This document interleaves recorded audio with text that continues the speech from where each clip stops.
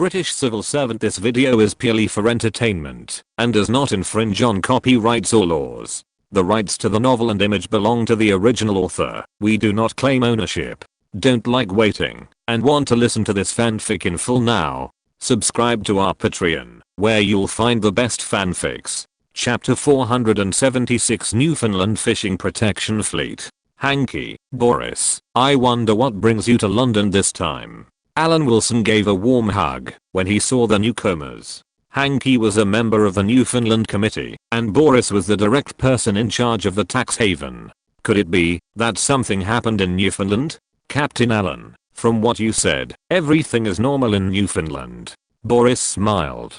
Compared with a few months ago, he finally got rid of the feeling of forced calmness and actual embarrassment. It can be said that he has changed completely. Alan Wilson was very enthusiastic. After all, it was a place where he had worked hard, so he asked about the development of Newfoundland after he left. When talking about the Chinese workers, Boris said that after this batch of Chinese workers left, the Newfoundland Parliament would decide whether to hire a second batch of Chinese workers based on the demand of the European market. It's better to replace a batch of new people. This is the case with any worker. Once they start to adapt to the environment, they will start to cheat and play tricks. Alan Wilson gave his own advice after listening. This reason is certainly plausible, but it is definitely not the main reason. The main reason is that replacing a group of Chinese workers to improve their lives can expand the base. Finally, he did not forget to emphasize, the native Chinese are not trustworthy.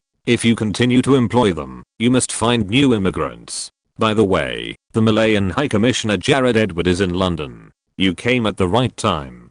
If you stay at night for a few days, other colonial commissioners may leave. Thank you very much, Commander Allen. If Commissioner Jared is here, we can talk. Hanky, who is already the Speaker of the Newfoundland Parliament, nodded happily. Actually, we came to London for some other things. Please tell me if I can help. I will definitely help. Newfoundland has an extraordinary affection for me. Alan Wilson guaranteed it and had an attitude of completely responding to every request. It's a proposal about a 5-mile fishing ban, which has been passed by the Parliament. But there are endless ships of unknown nationality near the fishing grounds, and there are even many ships from European countries. Boris said hurriedly, there are only fishing boats in our oil territory, and the tonnage cannot be compared with these fishing boats that come from afar, let alone expel them. This time, on the one hand, we hope that London can test the distant water fishing boats of European countries, and on the other hand, we also want to improve Newfoundland's own self-defense capabilities, and see if we can strengthen our defense force. Alan Wilson was quite relaxed at first, but after hearing it, he said with doubt, Newfoundland Fleet. If he remembered correctly, he seemed to have mentioned this idea on the radio one day when he was in office in Newfoundland. But it was just a casual remark. I'm used to reporting good news but not bad news, and there are always times when I can't find something to brag about. I really didn't expect that one day what I said casually would receive feedback. In a trance, Alan Wilson seemed to see the cod war waving at him. He seemed to remember that he had said on the radio that battleships would be used to deal with poaching fishing boats. Thinking of this, Alan Wilson lowered his voice and said, oh, my friend, you are not really interested in a battleship, are you? Not to mention buying it, even the cost of using it is quite high. Although Alan Wilson did not object in principle, it was still unimaginable for the population of Newfoundland to really raise a battleship. The only explanation was that they had money, but nowhere to burn it. How could it be? We just heard that there are many abandoned warships in the local shipyards. Let's see if there are any suitable for Newfoundland. We are not going to fight anyone. Hanky shook his head hurriedly, saying that if it was used to protect fishermen, or thing as big as a battleship would not be needed. This made Alan Wilson feel relieved, and his frown relaxed. He smiled and said, wait for me to go to the Ministry of Defense. If you just want to protect fishermen, then you have found the right person. It is more appropriate to come to the mainland. There are several aircraft carriers and battleships for sale in the mainland. I can also negotiate a suitable price. With the current financial problems in the UK, it is already a blessing to be able to maintain normal changes. Selling aircraft carriers and battleships everywhere is a completely helpless move. However, the meaning of the existence of rhetoric depends on how it is said. In Alan Wilson's words, this is because of the need to conduct new technology research, so precious naval officers and soldiers have to be used on cutting-edge warships. He is the one who sold German submarines to India. The Junagadh state admired these German submarines very much. These submarines even came back once and transported the wealth of the Junagadh state Maharaja from India to London. We still need to ask the cabinet secretary for his opinion on this matter, Alan Wilson said to the Newfoundland representatives in front of him. The cabinet secretary is also in charge of this matter. Boris was quite surprised. This seemed to have nothing to do with the duties of the cabinet secretary. Everything in the British Empire is related to Sir Norman. Alan Wilson shook his head slightly, indicating that you don't understand. Now things are very obvious. Norman Brooke is completely different from his predecessor and even his predecessor. He is interested in everything, otherwise he would not have established so many committees to correspond to the work of various ministers. It can be said that Norman Brooke, the cabinet secretary, has two characteristics. The first is to establish a deep personal relationship with the Prime Minister and the Minister, and then to use this personal relationship to clarify the scope of authority with the Prime Minister and the Minister. So the external performance is that Norman Brooke is almost absolutely loyal to the current government, whether it is the Conservative Party or the Labour Party. As long as you win the election, Norman Brooke will assist you wholeheartedly. As for how you win the election, it has nothing to do with him as a cabinet secretary. But from the perspective of civil servants in Whitehall, Norman Brooke almost has authority that can be described as absolute power. He will not let the cabinet interfere in the affairs of Whitehall. He also participates in all cabinet and procedural affairs, including top secrets and nuclear war. So Alan Wilson didn't have the courage to look around without telling Norman Brooke. The most important thing was that Alan Wilson had the home phone number of the cabinet secretary, so he could ask for instructions first.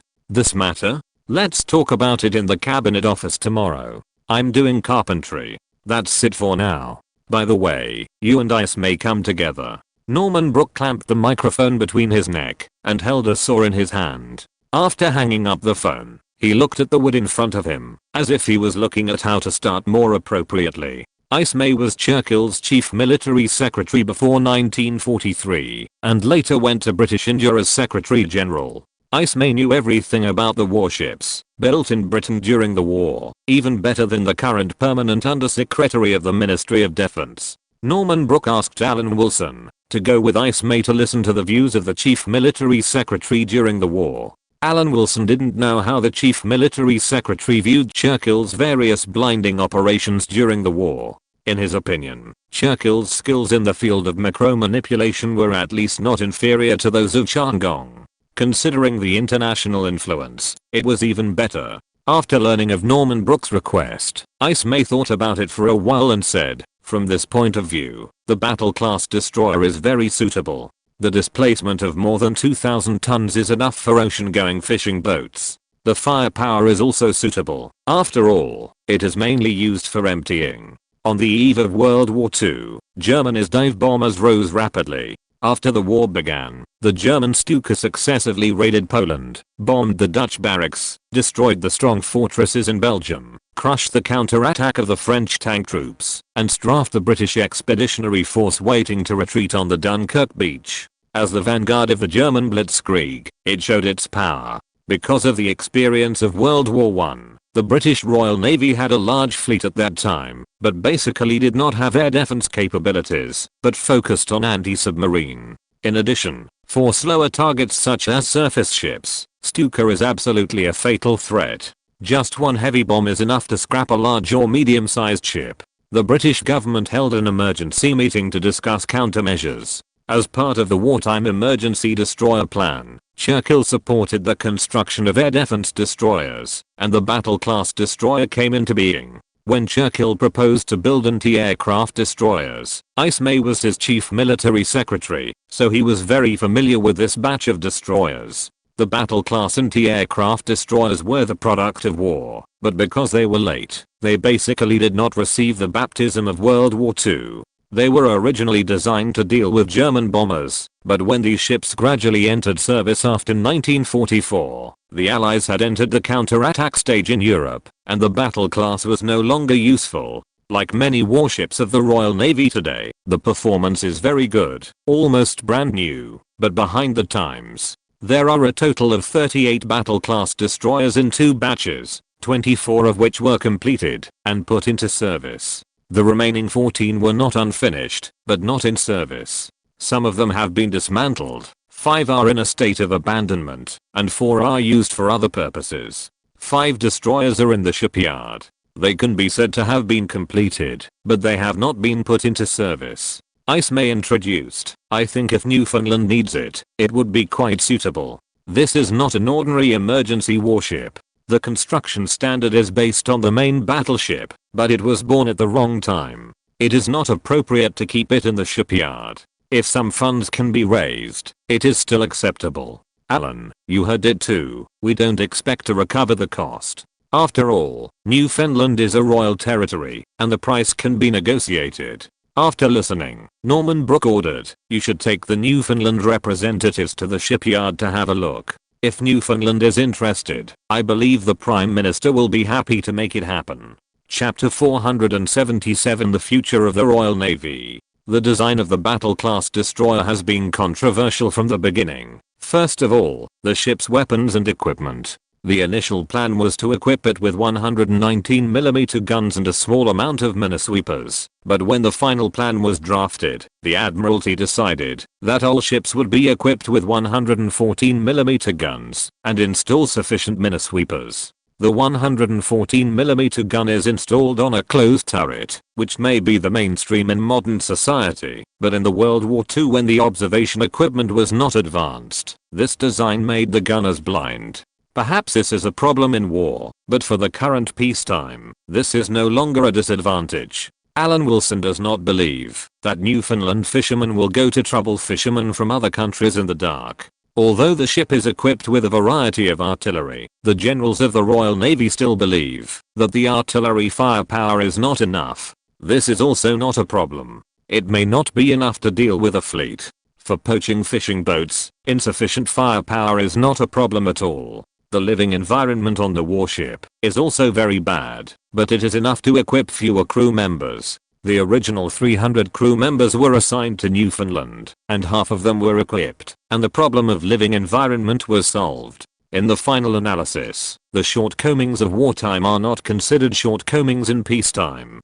Now there are at least 5 fighter destroyers that can be sold at any time. Alan Wilson, who was recognized by Norman Brooke, went directly to discuss with the Newfoundland representative. As for the bragging point, Alan Wilson said that the biggest advantage of this destroyer is its beauty. When he arrived at the shipyard with Hankey and Boris, Alan Wilson kept talking. What a beautiful ship. It fits the image of Newfoundland very well. In fact, the combat effectiveness is a small matter. The key is to fit the temperament of Newfoundland's paradise on Earth. The battle class destroyer has a generous and beautiful appearance. It is the first batch of ships equipped with stabilizing fins in the Royal Navy. It is very stable when sailing, with almost no vibration, and has good maneuverability, and can withstand sea waves.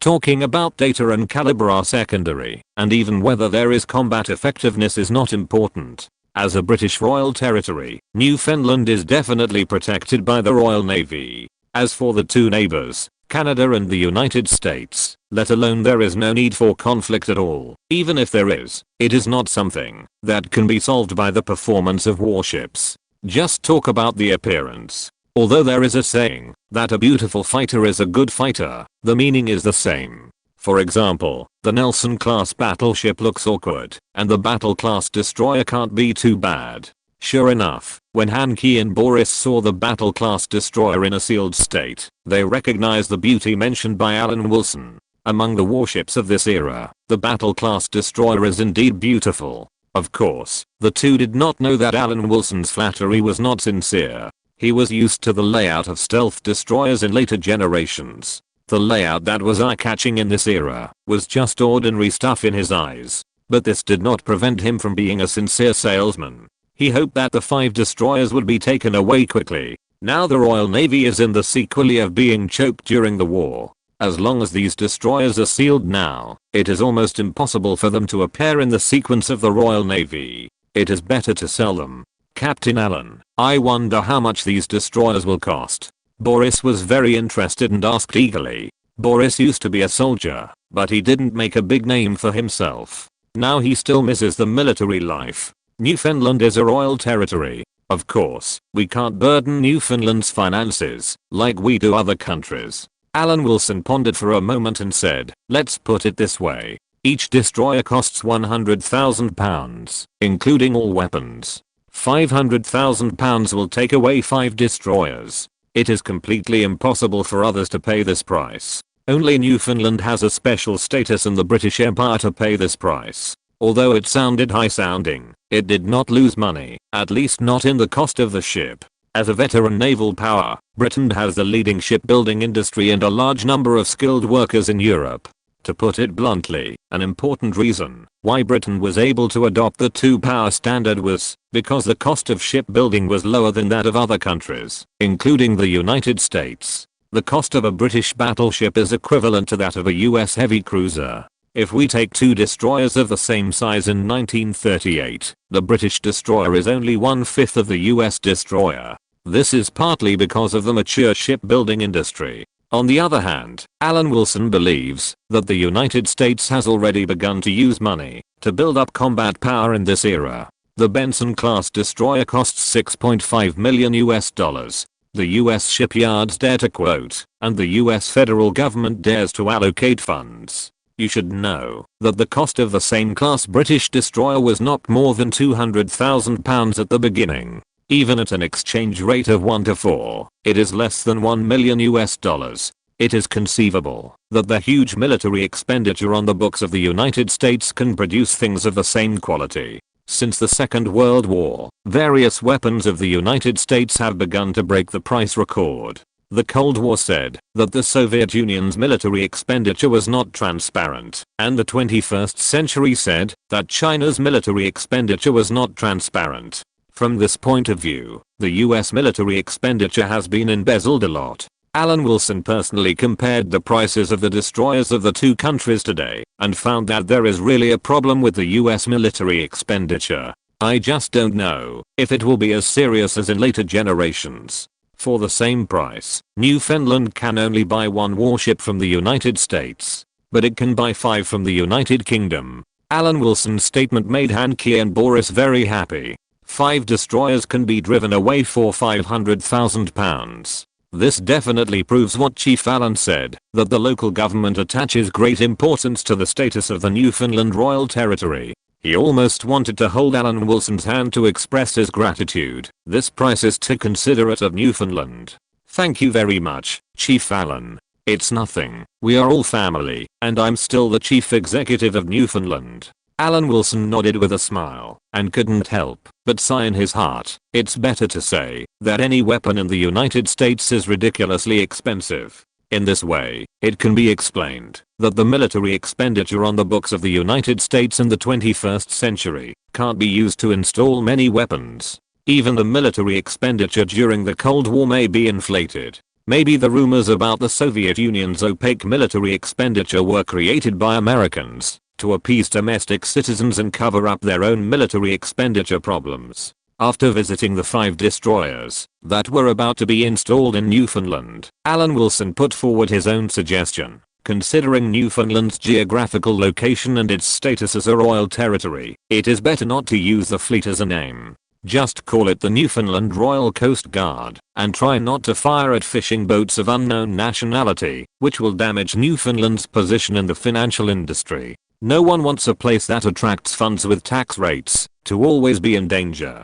Perhaps the two were happy to get the warships at a low price, and they all agreed with Alan Wilson's words. Hankey said directly, "We buy warships only to threaten and deter some illegal fishing boats. It is mainly to deter, not to weaken Newfoundland's unique financial position." That's good. That's reassuring. After all, it's a warship, much stronger than a fishing boat. If it doesn't work, a collision is easier to explain than firing. Alan Wilson said with a relaxed look, "Of course we still have to firmly protect the fishery resources. This is Newfoundland's top priority. Hankey and Boris both nodded in agreement. Although Commander Allen has left Newfoundland, he still thinks about us all the time, which has touched the citizens of Newfoundland. Helping Newfoundland is what I should do, and there is no need for any special reason. Alan Wilson smiled lightly, indicating that he is one of us for Newfoundland. Regarding the communication between Newfoundland and the High Commissioner of Malaya and the use of Chinese workers, the chief executive, who has not yet resigned, must also be present, but he just listened and did not express his opinion.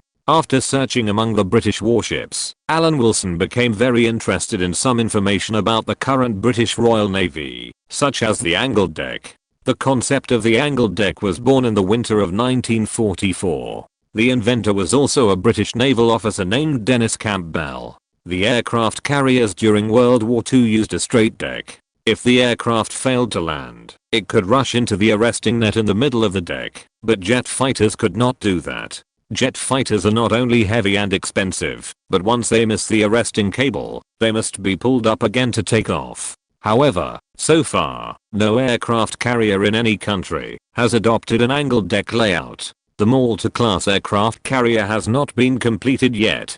I wonder if it is too late to add an angled deck. Alan Wilson held his chin with one hand. He knew that he was not qualified to interfere with the construction blueprint of the aircraft carrier. However, he had a father-in-law with a criminal record, Admiral Mountbatten, who was serving in the Mediterranean Fleet. Mountbatten's Mountbatten fans, and the proposal to promote ice aircraft carriers, etc., showed that his father-in-law was definitely not lacking the courage to make suggestions. The only hidden danger was that Mountbatten's previous suggestions had all been proven to be nonsense. If the suggestion of an angled deck was put forward through Mountbatten's mouth, would it instead alert the bigwigs of the Royal Navy and lead to it not being adopted in the end? Alan, what are you thinking about? Jared Edward, who was having a good chat with the two Newfoundlanders, saw that Alan Wilson was rarely silent and couldn't help asking. This was not the Alan Wilson he knew. When did he become so silent?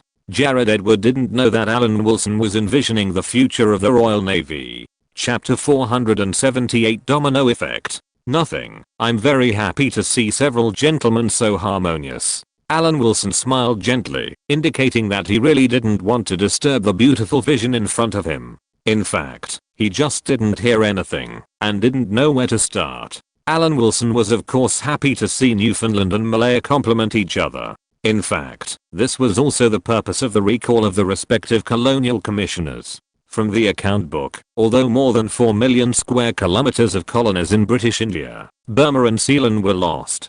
But the colonies left in Britain now still have nearly 10 million square kilometers, which are still very valuable, as long as they can be well integrated. Alan Wilson certainly knew that the wave of independence would come sooner or later, and it was unlikely to expect to hold these colonies forever. But Britain can still rescue them, and it is far from time to accept its fate. The courtesy eased the embarrassment, and after listening to a few more conversations, Alan Wilson joined the conversation.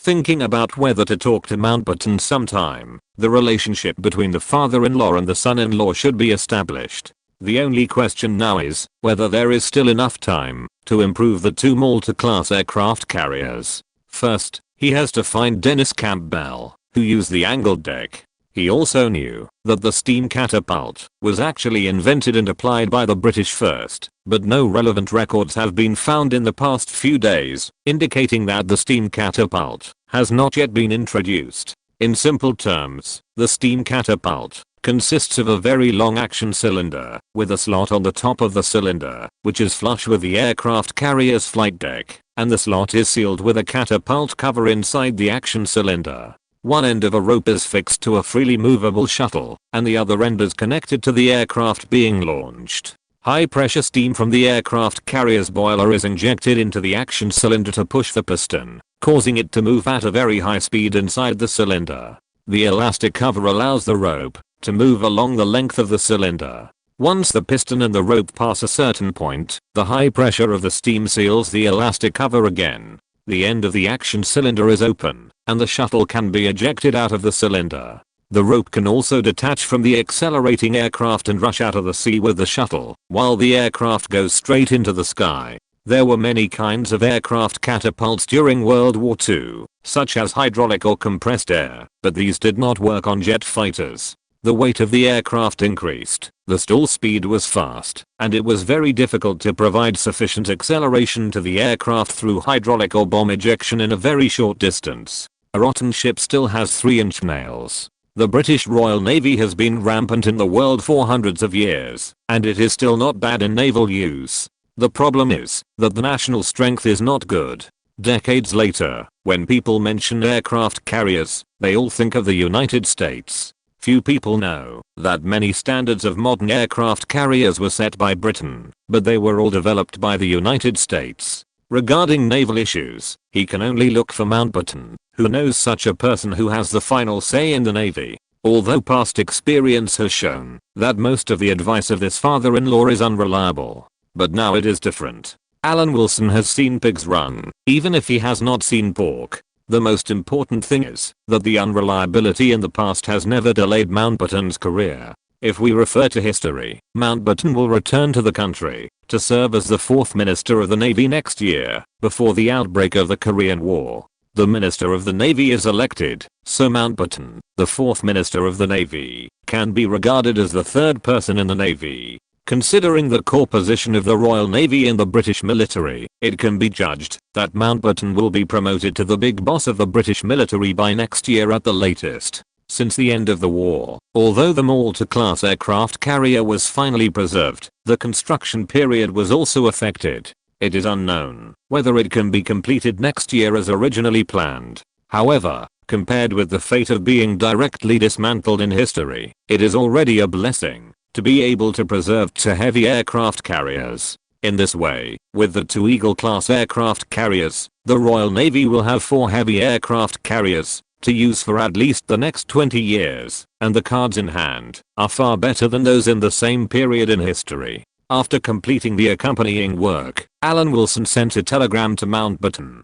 He could not ignore the relationship with his father-in-law, just because his fiancée was not around, otherwise it would appear too utilitarian. In the telegram exchange, Mountbatten revealed a message, that is, the husband of the Crown Prince, Prince Philip, will serve in the Mediterranean fleet after this visit. Alan Wilson called back, "This is not a good job. I have met Prince Philip before. This person is not as easy to get along with as he seems. I don't know if it is because of the wedding. The general should be mentally prepared. Before the marriage, Prince Philip was at best an exiled nobleman. Not to mention that he was not the top heir of Greece. Even if he was, he had to be humble in the UK. But it was different after the marriage. It was still unknown whether Prince Philip would respect Mountbatten as much as before. Of course, the distinguished Crown Prince and his wife were not the focus of Alan Wilson's attention.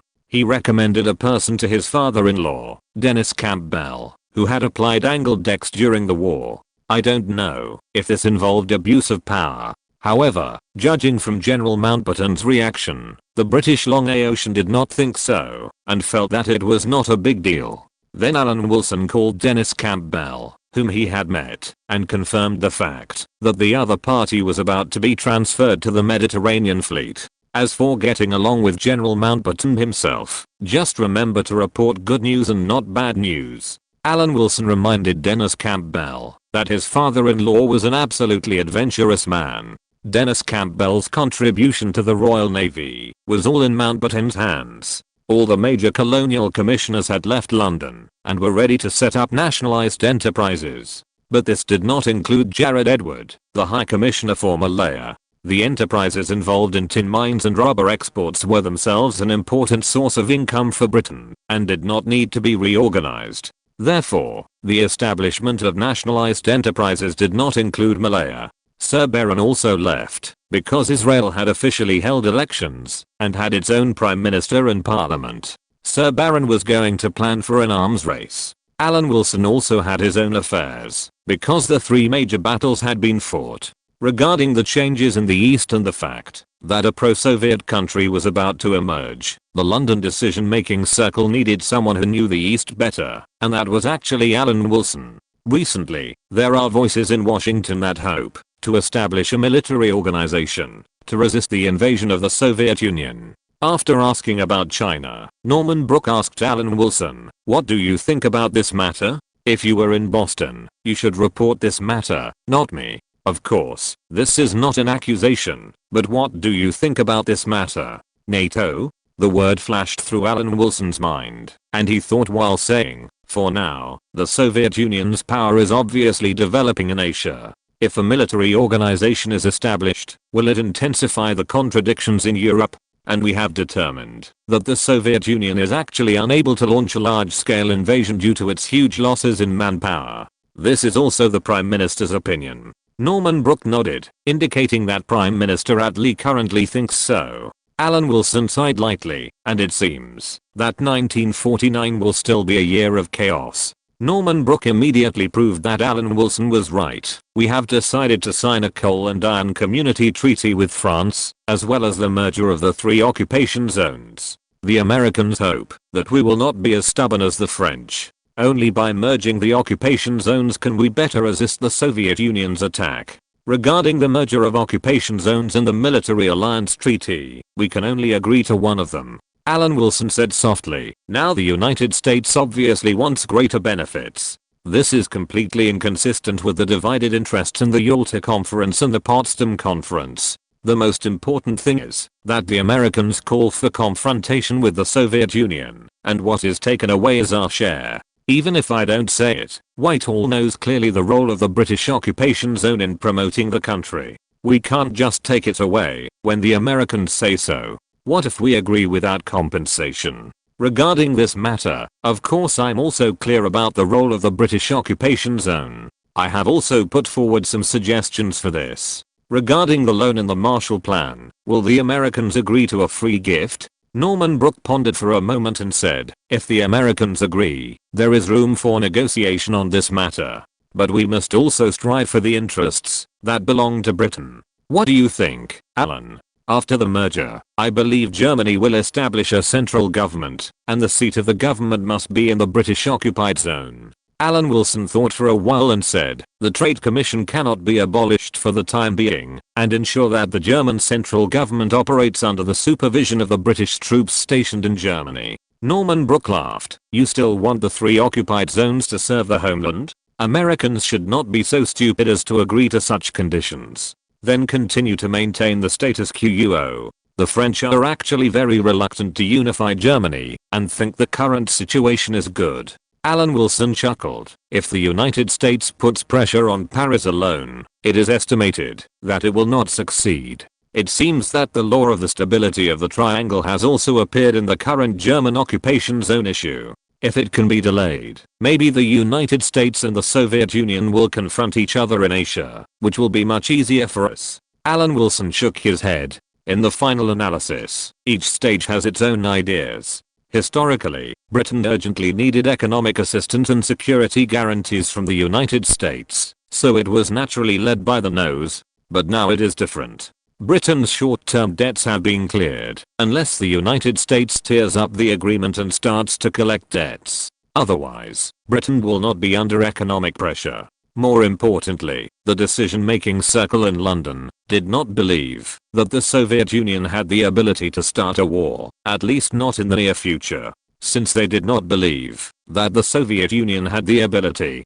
to start a world war, they naturally did not care so much about military alliances. The 2 major factors of asking for help from others no longer existed, so naturally they had no idea about establishing NATO. The key point is that there is already a Brussels Treaty Organization, and Britain is doing a good job as a speaker in the Brussels Treaty Organization. Under the premise that the Soviet Union would not invade, Britain certainly had no motivation to take the initiative to pull European countries to establish an emperor on its head. The environment has changed, and the ideas have changed. The emergence of NATO may take some time to brew. Norman Brook's heart moved, and he also knew that Prime Minister Attlee was actually very reluctant to confront the Soviet Union so quickly. In the final analysis, we don't have nuclear bombs in our hands, and we are inferior to anyone we negotiate with now. Alan Wilson said this is the most critical factor. Since becoming the cabinet secretary, Norman Brook has known that the Attlee cabinet was secretly restarting the alloy tube project.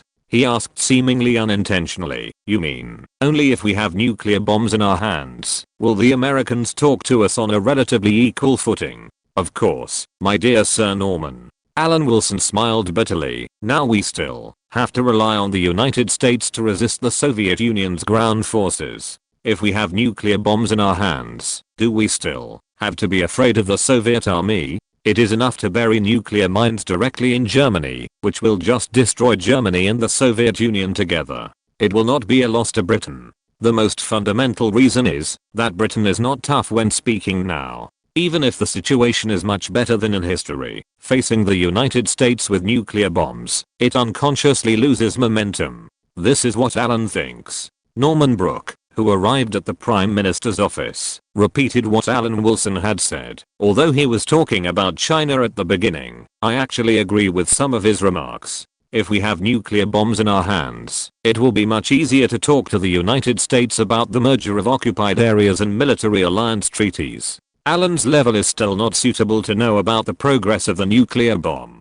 I'm more concerned about the changes in the Far East. Alan definitely does not mean the end but the beginning. Prime Minister Adley frowned and said, "Can it be used?" That's exactly what I wanted to say. This is Alan's plan. Norman Brooke took out a report. Simply put, this report is the domino theory. After the Chinese Civil War comes to an end, neighboring countries will be affected one after another, including the Korean Peninsula and Vietnam, where the French army is located. If the results of this report are successful, and can divert the attention of the United States and the Soviet Union to the Far East, then we can buy time for the appearance of our nuclear bombs. Adley looked at the report and calculated, the key is the American judgment on things. We don't know Washington's attitude very well. Norman Brooke was well prepared, and took out another report, also written by Alan Wilson, about the differences between the Republicans and Democrats in their views on China. Prime Minister Adley looked surprised, obviously surprised by the successive reports.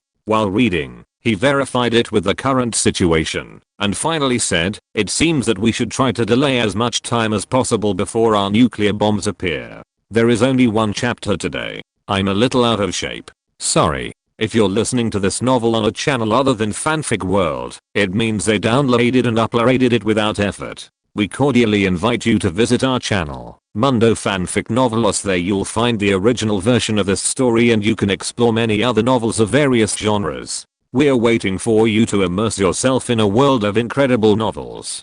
Chapter 479, Make Britain Great Again. I'm a member of the entourage on a visit to the Soviet Union. Isn't this inappropriate? Alan Wilson muttered to himself in a daze, causing Ice May, the permanent undersecretary of the Ministry of Foreign Affairs, to frown slightly. Why does this kind of burdensome trip seem to be unpopular? When Alan Wilson returned to Europe for the first time, and was working behind the scenes with the Soviet Union at the Potsdam Conference, Ice May was still the Secretary General of British India. He didn't know about this matter, and naturally didn't know why this subordinate was not motivated. He asked directly, "What's inappropriate?"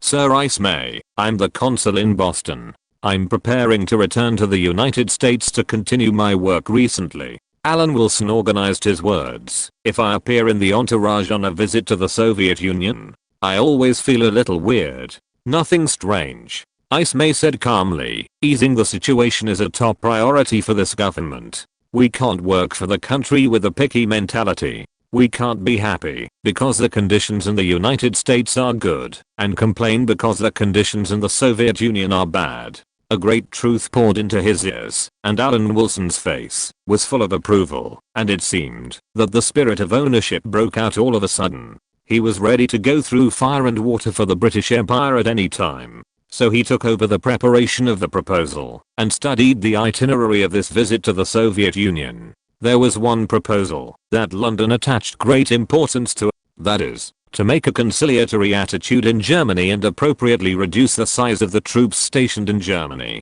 In fact, this was a request to the Soviet Union, because the size of the Soviet troops stationed in Germany was higher than the number of troops stationed in the 3 occupied areas. London hoped to establish a communication mechanism to maintain transparency in each occupied area. Alan Wilson believed that the Soviet Union was not at a disadvantage in this regard. The Soviet Union should know about the various US remarks on forming a military alliance. Considering that there were people like the Cambridge Five in London, Moscow should also know that London had no intention of rushing to start a confrontation. Churchill's Iron Curtain speech was just his personal speech. Churchill is now just a famous House of Commons troll. Sometimes, the opposition party is almost the same as the chief of staff. The proposal has a transparent mechanism for the troops in the occupied areas to mediate the civil war in a certain country. Alan Wilson raised his eyebrows, took out this proposal directly, found the Deputy Secretary General of the Ministry of Foreign Affairs who had met at the cocktail party, and handed this material to the other party. As a civil servant of the British Empire, Alan Wilson still had to avoid suspicion at a critical moment. The most important thing is that this proposal is more difficult than the one on the occupied troops. He cannot let something impossible get in his way. So Alan Wilson took the trouble to keep the more difficult proposals for himself and gave the proposals that are simple and easy to achieve to others. His colleagues also expressed their gratitude for this. Maybe now, except for Alan Wilson himself, everyone in Whitehall thinks that the proposal for the troops stationed in Germany is simpler. China is just a corner on the far edge. What is there to care about? Because he was going to visit Moscow, Alan Wilson had to ask Foreign Secretary Ernest Bevin about the preparations for this visit. Oh, Alan, you may be a little overwhelmed about this trip to Moscow, but it doesn't matter. It won't delay your work. Ernest Bevin stretched out his hand for Alan Wilson to sit down, and then said, "What do you think about the relationship with the Soviet Union? Sooner or later, we will fall out with the Soviet Union, but if we start to confront it under the current situation, we must be subordinate to the United States." Of course, this is the idea of the Conservative Party. I will not comment on whether there are differences between the parties. Alan Wilson said this, and then changed the subject. The current situation facing the British Empire is very contradictory. In terms of the situation in Europe, we should firmly stand on the side of the United States, but on the issue of overseas territories, the United States is a greater threat than the Soviet Union. This is very embarrassing.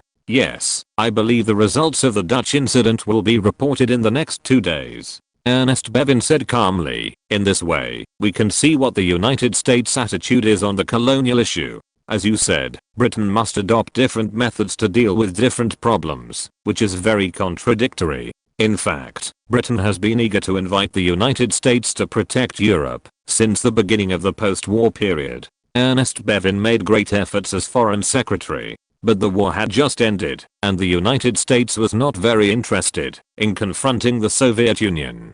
Until the independence of British India, the United States had no obvious intention to confront the Soviet Union. This is completely different from the enthusiasm of the past 2 years. In the 2 years before the independence of British India, 100,000 British Indian civil servants worked together to drive all the colonies to plunder £1.2 billion of wealth, solving a big financial problem in London. And through various channels, Britain probably confirmed the Soviet Union's loss in manpower, and it did realize Churchill's remarks on the operating table. In this case, Britain's desire to confront is not so urgent, and the United States is not as calm as when the war just ended. Now the attitude of Britain and the United States towards the Soviet Union is exactly the opposite of the first 2 years after the war. The problems faced by the current Labour government are far more than this. Ernest Bevin and Attlee actually want to be closer to Europe. However, Bevin's attempt to actively promote the realization of the customs union has always been strongly opposed by those economic departments in the British government that influence the economic policy towards Europe.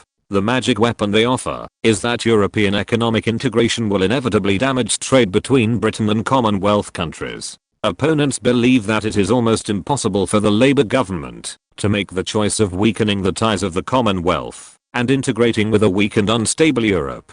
Therefore, it is incorrect to think that the Labour government has given up the joint leadership of Europe because Bevin did try to lead the unification of Europe out of personal feelings. When the unification of Europe refers to the European integration movement, it is basically correct, because for whatever reason, Bevin's third force concept is difficult to cross the boundaries of national nature. After the three-ring diplomacy package, this matter was finally fooled, allowing the Labour Party to overcome numerous opponents and complete a step to dominate Europe. From this point of view, the Foreign Secretary should thank Alan Wilson. Britain's stall was too big before, and it was not strong enough after the World War, which led to Britain facing different problems and different opponents. Sometimes it had to sway with the wind. Before 1947, the Foreign Secretary who had been trying to pull the United States against the Soviet Union now had to talk to the Soviet Union about eliminating hostility. It was completely the opposite position, and it was difficult for him. The current Labour government's view on the civil war in a certain country is to try to sit back and watch with a non-interference attitude. The main reason is that it is far away, and I don't feel like paying attention to it. As for the Greek Civil War that is close to me, the Foreign Secretary in front of me used the example of the first apple falling to the ground in spring, saying that once the first apple falls to the ground, all the apples on the apple tree will fall to the ground. This theory, which is similar to the collapse of dominoes, requires the United States to take over and support Greece and Turkey to resist the pressure from the Soviet Union. In fact, the current situation in Asia also meets Ernest Bevin's call for Washington to intervene in Greece at that time. But at this time, Ernest Bevin had no idea of being hostile to the Soviet Union at the beginning. Every time has its own ideas, and Ernest Bevin's ideas are different from those of 2 years ago. In fact, Alan, don't you consider becoming a minister or something at the right time in the future? Your first cabinet secretary in Whitehall resigned after leaving office and finally became a minister. Ernest Bevin asked with a smile. Isn't it time to prepare for the election? Then let me think about what kind of slogan is appropriate. This is a question of the Foreign Secretary. Alan Wilson certainly couldn't give the other party a death stare and said from the heart, how about making Britain great again? It is absolutely suitable for the situation Britain is facing at this time. Ernest Bevin's face changed. In fact, this slogan is really good. It is simple and easy to understand, and it is also in line with the current chaotic situation facing Britain. It is not impossible to adopt it. It has been almost 4 years since the Labour Party defeated the Conservative Party in 1945. Since the British Prime Minister is the head of the Parliament, this means that the term of office of the British Prime Minister is the same as that of the Parliament. The term of office of each parliament is generally 5 years, but it may be temporarily dissolved, so its specific term of office is uncertain. It also means that the term of office of the British Prime Minister cannot be determined, but each term will not exceed 5 years. Now the Labour Party has been in power for 4 years, and elections must be held before the end of the term next year. This involves whether the Labour Party can really compete with the Conservative Party, which has been in power for a long time, instead of coming to power in such a short-lived way. Ernest Bevin, the second in command of the Labour Party, attached as much importance to his re-election as Prime Minister Attlee. Make Britain great again, Ernest Bevin muttered, not even noticing that Alan Wilson had left. Ernest Bevin came to his senses and decided to consider visiting the Soviet Union. If he could achieve his goal successfully, it would not be too late to make Britain great again. Before visiting the Soviet Union, the biggest problem in the diplomatic field was not in London or Moscow. It was in the United Nations General Assembly in Amsterdam. The Dutch government officially announced that it would no longer maintain its rule in the East Indies and would immediately come up with a plan. This was the first time that the Netherlands had expressed that it could discuss the future of the East Indies after several military operations against Indonesia that only treated the symptoms, but not the root cause. The change in the Netherlands' attitude not only attracted the attention of Indonesia's independence advocates, but also the attention of Britain, France, Spain, Portugal, Belgium, Australia, and New Zealand. The capitals of European countries and diplomats from various countries were communicating secretly. Chapter 480 Partition of the East Indies. On April 2nd, the Dutch government officially announced that it would make the East Indies independent and adopt partition terms, retaining the islands of Kalimantan and New Guinea under the rule of the Netherlands, and the rest of the East Indies could be handed over to the Indonesian government. After the partition of India and Pakistan, the Dutch government officially began to follow the footsteps of the British Empire and adopt a partition policy for the East Indies, which covered 2 million square kilometers. The island of Kalimantan and part of Dutch Guinea retained by the Netherlands occupied half of the entire East Indies, nearly 1 million square kilometers. After the Dutch government announced this news, the countries that had been paying attention to what plan the Netherlands would adopt were stunned. But almost on the same day, the 5 countries of Britain, France, Spain, Portugal, and Belgium successively expressed their support for the Dutch partition plan within one day. Later, Australia and New Zealand also expressed their support for this partition plan. On April 2nd, 8 countries, including Australia and New Zealand, supported the Dutch partition plan for the Dutch East Indies. At the United Nations General Assembly, Alexander Cadogan, on behalf of Britain, loudly praised partition as the best solution, which not only showed the sincerity of the Dutch, but also could avoid conflicts. As we all know, many things are not as simple as they seem. The northern part of Kalimantan once belonged to the Kingdom of Brunei. If it is incorporated into Indonesia, it will be very unfair to Brunei, which will easily cause conflicts between the two countries. The relationship between Guinea and Java is only that they are under the rule of the Netherlands. We cannot unilaterally believe that the two islands are related because of such administrative divisions. Alexander Cadogan took a biased position and stood firmly on the side of the Netherlands. Then representatives from France and other countries agreed. Representatives from Australia and New Zealand also spoke one after another, saying that the Dutch government had carefully considered that this was absolutely responsible and would definitely avoid the consequences of the partition of India and Pakistan. Together with Britain and France, 8 countries, including the 2 permanent members, supported it, which surprised the US ambassador to the United Nations. But it can be seen at a glance that, except for Australia and New Zealand, they are all European colonial countries. Even if they don't know about the colonial countries, these countries together, and Australia and New Zealand are so firmly supporting the Netherlands, it is difficult for the United States to speak out against it. At this moment, the American ambassador to the United Nations looked at the Soviets with great expectation. As long as the Soviets spoke out against it, the United States would definitely follow suit. It was believed that the Soviet Union, which had opposed it from time to time since the establishment of the United Nations, would not let the United States down. The Soviet ambassador to the United Nations did not say anything in the end, which disappointed the Americans. It is not appropriate for us to express our views on this matter when the British are about to visit Moscow. Stalin, holding a big pipe, walked back and forth for 2 steps and said to Molotov, "The current situation is very complicated. Our most important and even the only direction is still Europe.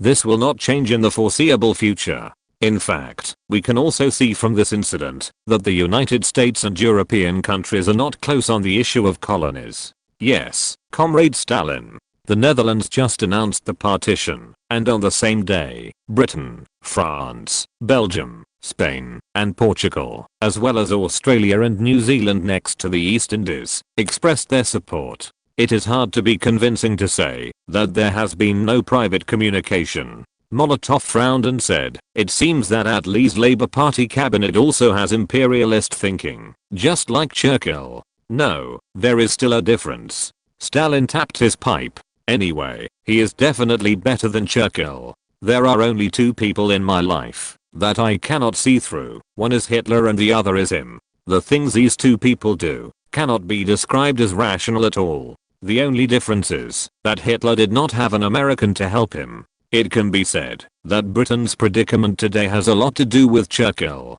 Our main purpose in Europe at present is still to make the best use of time to recover domestic losses. Stalin said this and asked in return, "I heard that Britain has abolished the rationing system?" "That's right." Molotov replied, "For domestic affairs, do you want to notify Malenkov to come?" "Not necessary. In fact, we should end the rationing system. Let each department come up with a report to see if the conditions for abolishing the rationing system are sufficient."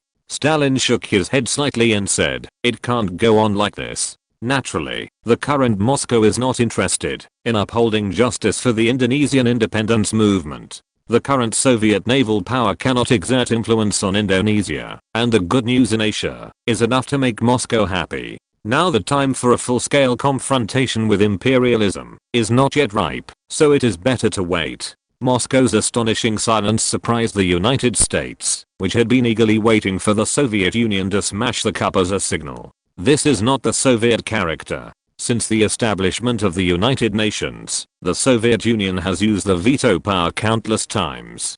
3 years ago, when the United States and the Netherlands passed a resolution on the withdrawal of British and French troops from Lebanon and Syria, which had won a majority vote, the Soviet Union used the veto for the first time. At that time, the Soviet Union's opinion was not much different from the US-Netherlands plan. The purpose of the Soviet Union's veto was to indicate its political opposition with Western countries. The Soviets, who have always used the veto power to show their presence, why didn't they seek justice for the crimes of the evil colonial countries against the colonies this time? Americans wanted to question the Soviets. You want to liberate the world in this state? The Soviet Union looked very busy, which made the United States, which was ready to follow the Soviet Union and reap the benefits, very embarrassed. You should know that the countries that support the partition of the East Indies this time are all the targets that the United States wants to win over. If the United States shows too clearly that it wants the colonies of these European colonial countries to be independent on this issue, it will not be conducive to the confrontation with the Soviet Union.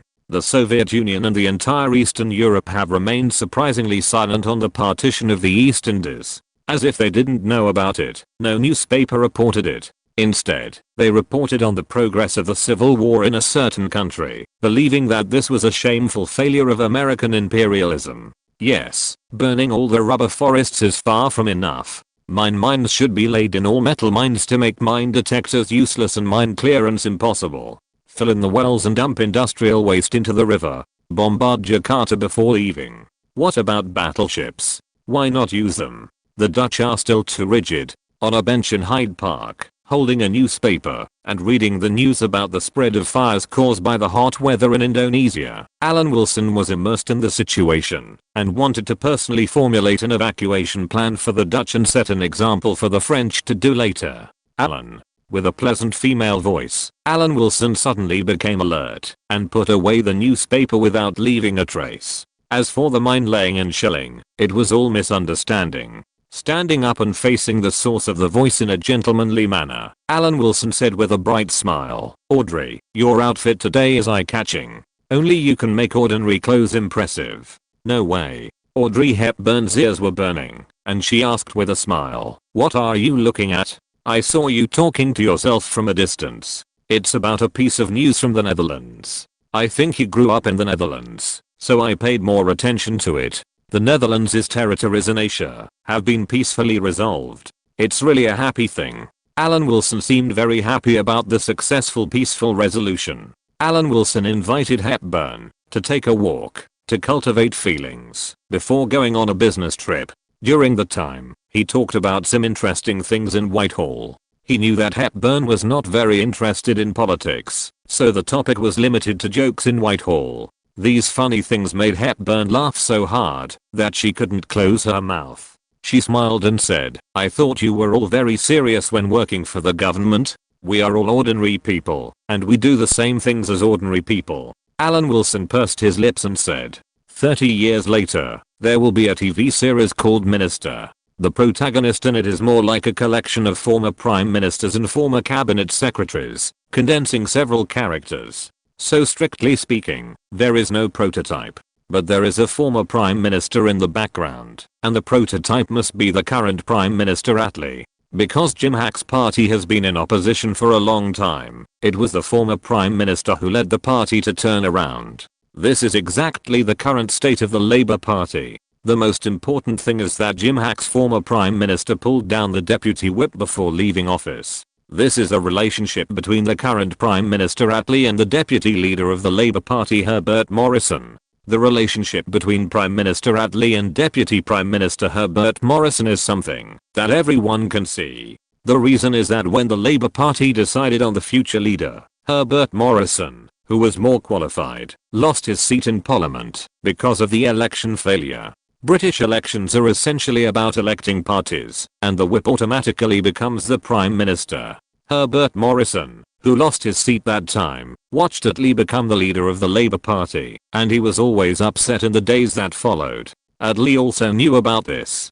The relationship between the two was exactly the same as the relationship between the former Prime Minister and the Deputy Whip when Jim Hack was a minister. However, unlike the TV series, Attlee did not give his successor a chance to change his face because of a heart attack. Instead, he went to the House of Lords only after he was sure that the Labour Party had little chance of winning the election again. Until the evening, Alan Wilson invited Hepburn to a candlelight dinner and then sent Hepburn back step by step. "I'm going to visit Moscow with the Foreign Secretary. Can you give me a blessing or something?" Alan Wilson asked pitifully. Audrey Hepburn looked at Alan Wilson, whose eyes were full of expectations, walked to the man, tiptoed and touched the water. "I seem to be full of motivation." Alan Wilson savored it for a long time until Hepburn disappeared behind the door. What the US imperialists and Soviet revisionists are just for fun. He is Alan Wilson, who has practiced for many years and left a profound Taoist master. I will write about my visit to the Soviet Union tomorrow. It is very difficult for me now. The time in the book is also coincidental. It is exactly 1949, and the network environment is also tight recently. I'm really afraid that, if I say something wrong, it will be gone in a flash. Chapter 481 Gromyko. On the flight to Moscow, the British delegation talked about the Soviet Union's abolition of the rationing system. Regarding this matter, the glorious British Empire bureaucrats said that this was just a pretense by the Soviet Union. The Soviet Union's abolition of the rationing system was just for fun. It was the British Empire that really abolished the rationing system. And the British Empire will surely move from one victory to another. There is no doubt that we will face some visible prosperity, but the Soviet Union is like this. It is happy to show its superiority. As for the real Soviet Union, colleagues need to dig out the details themselves. Alan Wilson encouraged his colleagues in the Ministry of Foreign Affairs, saying that the Soviet Union was a paper tiger. The gentlemen of the British Empire must win without fighting on this trip. Alan, it's better not to be too optimistic. Foreign Secretary Ernest Bevin was reserved about the blind optimism of these diplomats. It can be said that the ministers of the current Labour government experienced the period when the Soviet Union was founded, when they were young. It can even be said that many ministers have a good impression of the Soviet Union, but people of different ages have different ideas. They will not trust the current Soviet Union unilaterally because of things that happened when they were young. The same is true for Ernest Bevin, the Foreign Secretary. He certainly does not want to confront the Soviet Union now. But if the situation comes to a confrontation, Ernest Bevin will stand on the side of the United States without hesitation. In fact, compared with the Labour cabinet, Whitehall is more hostile to the Soviet Union after the war. Now it also believes that the Soviet Union has already taken over Britain and is ready to launch a full-scale political and diplomatic attack on Britain.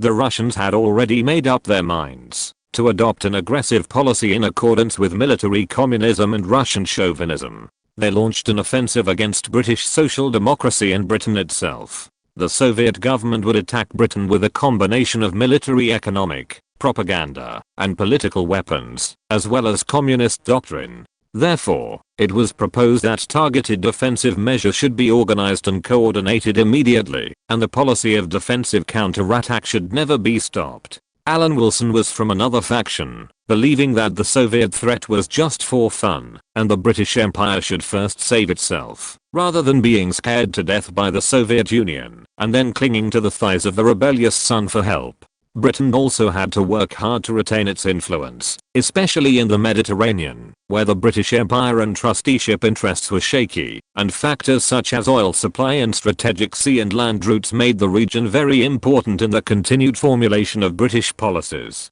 Originally, 1949 was a year of disappointment in Britain with France. It believed that the efforts to unite with France to safeguard European interests would eventually fail. The idea that France could serve as its European and imperial partner to jointly create a third world force and balance the power of the United States and the Soviet Union only lasted for a short period of 4 years from 1945 to 1949. Now, after 4 years, at least Britain's disappointment with France has not erupted. At least on the recent issue of the partition of the East Indies, the two countries can still take a common position to safeguard European interests. Britain and the United States cannot cooperate on all issues. The United States wants to exchange the Ruhr area in the hands of Britain with the American-occupied Bavaria, which is an old problem. Of course, Britain cannot let go. Part of the reason for the difficulties in the Anglo-American cooperation relationship is Britain's doubts about the intentions of the United States and the widespread doubts about the reliability of the United States in Britain. Although some conservatives still want to formulate British foreign policy according to the principles of the old imperial era, the Labour Party is deeply afraid that condemning the Soviet Union means that he is, to some extent, kowtow to the United States. The problem in this regard is completely a party issue. The Conservatives have higher expectations for the United States. The Labour Party can only be said to be inclined to the United States on the choice between the United States and the Soviet Union, and has no intention of going all the way. Now the Labour Party is in power. Even in the original history, it was Foreign Secretary Ernest Bevin, who was on the same flight, who personally promoted the birth of NATO, but now he is visiting the Soviet Union with a team of diplomats. At Moscow airport, as the flight from London slowly landed, Soviet Foreign Minister Molotov waited for Ernest Bevin to arrive. The two held hands tightly, and the reporters beside him pressed the shutter to record this moment. Alan Wilson was just a small role in the British diplomatic team. He was curiously looking around. To be honest, he was still very curious about the Soviet Union at that time. After all, it was the big brother of half the world, so it must be very capable. If possible, I would like to go to Lubyanka to see what the headquarters of that department looks like. Alan Wilson followed the foreign minister and shook hands with the Soviet diplomats who greeted him one by one. Leaving the airport and arriving at the hotel where they were staying, not far away was the Ukrainian Hotel of the Seven Sisters in Moscow. As a person who never leaves his camera, Alan Wilson looked for the angle of the Soviet guards on duty at the door for a long time, and finally found the angle that included the guards and the Soviet flag, completing his shooting task. It's the old BBC at the first shot. After finishing the filming, Alan Wilson was secretly delighted and proud of his own labor. Although the Ukrainian hotel had not been completed, the shadow of the future 200 meters high could already be seen. It was not easy to find such an angle. Alan Wilson was secretly pleased that he had made a fool of the Soviets, but the formal process of this visit had already begun.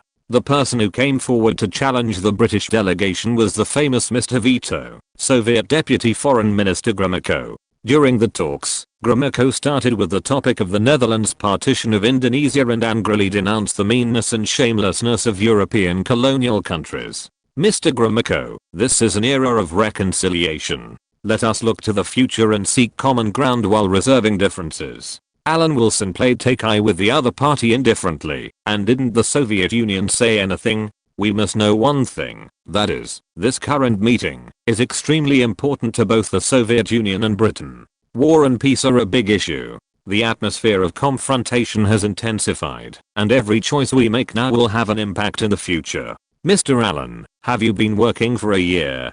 Gromyko looked at Alan Wilson, who was practicing take-eye, implying that when he was doing diplomatic work, Alan Wilson didn't know where he was. Mr. Gromyko, you are the current Deputy Minister of Foreign Affairs of the Soviet Union. You definitely have a lot of diplomatic experience, especially your veto at the United Nations General Assembly, which is very impressive. Alan Wilson praised him indifferently. You work so hard. I wonder when you will be promoted to a general manager. Alan Wilson did not listen to a word of Gromyko's accusation. If the Soviet Union really wanted to seize the East Indies, it would definitely not waste time talking about it here. Instead, it was posted on Pravda, a surefire savior of the third world and a beacon of human progress. Is it still necessary to use this occasion to give the British diplomatic delegation a warning? Since this matter was mentioned on this occasion, it can only mean that the Soviet Union has tacitly agreed to it. It was only brought up to gain a psychological advantage and was not worth making a fuss about. Although Gromyko, who was sitting opposite, was also a giant figure in the late Soviet Union, his current level was not worth making Alan Wilson stand at attention. Gromyko served as the Soviet Union's ambassador to the United Nations, which was probably the position of Sir Alexander Cadogan. As for his other position, the Deputy Minister of Foreign Affairs, it was neither the first nor the permanent one, and it was not very valuable. Alan Wilson's appointment as the chief executive of Newfoundland had not expired yet, and he did not bring it up. If the visiting British were really to be embarrassed, it would definitely not be Gromyko who spoke out. The words of Molotov, the head of the Soviet Ministry of Foreign Affairs, were more deterrent than those of Gromyko. After a frank exchange, this useful meeting was finally completed. Alan Wilson said that the consensus on the transparency of the German occupation forces was what Britain and the Soviet Union should do at present. Gromyko said that Moscow would seriously consider Britain's suggestions, and took out a schedule for his visit to Moscow, and handed it to Alan Wilson, ending the meeting. Alan, it seems that our task is very difficult. After the meeting, Roberts, a colleague who came out with Alan Wilson, sighed. No problem, there was no quarrel. Alan Wilson patted his colleague on the shoulder to comfort him, saying that the proposal on the mediation of a civil war in a certain major country is up to you, and it is very fair for each person to be responsible for one motion. Alan Wilson has done some research on the Soviet Union. On many issues, the Soviet Union has a very pure mentality, and the Soviet Union is no worse than any other country. Take a spaceflight example. In the 1960s, the earliest American space shuttle was called the X-20 program. After the Soviet Union learned that the United States had such a plan, it immediately decided to develop a similar aircraft to counter it. But in fact, this time is also a trick of fate. The Soviet Union proposed this plan in 1965, and in 1963, the X-20 project had been completely stopped. It is equivalent to the Soviet Union fighting a Guangdong vs. Kim Kiang style struggle with an opponent that no longer exists. It is conceivable how important it is to maintain information transparency. This is also the most important purpose of the British delegation's visit to Moscow this time. If Moscow insists on taking a confrontational policy, NATO will only appear immediately. Why don't we look at the itinerary and imagine what places the Soviet Union has prepared for us to visit, so as to experience the superiority of the Soviet Union? We can't be in a state of tension all the time. If possible, I want to see what the cinema in Moscow looks like. Alan Wilson changed the subject so that his colleagues could relax and not be frustrated by temporary difficulties. 2 updates today, and normal updates will resume tomorrow. Chapter 482 Factory Debate. It was impossible for the Soviet Union to defeat a group of old imperialist countries plus the United States with the power of one country. Losing the Cold War was inevitable, but the disintegration was beyond everyone's expectations, and even brought a very fatal illusion to the victor, the United States, which caused the United States to be immersed in this illusion and unable to come out. The so-called vast land and abundant resources. The characteristics of this kind of country are that it has a huge total amount of resources and may have a high international status, but most of the time, its people do not live well because the per capita resource possession is not much. The situation of the Soviet Union is more special. Its per capita resources are quite a lot, but due to the difficulty of development and transportation conditions, it is difficult to ensure that everyone can enjoy these resources. Even in the period of Imperial Russia, as a country, no monarch in Europe dared to despise Imperial Russia, but as a commoner, living in Russia is a world of difference from living in Western Europe. The same is true for the Qing dynasty. As a representative of the humiliating dynasty of China, the Qing dynasty was full of martial virtues for most of the time, otherwise it would not have such a large area. Asian countries have few rivals. The Qing dynasty can deal with the Nepalese, who the British could not defeat. An agricultural country can deploy organized troops to the Qinghai Tibet Plateau and win the war. This reflects the awesomeness of the vast land and abundant resources. Even a purely agricultural society can survive. Robert's current task is to talk to a country with vast land and abundant resources about the affairs of another country with vast land and abundant resources. Both of these countries have entered a new era. Alan Wilson can only wish this colleague good luck. As for him, he went to the Frunze district to visit the exhibition of the achievements of the Soviet Union's new era construction according to the itinerary given by the Soviets.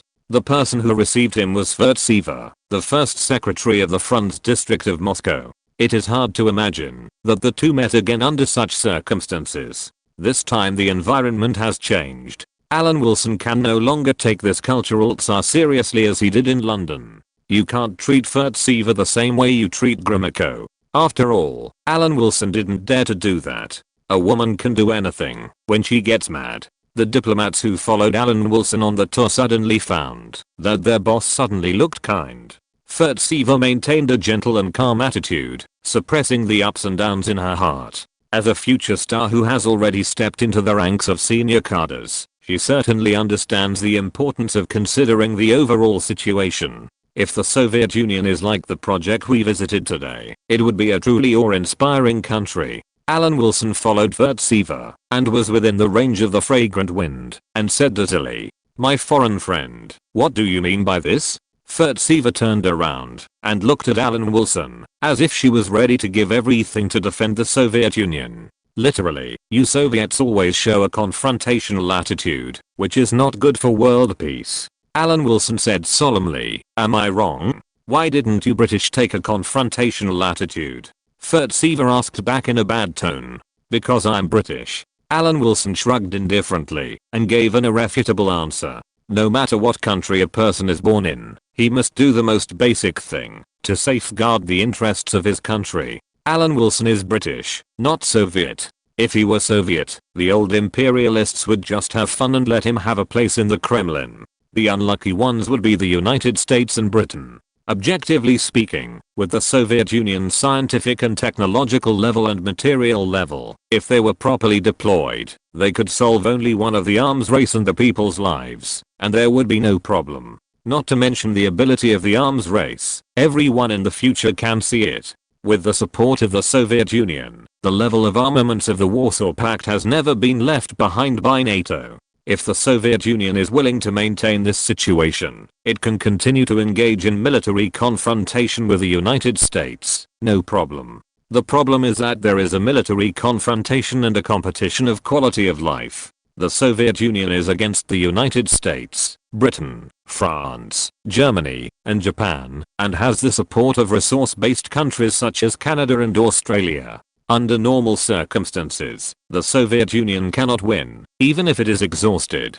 But the Soviet Union did not have no chance to win. The Western world in later generations was obviously too free. In the 1970s, the Soviet Union saw the hippies flooding Europe and the United States, which led to a decline in social atmosphere and the rampant crimes, and thought it would win. But the problem of Europe and the United States is a chronic disease. The Soviet Union never dreamed that it would suffer from cerebral infarction, which is very embarrassing. As for ideological confrontation, Alan Wilson has no idea. At this stage, he has been maintaining the interests of the colonial empire. The Labour government is the same. The colonies that cannot continue to be ruled have been let go, but Prime Minister Attlee is not ready to let go of the colonies that have interests, and he still hits hard. The ideological confrontation is the business of the United States and the Soviet Union. Britain is not suitable to participate in it. Whether it is a liberation of the world or national self-determination, it is based on the disintegration of colonies. Britain has no reason to get involved. Alan Wilson hopes that Britain will not be entangled in any doctrine and use whatever is useful so that it can be long-term and even surpass. Once the confrontation is fierce, it will inevitably have an impact. The Soviet Union will eventually die, and the country will be destroyed, but at the same time it will also leave deep-rooted marks on the victor, the United States. Originally, the ideological stamp was dispensable to the United States. Before the outbreak of the Cold War, the United States lived well without political correctness. As a result, the banner of the free world was chosen as a weapon for the United States to resist the Soviet Union in the Cold War. It was a necessity for the Soviet Union, but not for the United States. As a result, the United States not only did not weaken the ideological stamp after the Cold War, but further strengthened it as the foundation of the country. The Soviet Union's ideas came from Marx and Engels, and were far stronger than those of the United States in terms of theoretical perfection and inheritance. The American flag of freedom was originally a mess, and the Americans themselves did not know what it was. Naturally, it was useless for Furtsever to show the development achievements of the Soviet Union in front of Alan Wilson. As a Whitehall civil servant, he had no idea of any human progress in his mind. If it were an American, he might refute one or two sentences, but Alan Wilson did not even refute, and pretended not to hear it. This made Furtsever very angry, and she decided to educate her son well in the future, so that her child would crush people like the one in front of him for the sake of the motherland. I don't believe in any propaganda. I only believe in the convenience brought by technology, dear Ms. Furtsever. Alan Wilson, who didn't know that Furtsever was still thinking of crushing him with his son, said leisurely, when you introduced the development of the Soviet Union, you always emphasized planning. We in the UK are not the United States. We will not refute the superiority of planning in certain areas, but planning cannot solve all problems. Can you plan how much you will eat today? Can you plan how much you will eat in the next year? Even if you can, this will definitely lead to deviations, and the longer the time, the bigger the problem will be. For a country like yours in the UK, this may be difficult to understand, but our Soviet Union is different. Furtsever was still defending her motherland in vain, but Alan Wilson rolled his eyes and said, do you know why many European countries are wary of the Soviet Union? It's just like you, ma'am, guiding us to do things with a savior mentality. You have to know that many European countries were successful in the last era, the colonial era. That was a sin. Furtsever said without surprise. It seems that this gentleman is quite protective of this sin. It's really surprising. It seems that Ms. Furtsever didn't listen to my words. Alan Wilson said no more and left a sentence. British citizens live better than Soviet citizens. In this case, no matter how you preach, it is useless. And such preaching will only lead to confrontation. The development of the world is not in a static state. The life that Britain enjoys now requires the struggle of citizens. Once the Soviet Union reaches the level of Britain, Mr. Allen will find the difference. He only needs to be born in the Soviet Union to enjoy it easily. Furtsever was not prepared to let Alan Wilson go so easily. The two began to debate about the factory they visited. You said something, and I said something, which also attracted the attention of the British diplomats and Soviet cadres next to them. Why is it so much like a kitchen debate? Alan Wilson suddenly had an idea and decisively stopped the argument with the big hairy girl. He turned around and whispered to his colleague next to him, "It's a mistake for me to reason with a woman." In Furtsever's eyes, this was a complete sex discrimination out of anger, but beyond her expectation. Several British diplomats nodded in approval. They are too emotional, not as rational as us. Either cry or make a fuss. A group of moral vacuums completely stood on Alan Wilson's point of view and expressed their approval of this sexist speech. In the evening, Alan Wilson and Roberts and others who were negotiating and mediating returned to the hotel where they were staying and reported the results to Foreign Secretary Ernest Bevin and naturally mentioned the factory visit. "Alan, you may leave a handle for others to talk about this. If you are an elected person, you may lose the election because of this," Ernest Bevin said helplessly after listening. "Dear Minister, how can I look down on women? I love women, and my fiancée is a woman." Alan Wilson flatly denied his remarks during the day. Molotov expressed his willingness to discuss the establishment of a transparent mechanism. If the Soviet Union can withdraw some troops to show its sincerity, this can be regarded as a huge diplomatic achievement. After listening to Alan Wilson's interesting stories, Ernest Bevin looked relieved and said that the results of this visit can still be expected.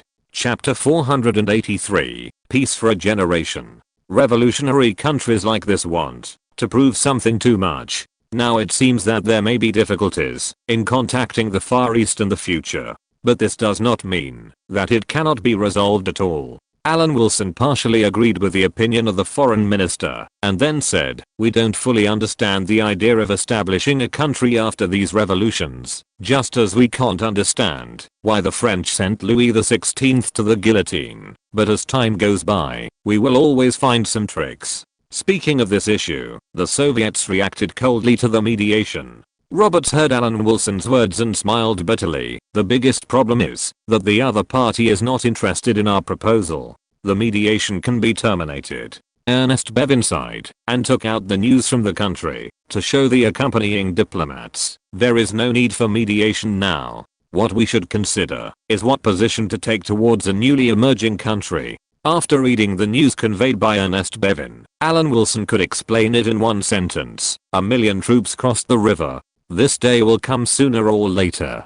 The only thing that is gratifying from the British perspective is that the Amethyst incident did not occur. For the current Britain, it is better to have less trouble than more. The Amethyst is just a frigate. The Royal Navy has hundreds of them now, but if something goes wrong, London will definitely not retaliate. A pound can make a hero fall. Britain has racked its brains to maintain the current size of the Royal Navy, so how can it have time for other things? Dear Foreign Secretary, the Americans should be more worried about this matter than we are. This also involves the internal struggle between the Republicans and the Democrats. Alan Wilson revealed to Ernest Bevin that Chiang Kai-shek took American money to do American things and was caught by Truman. The Far East's leaning towards the Soviet Union will definitely cause a huge shock in the United States. Alan Wilson said, "It is extremely important to judge the next reaction of the Americans. The current situation in the Far East is just like the example of you, the minister, visiting Washington and talking about the Greek issue. There may be a domino effect. There is no need to hide the fact that it is actually time to consider being best friends with McCarthy. Some of the foundations for the other party to stir up trouble have matured. Now it depends on how big a storm can be made." Alan Wilson did not give any suggestions on another question asked by Ernest Bevin. After all, the formulation of foreign policy is the business of the Foreign Secretary. Such a big thing will definitely be discussed by the cabinet in the coming period of time. However, one thing is foreseeable. In the coming period of time, Hong Kong will usher in a large influx of population. This may be the last batch of immigrants absorbed by Malaya. The work of balancing ethnic groups in the future may not be so easy. At the same time, Furtseva, the first secretary of the Front District of Moscow, who returned home, held her son, and educated the future successor of the Soviet Union, vowing to crush the Spokesperson of imperialism. The spokesperson of the old imperialism, due to the teachings of the foreign minister, came to the Front District again the next day. Furtseva didn't want to meet him at first, but Alan Wilson came to the door and didn't see that there seemed to be something between the two, so he agreed to meet. "Please forgive my carelessness about a small misunderstanding yesterday. I have prepared a gentlemanly apology for this." With the help of the translator, Alan Wilson expressed his apology for yesterday's argument. "I accept your apology." Furtseva held her head high, still looking like she would do anything to defend the Soviet Union. This made Alan Wilson shake his head and discount the sincerity of his apology as soon as he opened his mouth. "If all you Soviets are like this, I believe there will be a lot of diplomatic friction in the future. We must admit that it is useless to act like this. According to your words, this is formalism. Dear Ms. Furtseva, there are a large number of nationalized enterprises in the UK today. In fact, I visited the Soviet factory to see how the factory was managed." Alan Wilson pretended to be one of us in front of Furtseva by revealing the British nationalization movement. He believed that it would be beneficial to understand it. After all, this is a country that has been fighting against the United States for decades, and the planned economy will definitely not be as useless as later generations say. It can only be said that each country has its own problems, and the problem cannot be generalized.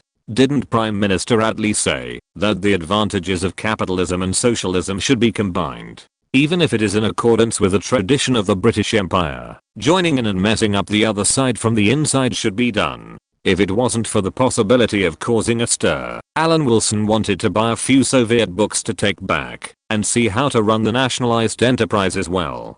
But considering the issue of Korea, he decided to forget about it. It could be done through the intelligence department without him having to show up in person. Alan Wilson took the initiative to ease the relationship with Furtseva, but was coldly treated by the big Naomi. Her face was like seeing a class enemy. Alan Wilson pretended not to know about her cold face and finally joked, "If the lady always looks like this, I wonder if it's too late for her to join the Ministry of Internal Affairs now?" Furtseva looked at Alan Wilson deeply and said to herself, "I can let my son in." After apologizing, Alan Wilson ended his entanglement with Furtseva and continued to talk to the Soviets about the transparent mechanism of the occupation forces. Although nominally, the British explanation to the Americans for this visit was to put pressure on the Soviet Union to mediate the war in the Far East. However, since yesterday, this claim has automatically failed. When returning to the UK, the Ministry of Foreign Affairs will naturally explain to the United States that it is too late to put pressure. The main purpose now is to ease the atmosphere of confrontation in Europe and emphasize that a step back will benefit both sides. The issue of the Far East is what the Americans are concerned about, while Britain is only concerned about Europe. Britain needs help in this matter and hopes that, even if the Soviet Union withdraws a division and denounces it, it can be regarded as a huge diplomatic achievement. However, this request is mutual. From the overall environment, the Soviet Union is the one that is unwilling to confront. Only when the Soviet Union shows goodwill can Britain and the United States negotiate the merger of the three occupation zones.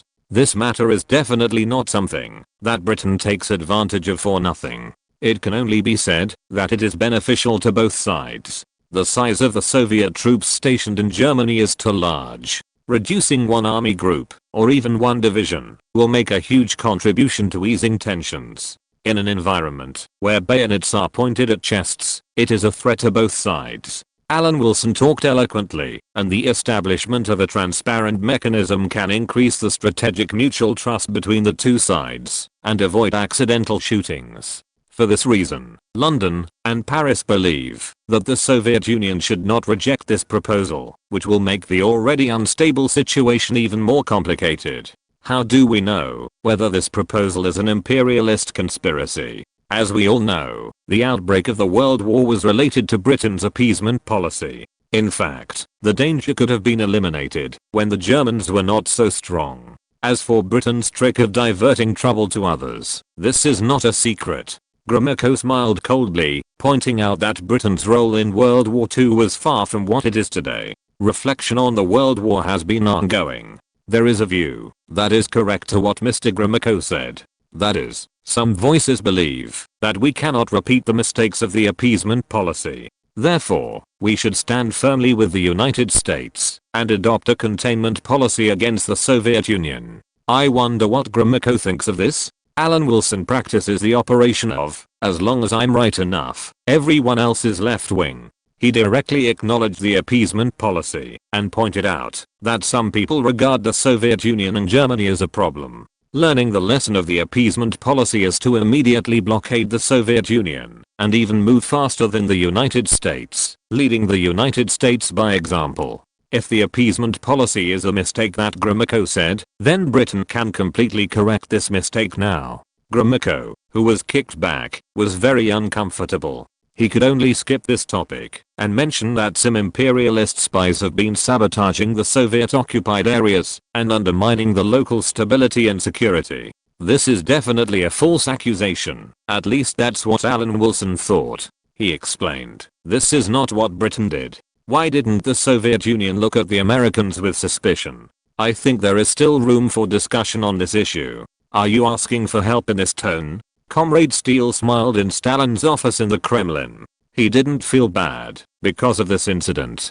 After all, for the current Soviet Union, the Far East is the most gratifying thing. Europe is of course the top priority for the Soviet Union at all times, but the current easing can also reduce hostility. As the British said, this is beneficial to both sides. Let's make a gesture of easing for the time being. Time is on our side. After listening to Stalin's statement, Molotov nodded. He already knew what to do. Since the Kremlin has made a decision, the rest of the things will come naturally. Ernest Bevin's visit this time was a complete success and made a huge contribution to peace in Europe. I don't know how the domestic newspapers will report it. Alan Wilson moved his stiff neck and said with great relief. Roberts thought for a long time and said, peace for a generation? You want our foreign secretary to wave the treaty in his hand as soon as he gets off the plane, shouting, I brought it back. Alan Wilson frowned and teased, mentioning the reappearance of Prime Minister Chamberlain's yesterday. Chapter 484 Elizabethan Mine. After all, people are not fish with only 7 seconds of memory. The citizens of the British Empire believe that they have not forgotten what happened 10 years ago. Alan Wilson thought this was not desirable and was simply an insult to people's IQ. However, the Soviet Union's decision to withdraw some of its troops in Germany and adopt a détente attitude was indeed a great achievement. Foreign Secretary Ernest Bevin was called the last British diplomat by People decades later.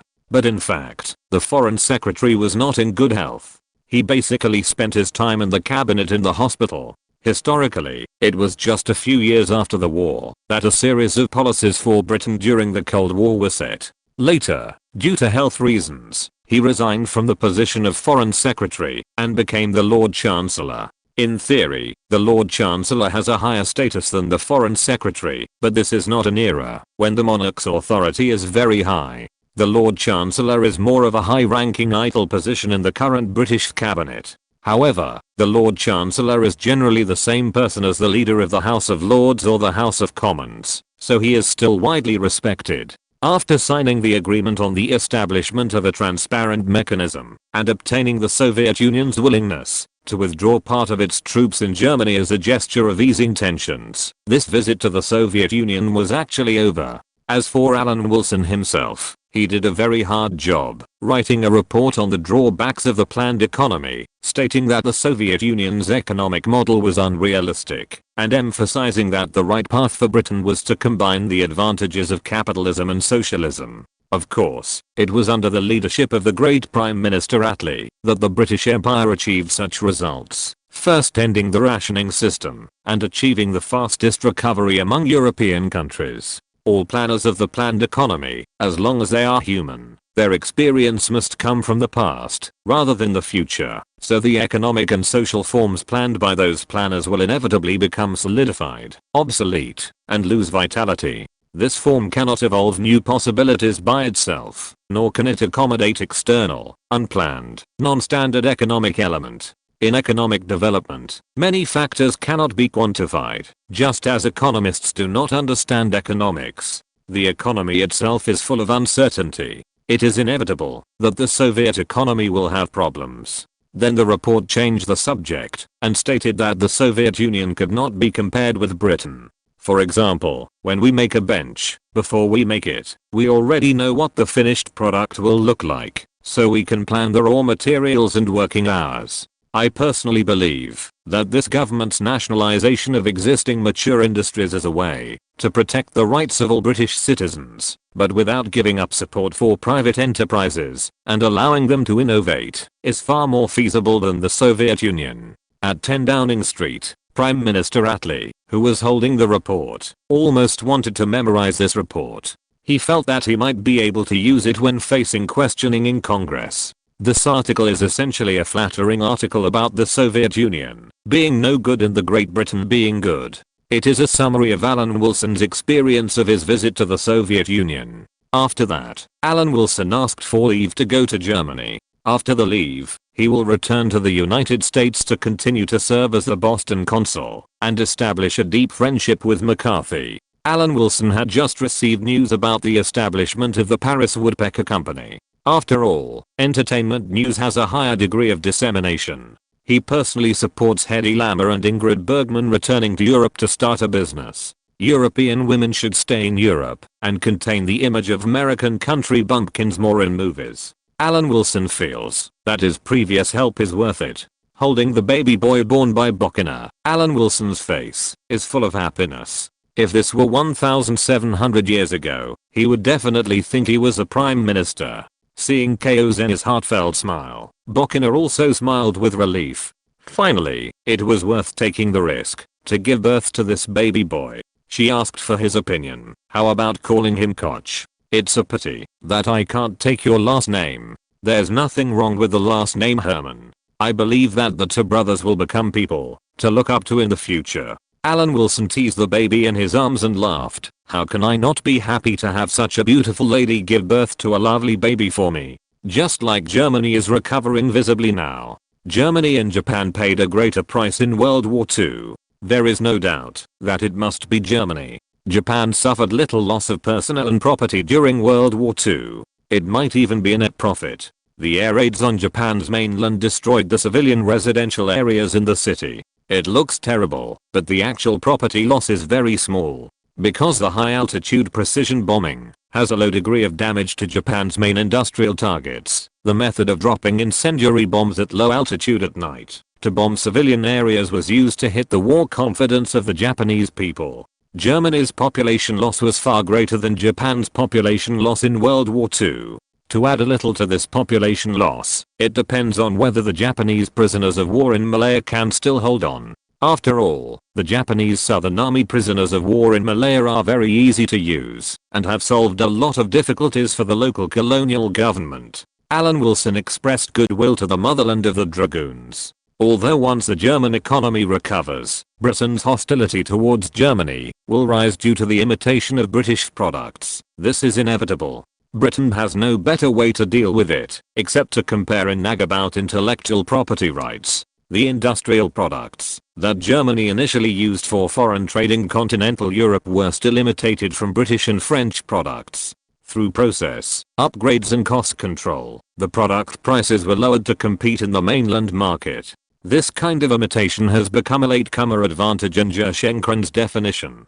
The latecomer advantage is nominally to promote scientific and technological progress with the help of existing technology. In essence, it is to imitate and copy existing scientific and technological achievements, and then form an industrial cluster, and digest and innovate into its own brand. Who made the old imperialist countries probably at the same level? Britain can't expect Germany to kneel on the ground forever. It depends on whether Malaya can take over the industries transferred by Britain at that time. If they can catch it, they can also suppress Germany. Hedy Lamer and Ingrid Bergman arrived in Bonn for an inspection. It was a coincidence that Alan Wilson was also here. After several months of sailing, the Crown Prince and his wife arrived in Australia. The King of Australia is George VI. If nothing unexpected happens, Crown Princess Elizabeth will be the future Queen of Australia. The arrival of the Crown Prince in Australia this time made the Australian people very excited. Australia's feelings for Britain are still there, not to mention that the image of the Crown Prince and his wife is very good.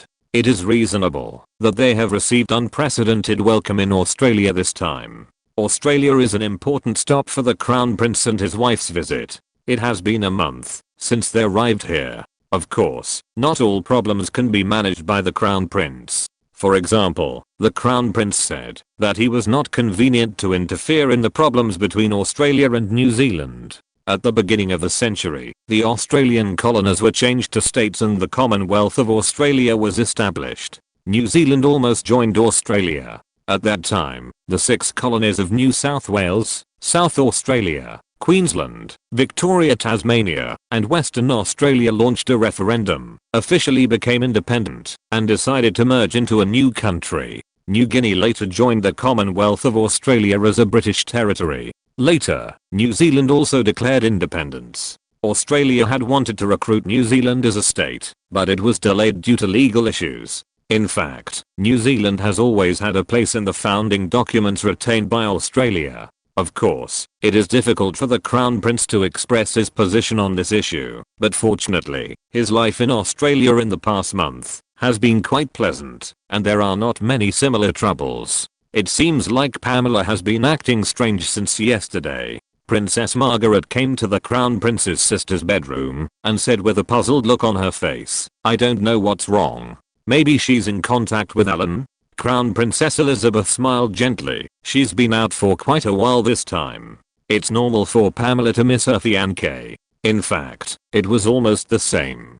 Pamela Mountbatten was reading her fiancé's call back. Although she didn't know what Alan Wilson was doing, she could feel the importance between the lines. So, respected Queen of Iron Ore, now that you have found it, announce it if you think the time is right.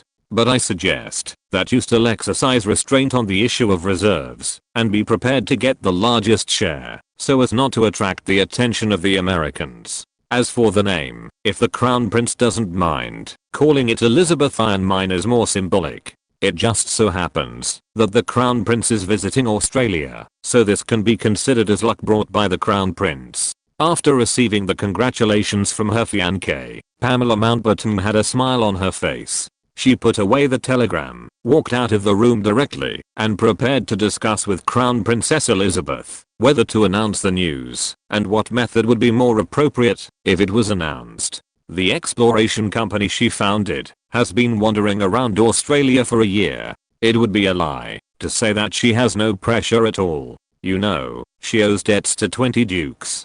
Today, she finally found the iron ore that her fiancé insisted existed, which made Pamela Mountbatten very excited. Iron ore. Princess Elizabeth was full of astonishment. She was a little surprised by the news. Although iron ore is the most common mineral resource, Australia has long been considered a country with iron ore. As for Pamela Mountbatten's stubborn search for iron ore in this desolate continent, Princess Elizabeth naturally couldn't say anything, but she didn't have much hope. But today, there was actually news of iron ore. Crown Prince, of course it's true. Alan asked me to ask for your opinion. Pamela Mountbatten said excitedly, and mentioned the name of her fiancé, which made the love brain in the same room frown slightly. Chapter 485 Detractors. Pamela Mountbatten did not notice the reaction of the love brain, but focused on praising her fiancé. It was Alan Wilson's encouragement that made her dare to take risks and believe that there must be high quality iron ore in this continent of 7 million square kilometers. The news sent back by the exploration team, of course, included the quality of this iron ore. The quality of 60% was the same as that of the Mysore iron ore, a big deal worth hundreds of millions of dollars, not to mention that it might be higher. With the detailed introduction, Crown Princess Elizabeth was surprised. That's really a treasure. As the Crown Princess of a large empire, Crown Princess Elizabeth certainly understood what such quality iron ore meant.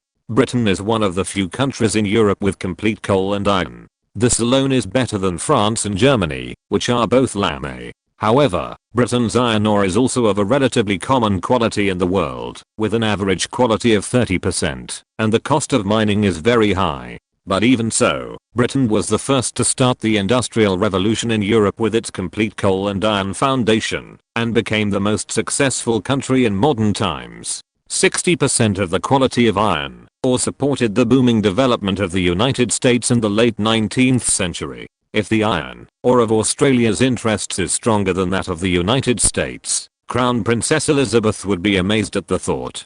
Dear Crown Prince, I think this is a country on the mine. Pamela Mountbatten repeated Alan Wilson's definition with the attitude of a strong woman. The news of this good news makes me more confident. Not only must we find iron ore here, but we must also find all the minerals on this ancient continent. Alan Wilson, who is half a world away, must continue to work hard for the British Empire during his vacation.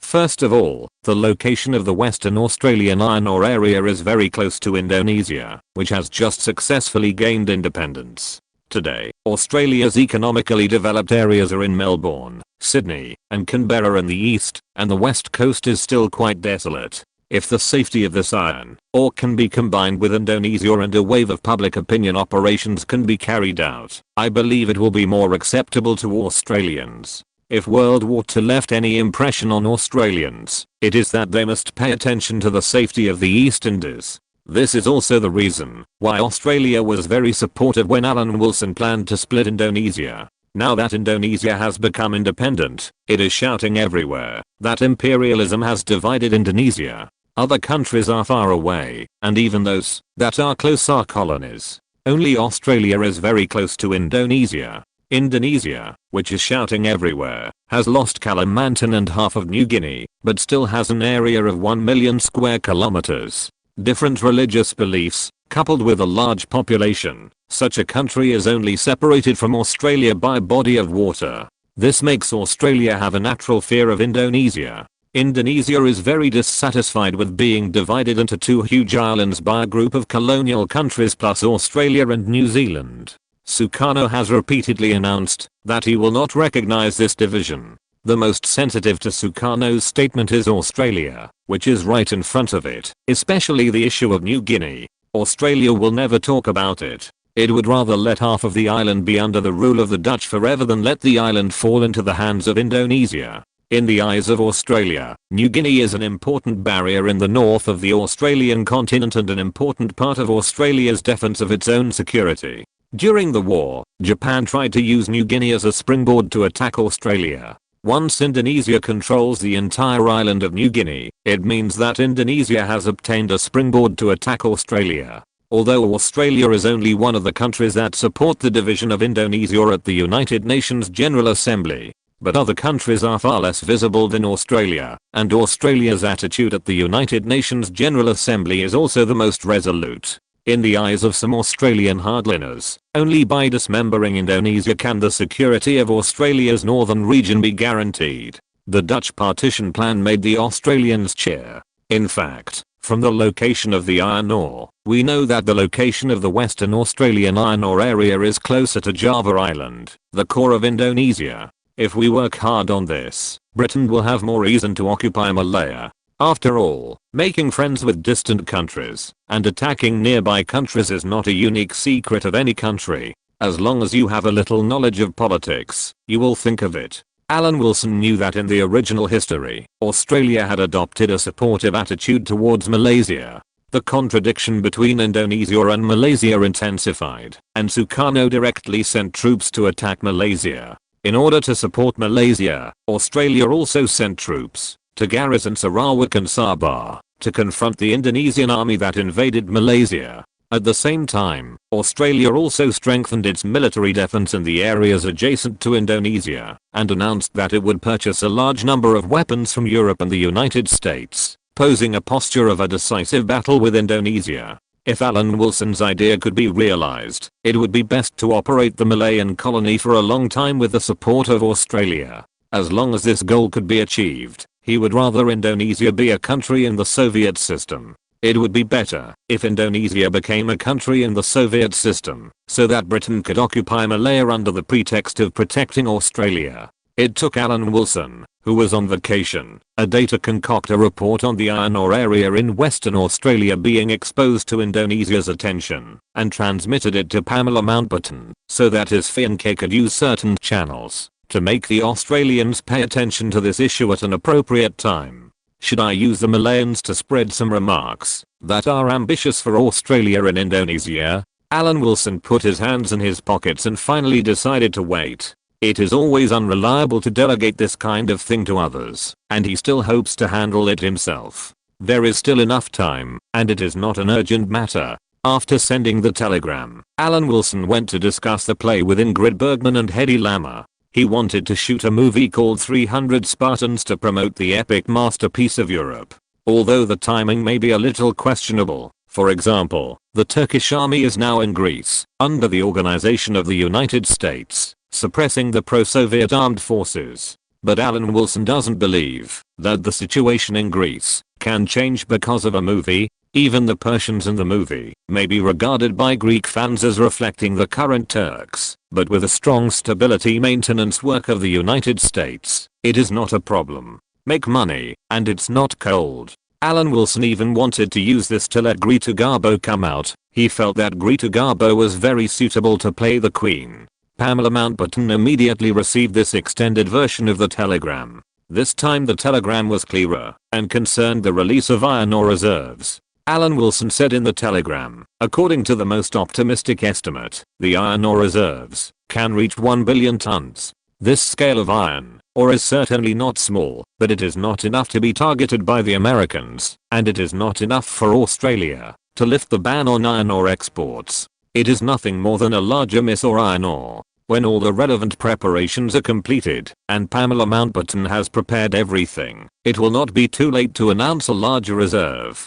In fact, no one knows how much reserves there are in Western Australia's iron ore in the future. The word estimated reserves itself is not a definite word, but there are at least 20 billion tons of foreseeable reserves, which is a number that is exposed on the surface and easy to mine. As for the theoretically most optimistic 6 trillion tons of iron ore, Alan Wilson estimated that the mine would be dug deeper than the South African gold mine. The discovery of this iron mine made Pamela Mountbatten more convinced of her fiancé's talent. After getting such a high quality iron ore, she wanted to fly back to Europe immediately to give birth to a child for her fiancé.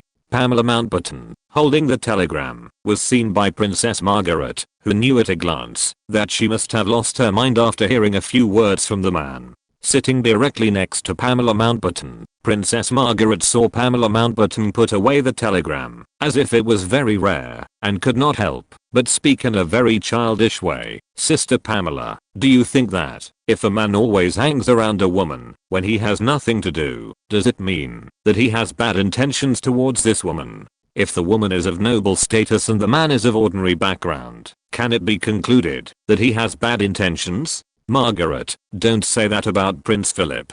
Pamela Mountbatten listened to the words of her sister, the Crown Prince, and did not think about Alan Wilson at all. She directly persuaded, although the status of Prince Philip and the Crown Prince is somewhat different, and Greece cannot be compared with the United Kingdom, the relationship between the Crown Prince and the Prince is still very good. Moreover, the Prince is a man with his own self-esteem. If we view his marriage to the Crown Prince in this way, it will also be a harm to the Crown Prince. This, Princess Margaret looked at Pamela Mountbatten helplessly. Wasn't what she said clear enough? The uncompromising Princess Margaret organized her words again. "Even if you are right, Pamela, some problems are on your own side, and you may not be so clear-headed. With your status and conditions, you can find all kinds of men in the whole of Britain. A man like Alan is not a good match for you." Ah.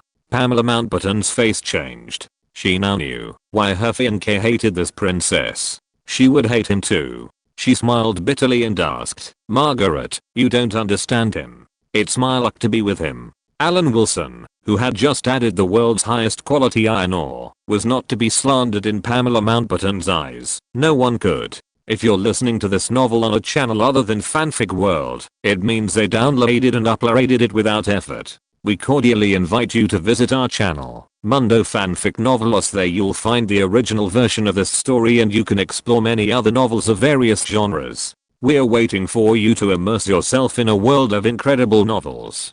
Chapter 486, Anglo-French Coal and Iron Community. In fact, the discovery of iron, or in Australia, is a boon to British Malaya in Alan Wilson's view. It will help promote the future development of British Malaya. Australia itself does not have an environment for the development of the steel industry. Resource-rich countries with vast land and sparse population absorb capital, which will push up labor costs and bring about the disadvantage of excessively high manufacturing costs. And with the high trade surplus of mineral exports, foreign exchange often fluctuates greatly, further compressing revenue. Under the squeeze from both ends, the death of manufacturing is almost inevitable. In simple terms, it is the Dutch disease. Countries like Australia and Norway that can build a country covering the entire social security are only a few among resource-based countries. Canada should also be excluded from this. Canada is one of the 7 major industrial countries in the capitalist world. Manufacturing exports exceed resource exports, and it is not a pure resource-based country. On the contrary, Russia is becoming more and more like a resource-based country. Australia is a Russia with a higher ceiling because of its sparse population. Although Australia's land is barren, the food produced nationwide can barely make Australia a food exporter. If there is no better seed, once Australia's population exceeds 30 million, Australia's land will not be able to feed Australia's population. But under the warning line of 30 million, Australia is the most comfortable among resource-based countries. Specifically speaking of steel, there are many kinds of steel, and crude steel is mostly exported. The export distance of iron ore is not a problem, but the more refined the steel processing, the greater the degree of customization, the closer it is to buyer-driven, and the closer it needs to be to the market. There are not many Australians, so naturally there is no market. There are only a few markets in the world, and there is no doubt that they are all in their own country, where steel is needed. So Australia is destined to engage in the steel industry, which is similar to directly exporting iron ore. The added value of crude steel is limited. Therefore, even if selling steel is more profitable than selling iron ore, the restrictions on the steel market are not enough to cultivate a large-scale steel industry. And like automobiles, the steel manufacturing industry is also a scale economy, and the winner takes all. The steel industry, as a standard of an important industry of a powerful country, has excluded Australia from the route. It can even be said that after 10 or 20 years, the scrap steel stockpiled in Australia can be accumulated to the point of recycling. If there is no internal market, why engage in the steel industry? Although Australia is not short of coal and iron, it is extremely short of water. The proportion of drought areas in the country is almost the same as the proportion of Egypt's desert area in terms of land area. Egypt has the Nile River, but Australia does not. However, since both coal and iron are abundant in the two oceans, Australia can live a good life until its population reaches the population warning line, although it is plagued by Dutch disease. If the general environment does not change, it can always be a resource-rich country with a good life. Although coal and iron will bring a good life, they will also make the Australian currency particularly strong and strangle the development of the manufacturing industry. These deficiencies of Australia itself can be supplemented by Malaya. If Malaya cannot make up for it, the British mainland will further supplement it. As long as public opinion is created to make Australia understand this, it can be said that British Malaya can even allow Australia to station troops to help Britain keep this overseas colony, and Australia will certainly be willing to do so. Therefore, regarding the development of the British Malaya colony, it is best to let Indonesia become the villain and appear as an enemy country. In this way, Australia will help Britain keep Malaya because of its own personal safety. As long as this is done, Australia can naturally continue to be a resource-rich country that God has given it a meal. Alan Wilson felt that even Australia's own think tanks might not be as concerned about the information he gave to Pamela Mountbatten. As for how to manipulate public opinion and make Australians agree with some of the views in the Telegram, that is the business of the British Long Ocean's daughter. He also believed that his fiancée, who had been taught by words and deeds many times, knew what the key points should be used to make a point and what they should keep silent about. For example, although Australia is large in area, its available land area is the same as that of the United Kingdom. This kind of speech is very suitable for the Australian political class who are prepared for danger in times of peace. If Alan Wilson was in London at this time, he might have visited several dukes' homes in the past few days.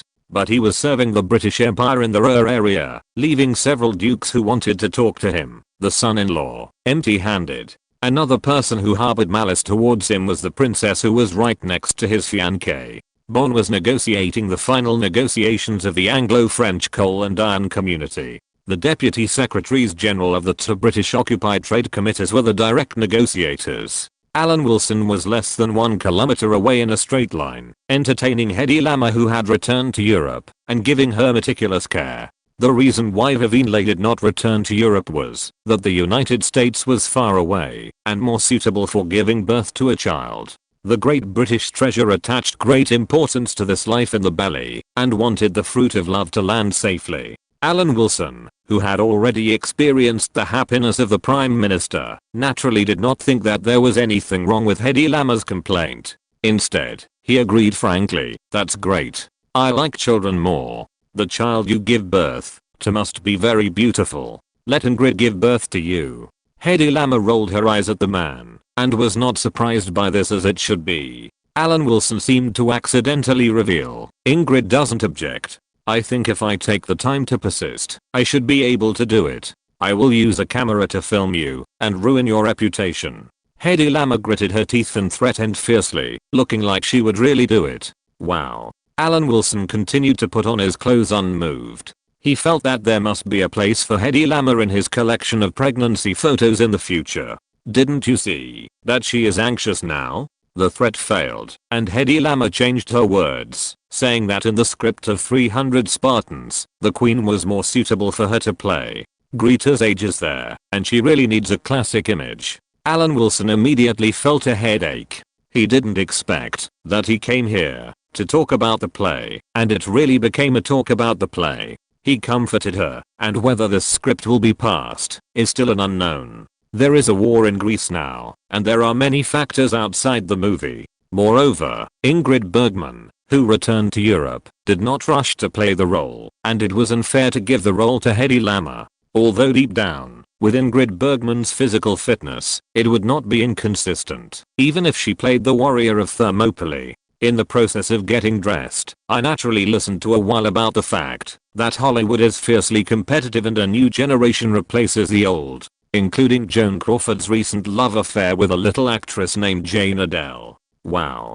After all, as a friend with intimate experience, Alan Wilson is still very interested in Joan Crawford's emotional experience. Jane Adele seems to be the stage name once used by Marilyn Monroe. Asked about Jane Adele's image, Hedy Lamarr also said that the blonde image of this little actress is indeed impressive. That should be it. Alan Wilson was just listening to gossip. His desire to get the actress was easing. He no longer had the mentality of giving me this opportunity at the beginning. He was in the late stage of the mentality of being the only one to succeed. In the past, he took the initiative to ask, which was a precursor to coming to the door. Now he didn't have this idea. Greta Garbo said that Joan Crawford had seen her and was shocked to step on the stairs. It seems that Joan Crawford is indeed a double plug. After leaving the apartment, he drove his car in Germany and returned to the headquarters of the Trade Commission in a short while. He greeted his former colleagues and asked about the negotiations of the Anglo-French coal and iron community. It is normal to talk about how to distribute German resources without the presence of German representatives. Britain and France are both old imperialist countries and are very good at such negotiations. There are many examples, such as the Munich Conference. This round of negotiations was coming to an end. When Harold saw Alan Wilson coming, he said directly, France has always been very interested in putting a yoke on the future German industry. If nothing unexpected happens, the treaty will be signed in a few days. Belgium, the Netherlands, and Luxembourg have also expressed their willingness to join. The three countries will start to discuss the joining next month. This is a good thing. Let's talk for a while longer. Alan Wilson said very happily, with us and the French watching, Germany will be more assured about the situation here.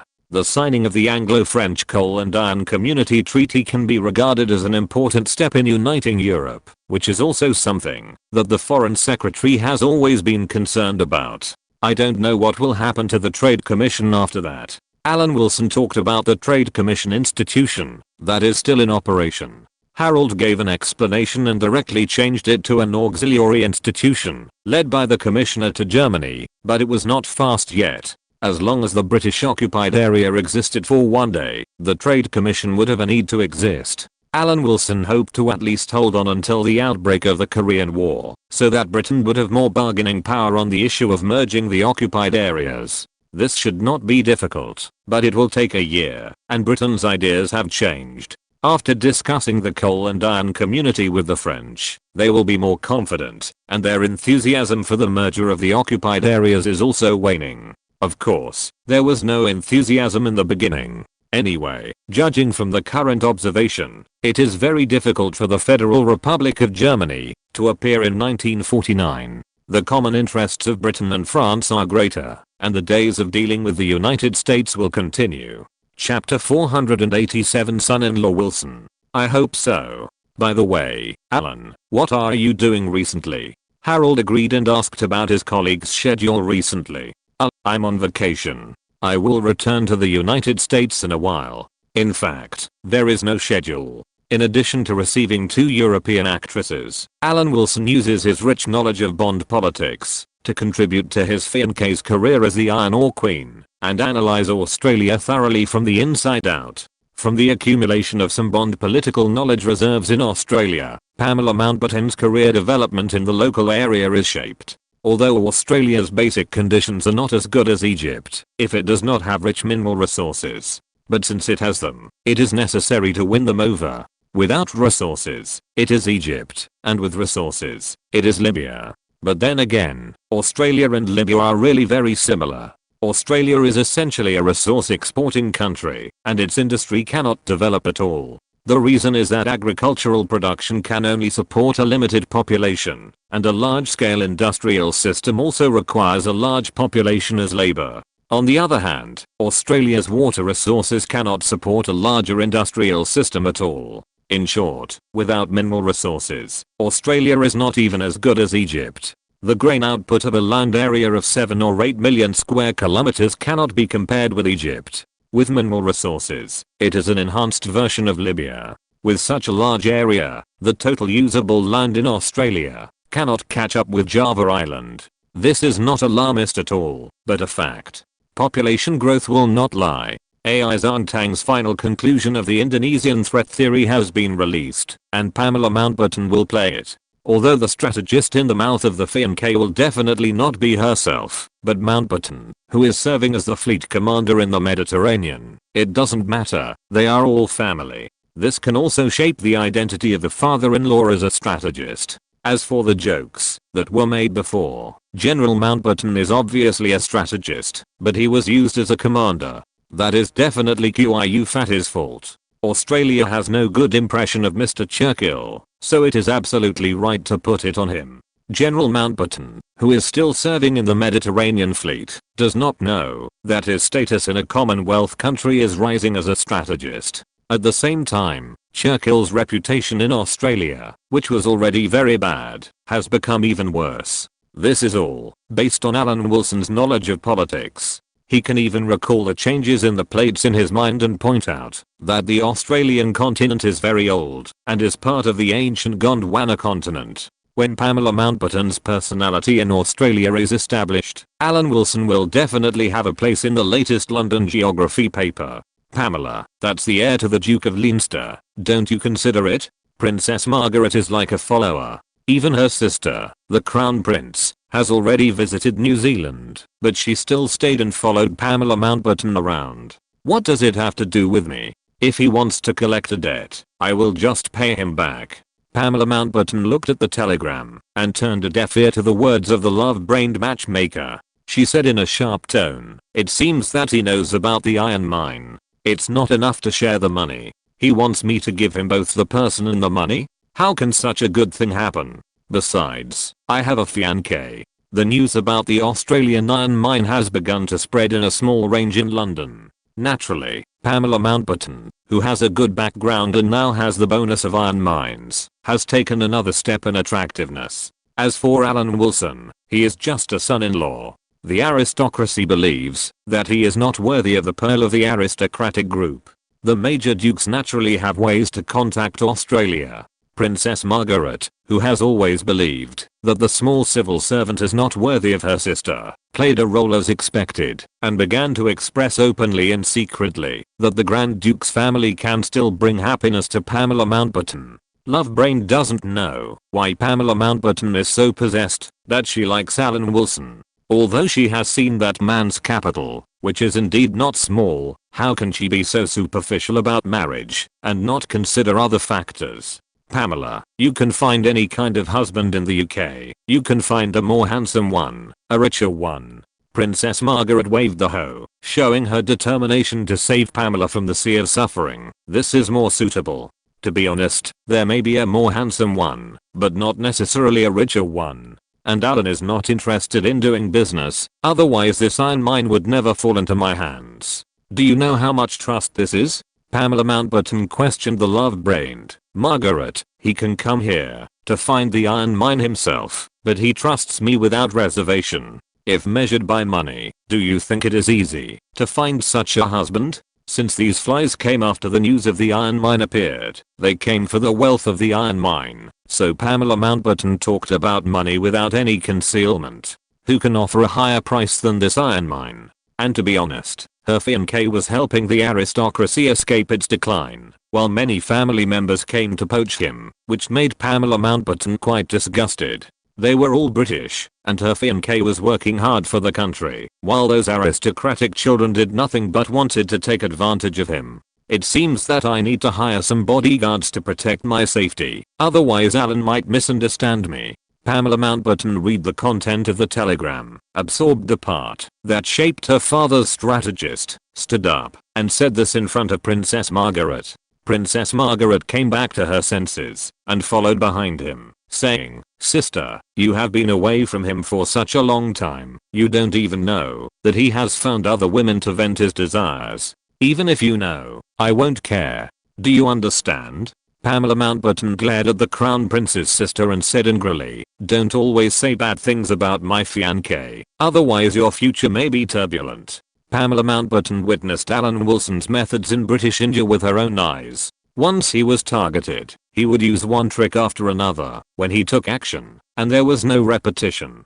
The most important thing is that British India was obviously tossed around quite miserably, but no one could find out, as if everything happened naturally. Only when I was with him at the time, I understood where the source of many things on the continent was. This is because Britain had been unable to control the situation after 2 world wars. When it was the peak period of the British Empire, Pamela Mountbatten suspected that Ali Khan, the world's richest man, would change every year.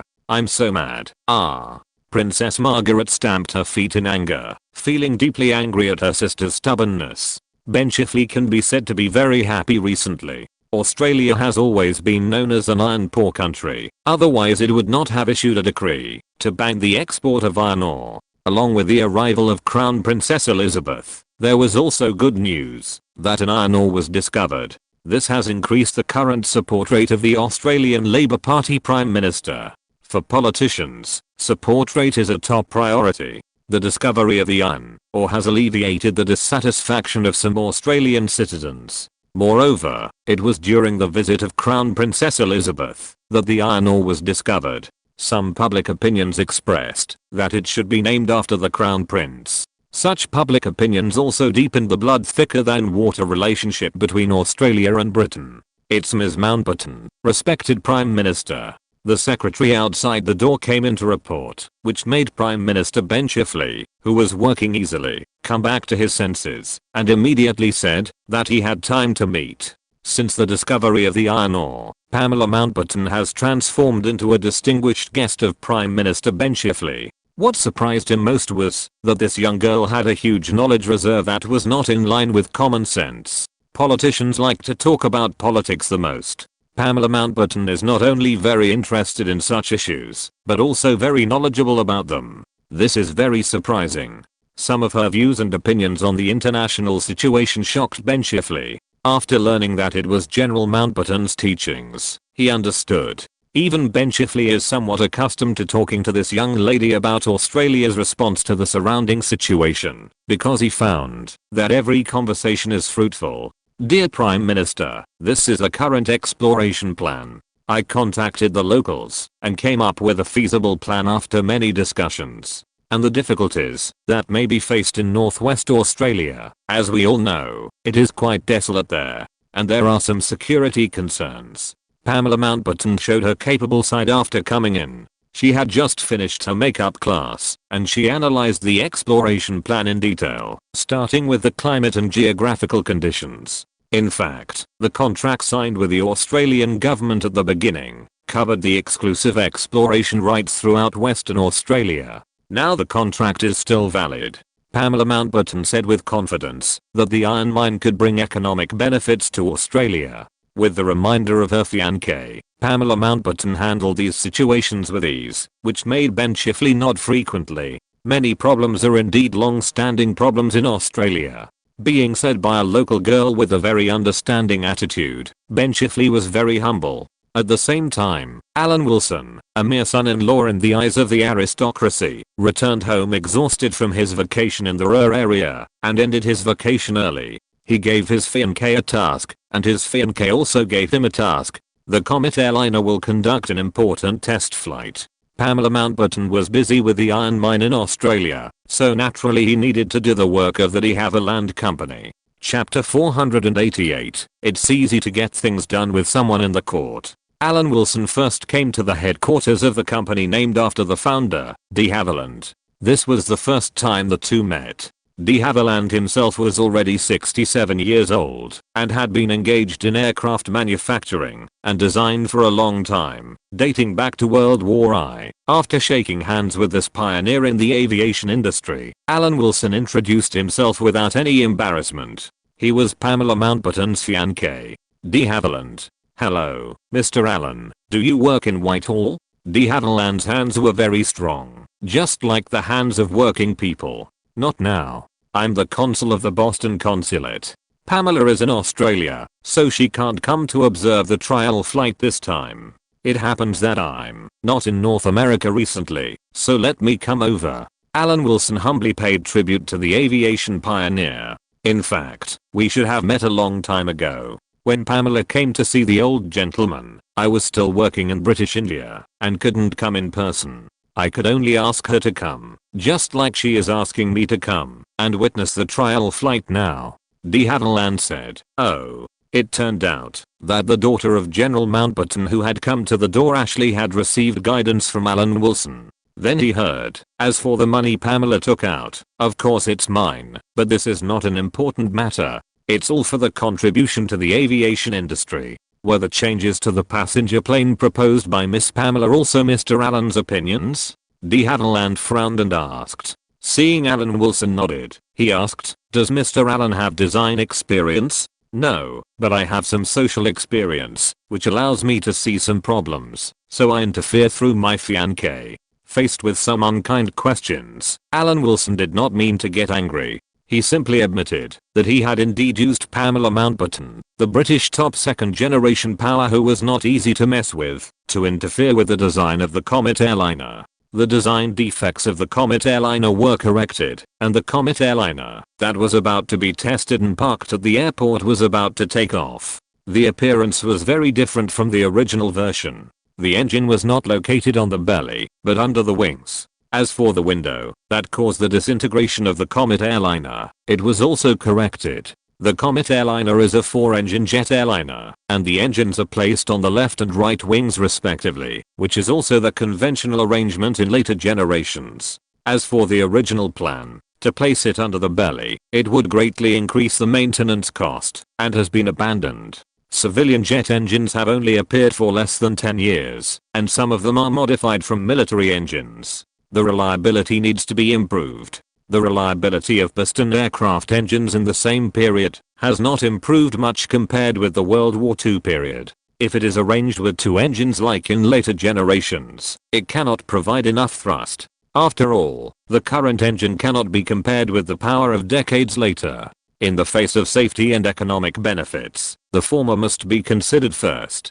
The mature twin-engine had to wait until the Boeing 737 appeared, and it appeared as a regional airliner. That's right, when the Boeing 737 airliner first entered the aviation industry, the mainstream of the aviation industry was the 3-engine model. At the same time, the aircraft engine technology has improved, and both thrust and reliability have been greatly improved. It has been possible to produce engines with a thrust of more than 100,000 pounds and less than 1 shutdown per 100,000 flight hours. Therefore, large twin-engine aircraft have been launched one after another, which can carry more passengers and cargo with less fuel, and fly longer distances. This has led to the development of the Boeing 737 airliner, from a regional aircraft to a mainstream route choice. Obviously, de Havilland, who now knows the inside story, finally approved the modification plan under the interference of Pamela Mountbatten, who holds the safety of the aristocracy at his fingertips. But it can be seen that the initiator still inevitably wants to imply something, and the words are all about you not understanding airplanes.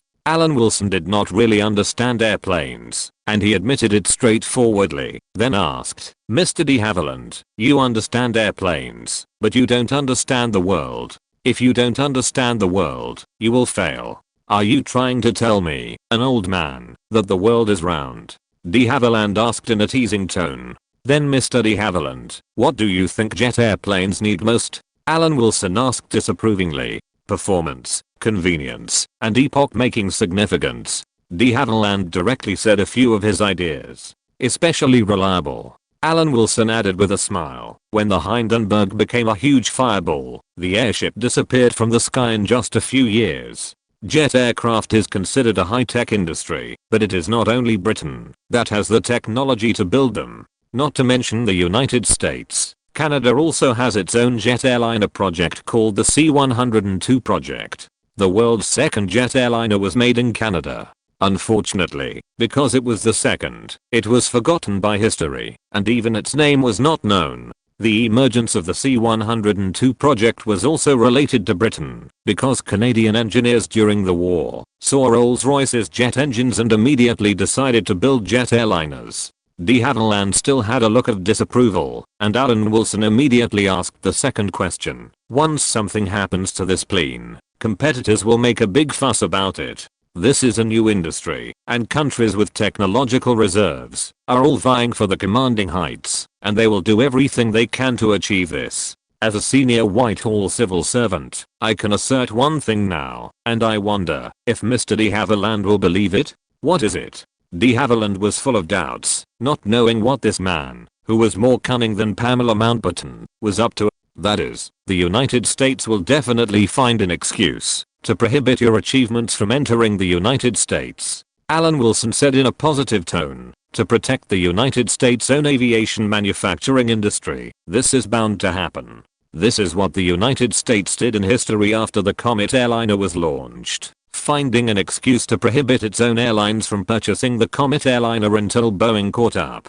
De Havilland was just an aircraft designer, not to mention that the aircraft manufacturing industry was still in its early stages, and it had many problems, so it was easy to find excuses. Even decades later, how many bad things did the United States do to protect Boeing? After a short conversation, de Havilland confirmed one thing, that is, Alan Wilson, who was more difficult to deal with than Pamela Mountbatten in terms of language. Of course, no matter who taught him. As for the change of the engine to the layout under the wing, Alan Wilson also gave a convincing explanation. Since the engine is mounted under the lower wing, closer to the ground, and it is a separate nacelle, the maintenance operation of the engine will become more convenient, and it is easier to observe the operating status of the engine when starting and stopping. The weight of the engine is the largest part of the fuselage structure. The position of the engine has a great influence on the weight distribution of the aircraft. The wing-mounted structure puts the engine directly on the main wing that provides lift, and the position of the main wing is generally near the center of the fuselage, so it will provide a better weight balance.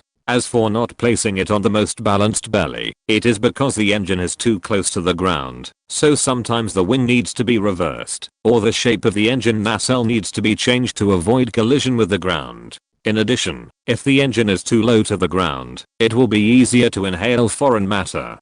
Finally, de Havilland was speechless.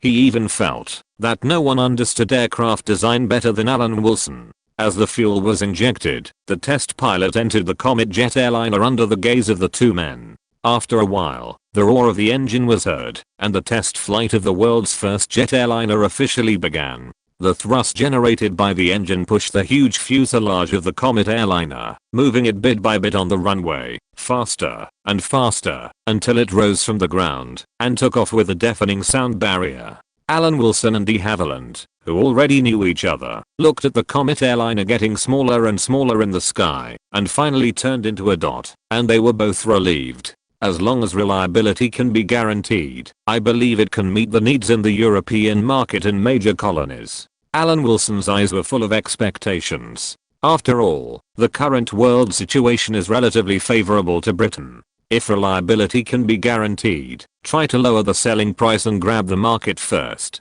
We can take advantage of this favorable time to lower profits and force competitors to grab the market. It becomes difficult. After occupying the market, the huge after-sales service can also offset part of the cost. Money can be earned slowly. Occupy the market first. Again, taking advantage of the exclusivity period of these years, the Comet airliner can occupy as much market as possible, which will be more advantageous in the future competition with Boeing.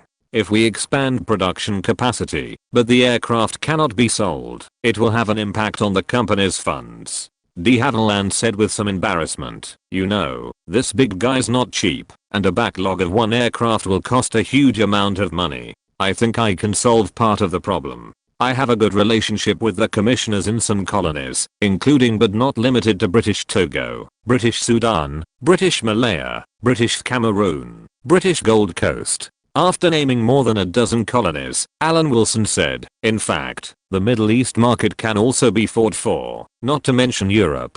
I can help in Whitehall. Now I know why Pamela looks at you differently, Alan. When de Havilland heard about Alan Wilson's connections, he immediately said that the two of them were a perfect match, a natural match. Although it might be a little embarrassing to admit it, de Havilland had to say that it was easier to get things done with someone in the court. Chapter 489, Killing two birds with one stone. Epoch-making, revolutionary. The test flight of the Comet jet airliner was dubbed with this title by major newspapers in London. The excitement in public opinion also shows that London citizens are looking forward to Britain's new start after the war. Because of the test flight of the Comet jet airliner, this jet craze is spreading from the UK to the whole world. It is difficult to say what the Comet airliner is different from the original one. Anyway, from Alan Wilson's point of view, the airliner is probably like this, a bit like Airbus and a bit like Boeing, which is normal. In any case, this jet airliner, the first flight of the UK, has introduced the world's civil aviation into the jet age. It gave Britain a shot in the arm.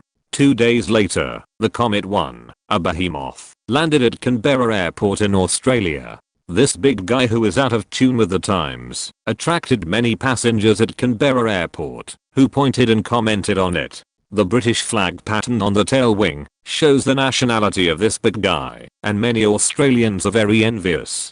As Pamela Mountbatten waited eagerly, Alan Wilson, who was carrying a parachute, felt the treatment of a head of state under the ultraviolet rays of the southern hemisphere. He walked down Comet 1 in full view of the crowd, trying his best to control his pace and make himself look like a worldly wise man. Pamela Mountbatten locked her target at a glance and ran to hug the man who was carrying a bag and preparing to eat chicken. Don't you dislike flying on a plane? You don't feel down to earth? So you're carrying a parachute? Alan Wilson pointed to his paratrooper equipment. Now even if he quickly joined the paratroopers and became a dandelion in the air, it would not be inconsistent at all. If there were not so many onlookers around, Pamela Mountbatten really wanted to hang on the man and not get off, but the concentrated gazes finally made the girl feel the burning heat, and she let go of him embarrassedly. As for her fiancé's remarks about cherishing his life, Pamela Mountbatten was not picky at all. Alan Wilson had always been like this. Now that he dared to cross half the world and come here on the experimental Comet 1, she was already very surprised. She was moved, and there was nothing else in her heart. After a while, the crew members came down one by one and greeted the man and woman standing side by side. At the same time, they also greeted their boss. Many people knew Pamela Mountbatten, but they had just learned about Alan Wilson. Miss Pamela, why did Mr. Alan come to Australia? Captain Hunter seemed to have just discovered this secret and gave an assist to the couple who had just met. How does it feel to fly long distances? Let's find a place to eat and chat. Alan Wilson grabbed Pamela Mountbatten's hand and asked how she felt about this long distance flight. The Comet airliner had just been launched for a few days, and the whole world praised the first jet airliner. But as a new thing, there must be problems, and only the captain could feel this problem. Just like the most important thing that Alan Wilson and de Havilland talked about was reliability. Reliability is a big deal. Air travel is not yet popular. People still mainly travel long distances by ocean-going ships. Only the rich and high-ranking officials can enjoy flying. In fact, many passengers on British International Airways flights are local officials such as commissioners and military officers sent by the British government to manage colonies overseas. If one crashes, it will not be ordinary people who are wiped out. Alan Wilson is not an aircraft designer, so it is impossible for him to avoid all the problems of Unit 01. Needless to say, all major British airlines have high hopes for Comet 1, even though Comet 1 is still in the test flight stage. It's not a big problem to need to refuel every 4 hours. I believe that local engine companies will improve this problem. The key is that we must eliminate design problems. How conservative a plan is. Jet airliners are the latest things. No matter how conservative a plan is, it will not appear conservative under the concept of jet airliners. Fortunately, Pamela Mountbatten was there. The Comet airliner was tested for water pressure. A huge pool was designed to immerse the aircraft in water and conduct various pressure tests. The water pressure in the fuselage of the aircraft was constantly increased and decreased to simulate the pressure conditions faced in actual flight. This went on for a long time, equivalent to 9,000 hours of actual flight. After another 6 weeks, just when the pressure in the fuselage suddenly dropped, the metal around a window broke, and the fuselage exploded. Obviously, the fuselage was too thin, which completely exposed 2 fatal flaws in the design of the aircraft. The first was its structure. In order to fly higher and faster and reduce weight, the outer shell of the aircraft was reduced to a certain thickness. Moreover, when flying at high altitudes, the cabin needs to be pressurized to ensure that passengers can breathe normally.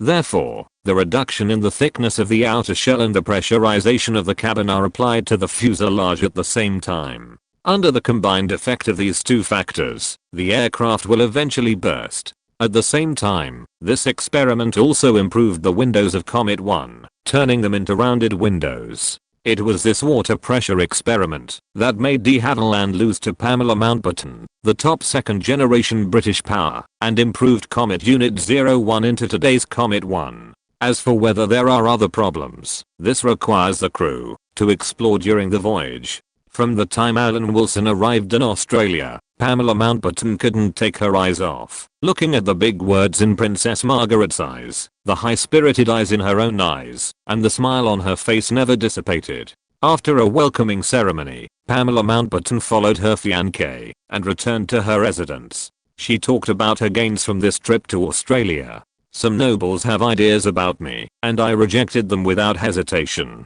Dear, do you mean that you are very popular? In front of Princess Margaret, Alan Wilson listened to Pamela Mountbatten's frank confession and changed the subject. Yes, with such a large fortune, who can't be tempted? How many fools like me are there in the world? They are not worthy of being compared with you.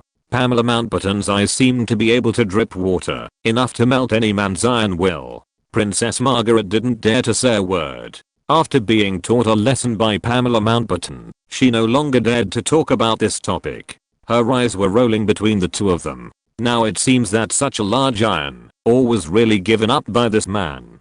Princess Margaret was suspicious. She didn't believe this kind of rhetoric at first, but now she had to believe it. Prime Minister Ben Chifley attaches great importance to the news of the iron ore. The optimistic estimate of the reserve of 1 billion tons has also made the whole of Australia excited.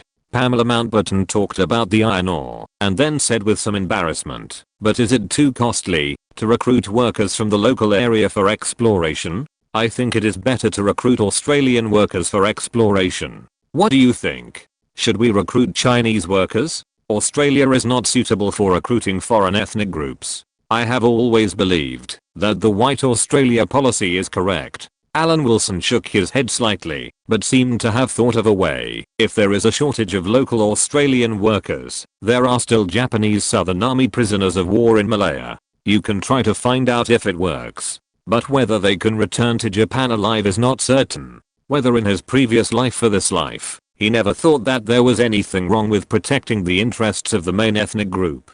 Australia should implement the White Australia policy and close the door to Asian immigrants. As the world's top resource country, Australia can be invincible just by selling mines. As early as World War I, Australia's development level was on par with European countries, and there was no situation of relying on a certain country. As long as the mineral resources are there, Australia can cope with any external forces. In the foreseeable future, no country can do anything to Australia, and it is impossible to occupy the nest of the magpie. Australia has already tightened its control over foreign immigrants, and will not give this opportunity at all. In the Pacific War, the Japanese army invaded Singapore on a large scale. As part of the United Kingdom, Australia also sent troops to station in Singapore. As a result, because the British Army completely underestimated the military strength of the Japanese army, Singapore fell into the hands of the Japanese army in just 1 week. 130,000 British troops surrendered to the Japanese, including 15,000 Australian soldiers.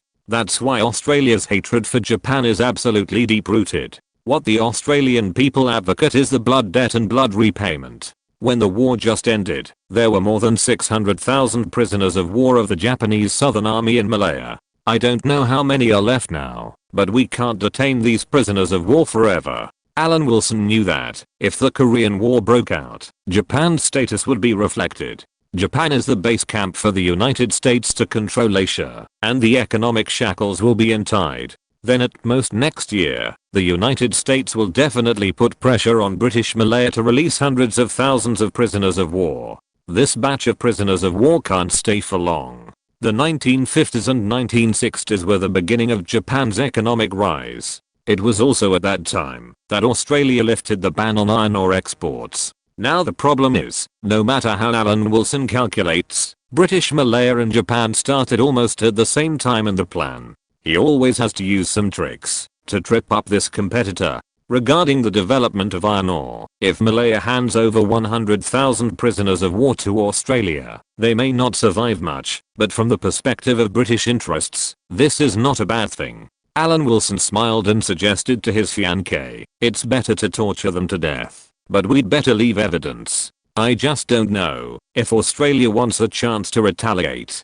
Princess Margaret opened her eyes wide, looking at Pamela Mountbatten's admiring look, and her body shook involuntarily. Chapter 490, The Conspiracy of the Southern Hemisphere. Australia is the colony with the strongest war atmosphere among the major British colonies. During World War I, Australia had a population of 3 million, and 400,000 people went to the battlefield when conscription began. In World War II, Australia formed an army of 950,000 with a population of more than 7 million. The current population of Australia is 8.2 million. This is also counted as the 500,000 European immigrants who moved to Australia in the years after the war. Now, 1 out of 15 people in Australia is a new immigrant within 5 years, and the British account for most of the population. Naturally, it is understandable that the visit of the Crown Prince and his wife is so popular. It was late, and Princess Margaret was almost pushed out of the room by Pamela Mountbatten. "What, Alan is tired of flying and needs to rest? It's strange that you can rest." Princess Margaret was sulking, and the scene in Newfoundland began to circle in her mind again. Her head was extremely clear and she couldn't fall asleep. Is the princess still so dirty? Alan Wilson just took a bath and went to sleep with his fiancée, and Pamela Mountbatten was obviously more proactive, so what can he do? In Alan Wilson's opinion, Canberra's urban planning is actually much better than London's. After all, Canberra is a new city compared to London, and the era is completely different, which will naturally cause this effect. The so-called infrastructure maniac is not so much a natural talent as a race against time. Because when the income level goes up, the existing infrastructure will also take shape, and the maintenance cost of the existing infrastructure will become higher and higher. It will be much more difficult to think of any essential improvement afterwards, and it is not uncommon to be surpassed by emerging countries in the future 100 years later. Canberra, which is much stronger than London now, will definitely be surpassed by Tokyo in another 30 years, and in terms of hardware, Tokyo in the 21st century is also beginning to be inferior to Chinese cities. When another country starts infrastructure construction from scratch, the newly built city will surpass the original famous city. The current Canberra and even the whole of Australia are absolutely attractive to European immigrants. Strictly speaking, Alan Wilson's vacation has not yet expired, but the vacation location has changed from Europe to Australia. And by the way, he sent a telegram to ask Jared Edward, the British High Commissioner of Malaya, to visit Canberra. The latter also came happily and became the second passenger of Comet 1. After getting off the plane, he couldn't help but praise it. It was obvious that he was very optimistic about Comet 1. "This is really a perfect experience. The journey is very comfortable." Jared Edwards said that this was a perfect flight experience. The whole journey was comfortable and stable, the service was superb, and the food on the plane was also very delicious. Okay. Alan Wilson nodded modestly, and then poked his fiancée. Pamela Mountbatten immediately introduced the situation of the Comet airliner. Maybe the future air routes of Malaya will rely on the Malayan High Commissioner in front of him. Pamela Mountbatten, who was reminded by Alan Wilson, immediately tried to establish connections. This is the missing part of her network of contacts. For these bureaucratic classes, her network accumulation is still very insufficient. As long as there is no major problem with the Comet airliner, Alan Wilson feels that except for the Americas excluding Canada, the rest of the places can compete with Boeing face to face. Except Japan. The oligopoly of the civil aviation market in later generations is very obvious. Boeing is undoubtedly the first, with a market share exceeding the second Airbus by 10%. The two types of passenger aircraft occupy nearly 90% of the global market share. If the competition starts now, Comet will definitely have a few years of first mover advantage. The US market is still as difficult as before, and even the American market is not good enough, but in other places, it is a competition of who has a bigger base.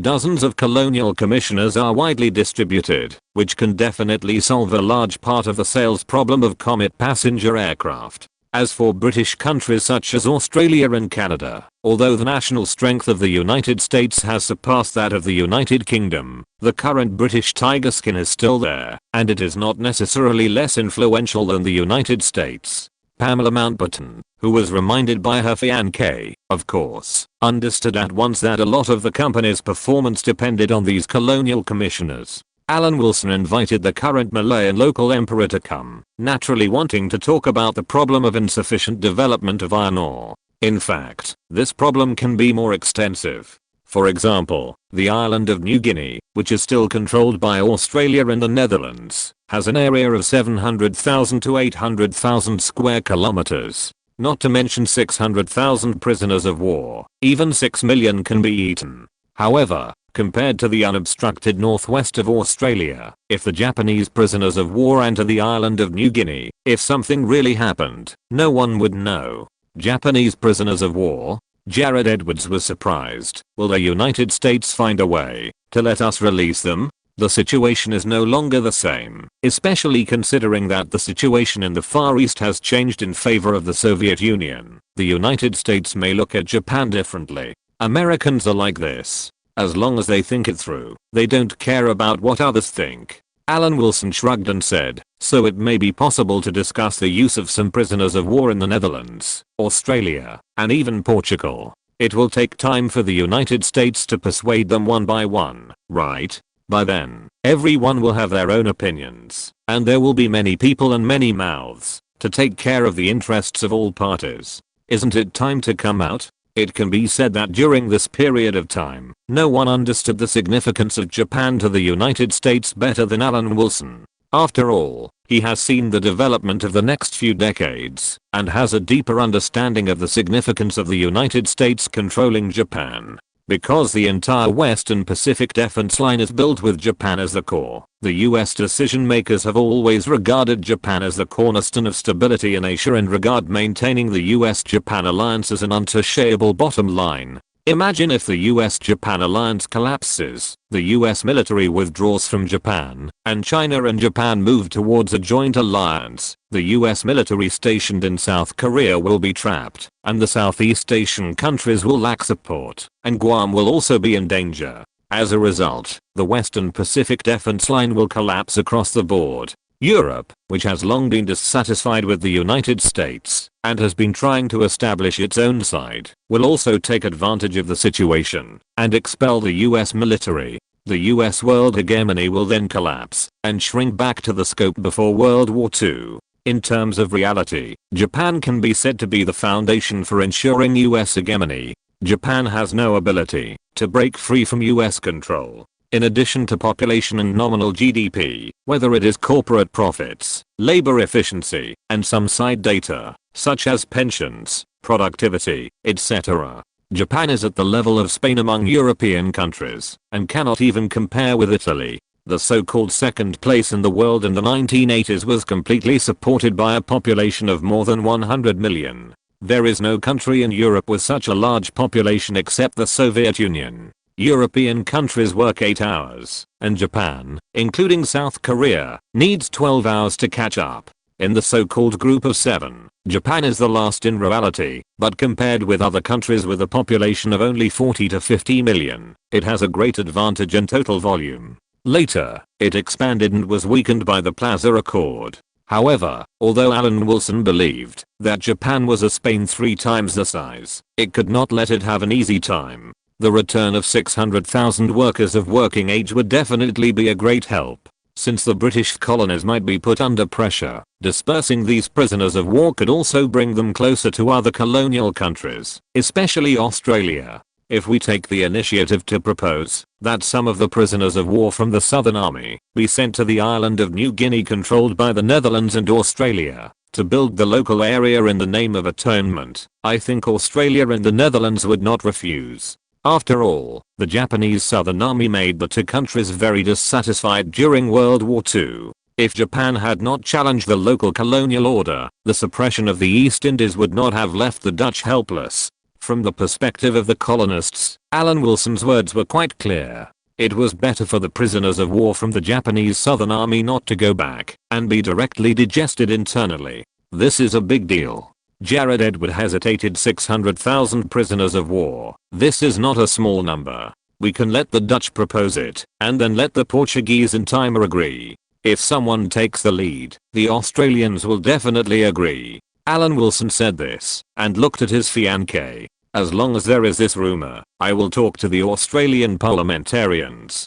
Pamela Mountbatten received a signal, indicating that everything is up to her, and at the same time, added fuel to the fire for Jared Edward. It is said that there are traces of copper mines on New Guinea Island. I was thinking of sending an exploration team, but the environment on the island is harsh. If there is a disciplined construction team to build it, I believe it will be a good thing for everyone. If the copper mine is really found, then Mr. Jared, who helped this time, should undoubtedly get his own share of it. Pamela Mountbatten has just discovered a large iron ore mine in Australia. Now the whole of Australia is discussing it, and Jared Edward certainly knows about it. Now Pamela Mountbatten is no longer just the daughter of General Mountbatten. She has her own place in terms of popularity, otherwise no one would want to poach her. Wow. Jared Edward's smile flashed across his face, and he said with a sense of justice, regarding the destruction of the Japanese Southern Army in Southeast Asia, it is definitely not limited to the Malaya region. It is very normal to atone for it with work. Very normal. Alan Wilson agreed with the other party. It is reasonable for us to give some compensation to the Netherlands, Australia and even Portugal. Jared Edward said hesitantly, it's all for peace. It is of great significance to peace. Alan Wilson nodded in agreement, and Pamela Mountbatten followed suit. Then wait for my good news. I will talk to the Dutch first. Jared Edward began to talk about his thoughts. The room was full of whispers, and a knowing laugh came out from time to time. Chapter 491 Churchill joke. If the population of Japan had not exceeded that of Malaya, and it had not been able to destroy the ethnic balance in Malaya, and prevent the tail from being too big to fall, would I have planned so much for a defeated country? Alan Wilson asked himself. If he was making a fuss about a defeated country, supported by technology transfer. The only time Japan posed a threat to the United States was when the semiconductor industry first emerged, and this was also the only industry that posed a threat to the United States. As for the remaining home appliances and cars, home appliances themselves have no technological content to speak of. Latecomers have started to catch up with home appliances. As for cars, Americans may not be able to find the advantages of American cars themselves. Does fuel consumption count? As for high-end machinery, Japan has always been second-rate, far behind Germany. Germany's high-end machine tools are not the best in Europe. If Germany is said to be the best, Switzerland will be the first to disagree. As for other high-end industries, Japan is even further behind, and has always been crushed. Even in the most basic steel industry of industrial countries, the average price of Japanese exported steel is lower than that of Chinese export prices. This shows that the so-called Japanese steel quality is better than that of China is just a soft article brainwashing. Capital will not lie. The real crushing by quality will be like European products selling at a very high price, but they are not worried about sales. In fact, the figures of South Korea after Japan, and China later, are far less than those of Japanese companies. This is enough to show that European companies are more stable than Japanese companies in high-end industries. In the 21st century, the EU is inferior to the United States in the internet and the status of the US dollar. The part where the United States per capita exceeds that of Europe is the dividend of financial hegemony, and Europe is not worse than the United States in traditional industry. It is still early for the internet, and the industrial level of Europe is recovering. Low-end industries also need places to continue. Start with family workshops, and then the textile industry step by step. Dear, if you are the chief executive of Malaya, it will be easier for us to do things now. Although Jared Edward is familiar, it is not very convenient after all. Pamela Mountbatten came out in a bathrobe, wiping her long hair with a towel, looking like she was living at home. Who said it wasn't? But I've been busy lately, and can't study this. The Malayan commissioner has gone back, so Alan Wilson naturally doesn't have to hide anything from his fiancée. He really has always wanted to work in Malaya. It's just that it's better to set a fire in the United States before going, so that you can travel light and feel happy. Strictly speaking, the battle of million troops crossing the Yangtze River has not yet ended.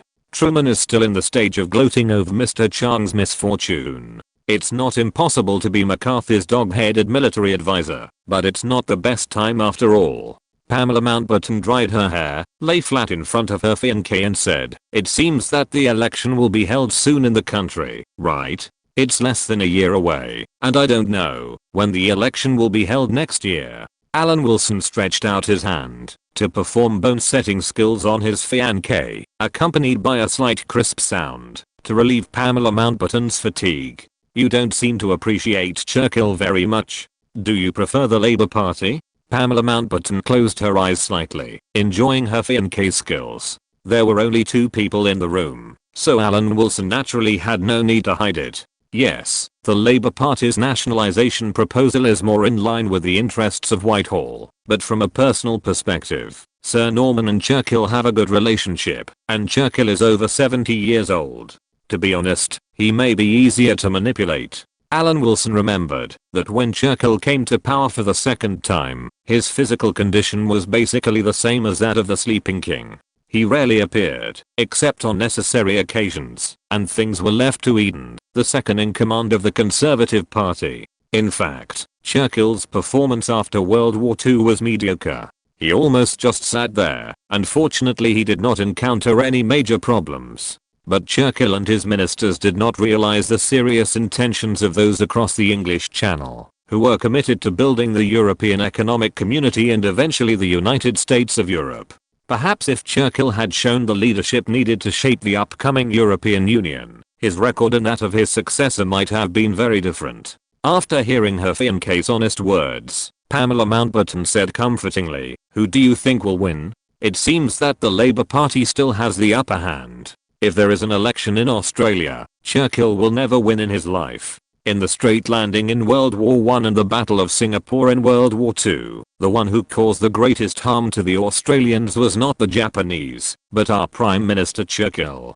Churchill can even replace Lenin as the founding father of the Soviet Union. Without his neglect of the Ottoman Empire, the Russian Empire would not be easily defeated." Alan Wilson paused for a moment. It is well known that the British actually love to laugh at themselves. Can he write some British jokes and spread them out to imply Churchill? And it is just right to do so in Australia, and then export them to domestic sales, and send them back to the mainland. Australia definitely has the soil for this. After all, Churchill made Australia suffer a lot in World War I and World War II. Alan Wilson, who was very clear-minded, decided to sing praises of Churchill's contribution in Australia before the end of his vacation. In a good mood, he tore off the restraints on Pamela Mountbatten and said, "Do you want to rub the inside? Okay." Pamela Mountbatten leaned on her lover's arms and said emotionally, rubbing it hard, "Australia does have resentment towards Churchill, but as for the criticism of Britain, it can be ignored, because Churchill is currently the former Prime Minister of the United Kingdom, a staff officer without a chief of staff, and the current Prime Minister is the great Prime Minister Attlee.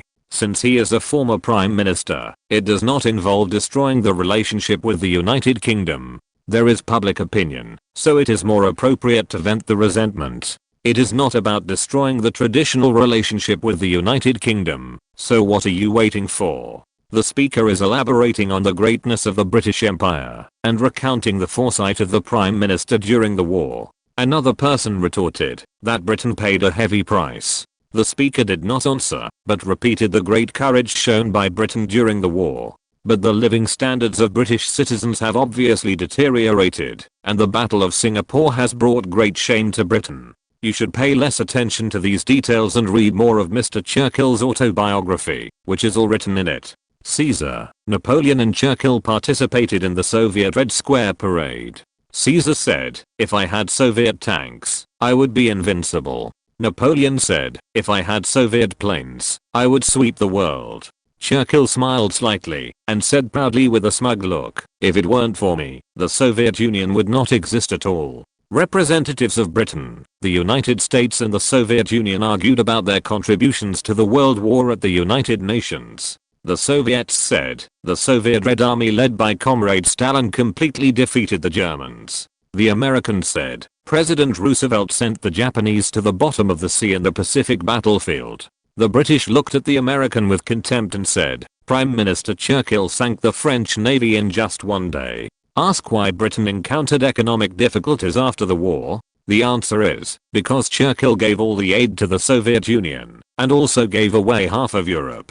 Alan Wilson was quick-witted and his pen was moving non-stop. The jokes he wrote made Pamela Mountbatten, who was wearing a men's coat, couldn't help laughing. My dear, if the former Prime Minister knew, he would definitely hate you. The most hateful thing is far from this. The most hateful thing is that what I wrote is true. Alan Wilson bit his back teeth and said, nothing is more sad than the authenticity of these jokes. After writing furiously, Alan Wilson handed the manuscript to his fiancée and instructed, find a pro-American political newspaper to send it out. Since the end of the war, the United States has also increased its efforts to win over Australia. Some newspapers with American backgrounds will definitely be happy to see it happen and laugh at the jokes of us British. Won't this harm our British interests? Pamela Mountbatten asked back with some confusion.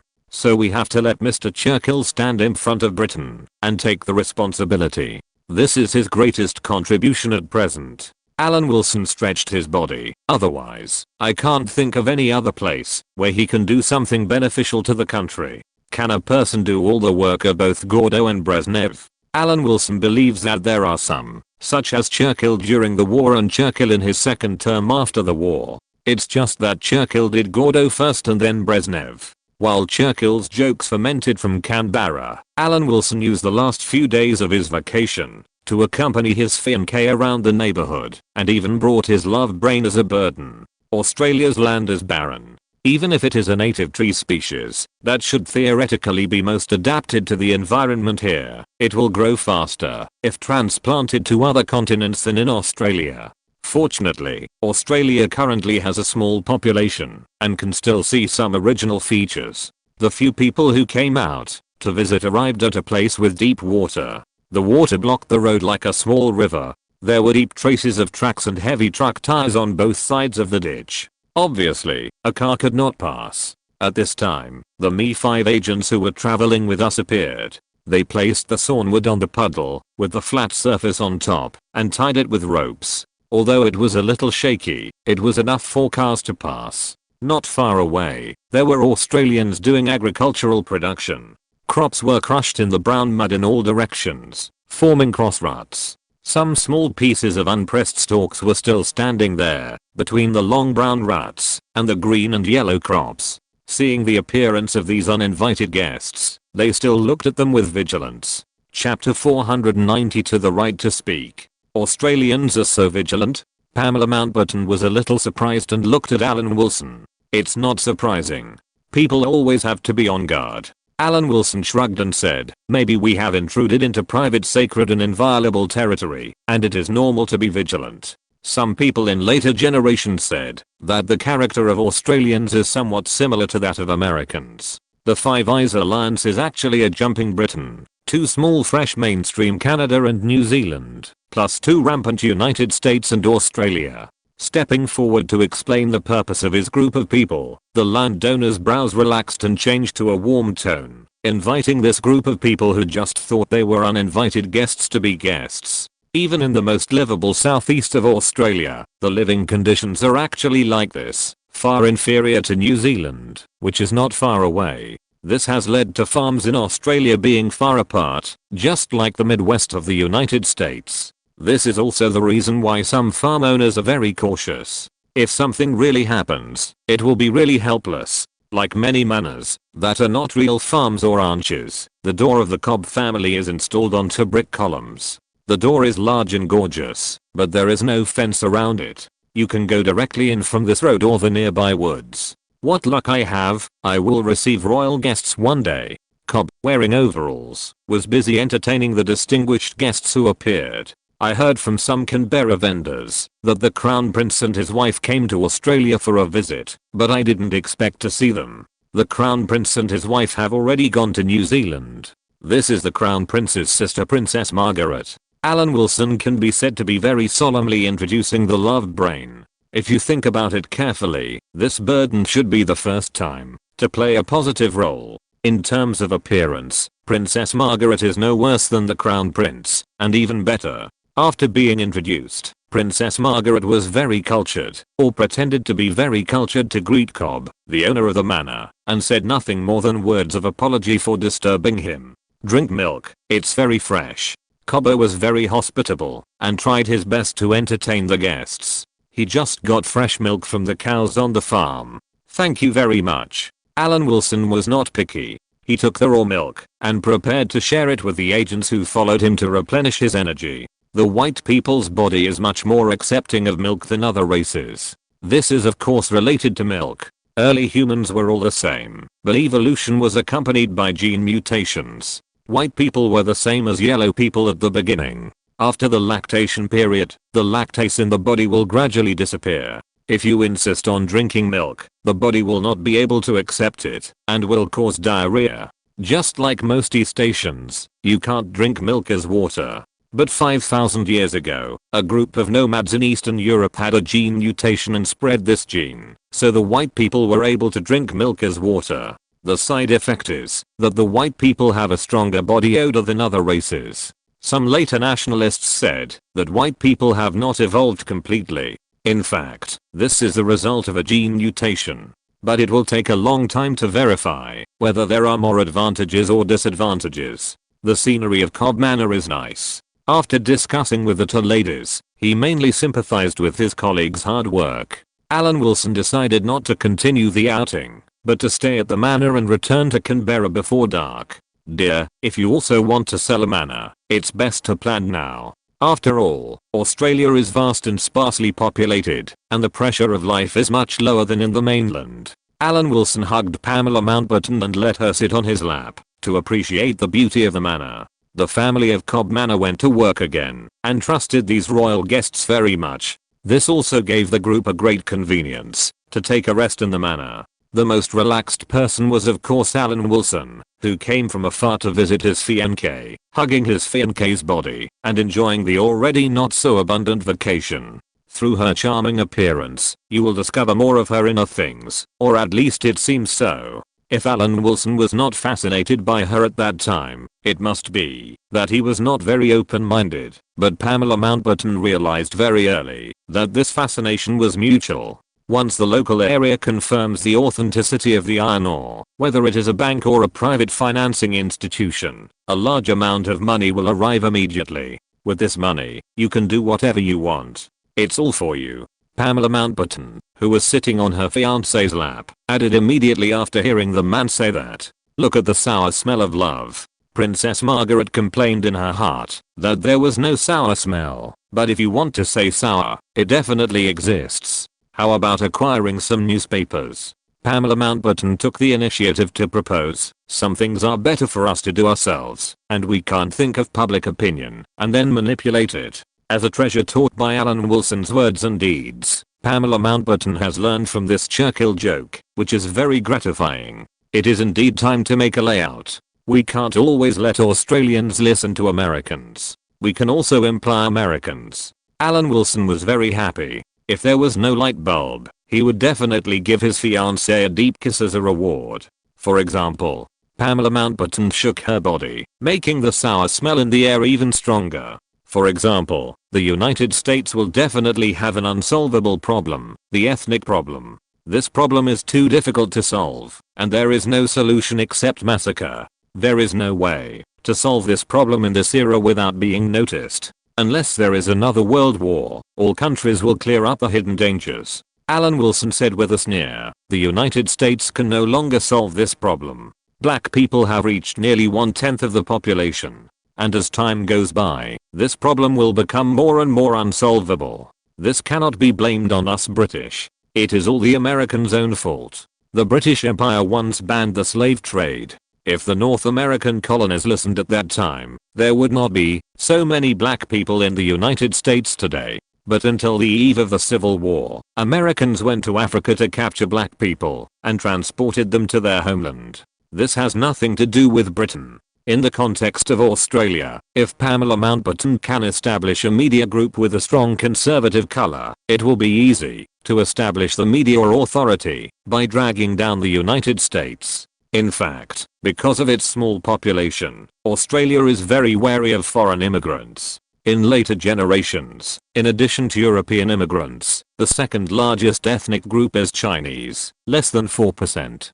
Australia's reaction speed is obviously faster than other countries, and its immigration policy towards Asians, including Chinese, has been tightened. As for immigrants from the Middle East, Australia has never relaxed its stance. It cannot be said that there are no peaceful believers in Australia, but there are basically none. This shows a sensitivity of Australians to ethnic issues. With this foundation, Alan Wilson believes that the effect of using the black issue to drag down the United States must be very good. When the iron ore company is almost established, you can say that Australia's geographical environment cannot leave the Asian market, but exchanges will inevitably lead to population migration. If you want to avoid the influx of Asian ethnic groups, you must filter this influence through reliable places. Alan Wilson taught his fiancée how to have the best of both worlds. The reliable place must be British Malaya. Pamela Mountbatten understood it immediately. We can also use the power of Australia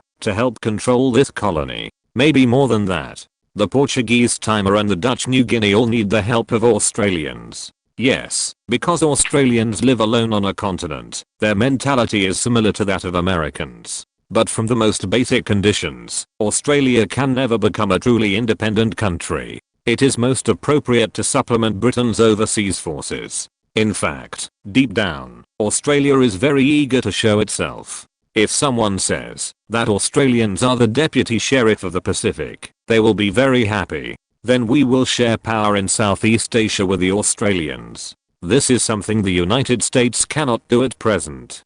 Pamela Mountbatten continued along Alan Wilson's line of thought. Anyway, the cabinet has the idea of shrinking to save money, so why not let the Australians fill this vacancy? Let Australia fill the vacancy, and Britain can take it back one day. If the United States fills it, it will never be taken back. Alan Wilson tapped his fiancée's nose and suggested, walk around, the scenery here is nice. Alan Wilson certainly supported Pamela Mountbatten's plan to establish a media group. If the Korean War broke out, there would always be a channel to prove that the so-called combat effectiveness of the US military was just that. Compared horizontally, it was not as good as the British Army, so Australia should not put all its eggs in one basket. So he also hoped that the media established by Pamela Mountbatten would be a conservative anti-immigration media, so that it would be convenient to drag down the United States. In the evening, Alan Wilson said goodbye to the owner of Cobo Manor, thanked him for the reception of the day, and took out some pounds as a thank you for disturbing him today. In fact, I was very wary of you at the beginning. Cobo, the owner of the manor, said a little embarrassedly. That's right. It's not wrong to maintain the necessary vigilance. Alan Wilson agreed, then stretched out his hand and shook it goodbye to the other party. The convoy started and returned to the city of Canberra. A few days later, the loan from the Royal Bank of Scotland was approved, and Pamela Mountbatten officially began her journey as the Queen of Iron Ore. Of course, the first transaction was to acquire several local Australian newspapers to establish her own voice. The reports on iron ore focused on freeing Australia from the label of being poor in iron, rather than discussing which piece belonged to Britain and which piece belonged to Australia. If you're listening to this novel on a channel other than Fanfic World, it means they downloaded and uploaded it without effort. We cordially invite you to visit our channel, Mundo Fanfic Novelos. There you'll find the original version of this story and you can explore many other novels of various genres. We're waiting for you to immerse yourself in a world of incredible novels. Chapter 493 Vacation is over. Tell this to Mr. de Havilland. This was not unexpected, Alan Wilson said to Hunter, the captain of Comet 1, and his face was not surprised at all. In fact, he was preparing to return to the United States to work, and wanted to use Comet 1 to enter the country, but was rejected. The Americans' refusal was of course very reasonable. After all, there were a series of provisions such as aviation management regulations to prove it. However, being denied entry was exactly what Alan Wilson expected. He had told de Havilland that the United States would find a reason to ban Comet airliners from entering the US market because Boeing also had a reserve of jet airliners in the United States, and the United States would not sit idly by and watch this market be taken over by the British. This time, no matter how tenable the reason for being denied entry was, it had proved to de Havilland that what he had said before was accurate. I believe that next, de Havilland knew in his heart how to deal with his American counterparts. Immediately, de Havilland in the UK knew about this, and at the same time, remembered Alan Wilson's words, that the United States would find a way to protect its market. Hunter and others could not go back immediately, because the Malayan High Commissioner was operating in secret recently, running back and forth between Dutch New Guinea and Portuguese Timor Island, to discuss the division of Japanese Southern Army prisoners of war. Let Jared Edward use Comet 1 temporarily, which can save a lot of time. Alan Wilson had nothing to say about this. He could think of other ways to go to the United States, and he was not bothered by it. From now on, Alan Wilson has begun to secretly imply the United States. Since the millions of troops crossed the Yangtze River, the artillery party is like a snow mountain collapse. Anyone with a discerning eye can see that it will take only a few months to occupy the isolated island and block the mainland. When Jared Edward appeared in Canberra again, the two also discussed this problem. It's just this small problem. You raise the rent of their agency in Malaya. I think it's better to increase it by 20 times. Alan Wilson heard the Malayan local emperor talking about the hard work of helping Alan and Pamela to do things recently, and took the initiative to suggest ways to make extra money. The Cannon Party certainly has offices in Malaya. He can't give Jared Edward the money anyway, but he can guide the local tyrants in Malaya on how to make money. Is this appropriate? Jared Edward raised his eyebrows. Although he thought it was a good idea, he still had some doubts. After all, it involved another country. What's inappropriate? Alan Wilson said without any psychological burden. There is no loss in testing it, and I guess they will agree. This kind of thing will happen again. This time they agreed, and when it goes up again after a while, you have the final say on how much money you can get. That's right. Jared Edward nodded when he heard it. Actually, what am I afraid of? I'm afraid of a bunch of defeated idiots. Yes, that's what we should do. The empire's diplomatic agencies have always remained in place. Prime Minister Adley's meaning is very clear. Abandon the losers. Alan Wilson said in an instigating tone. Don't squeeze the soft persimmon. If you miss this village, there will be no such shop. This is also to maintain the stability of the British colonies. Britain was the first country to recognize the new China. Prime Minister Adley once persuaded the United States to give up the Cannon Party, but it was true that it had no effect. This also attracted the bombardment of the Cannon Party's mother, who said that Britain was immoral. Of course, the Cannon Party's mother was relatively restrained and did not instigate the Americans to drop nuclear bombs on London as she did to her own country.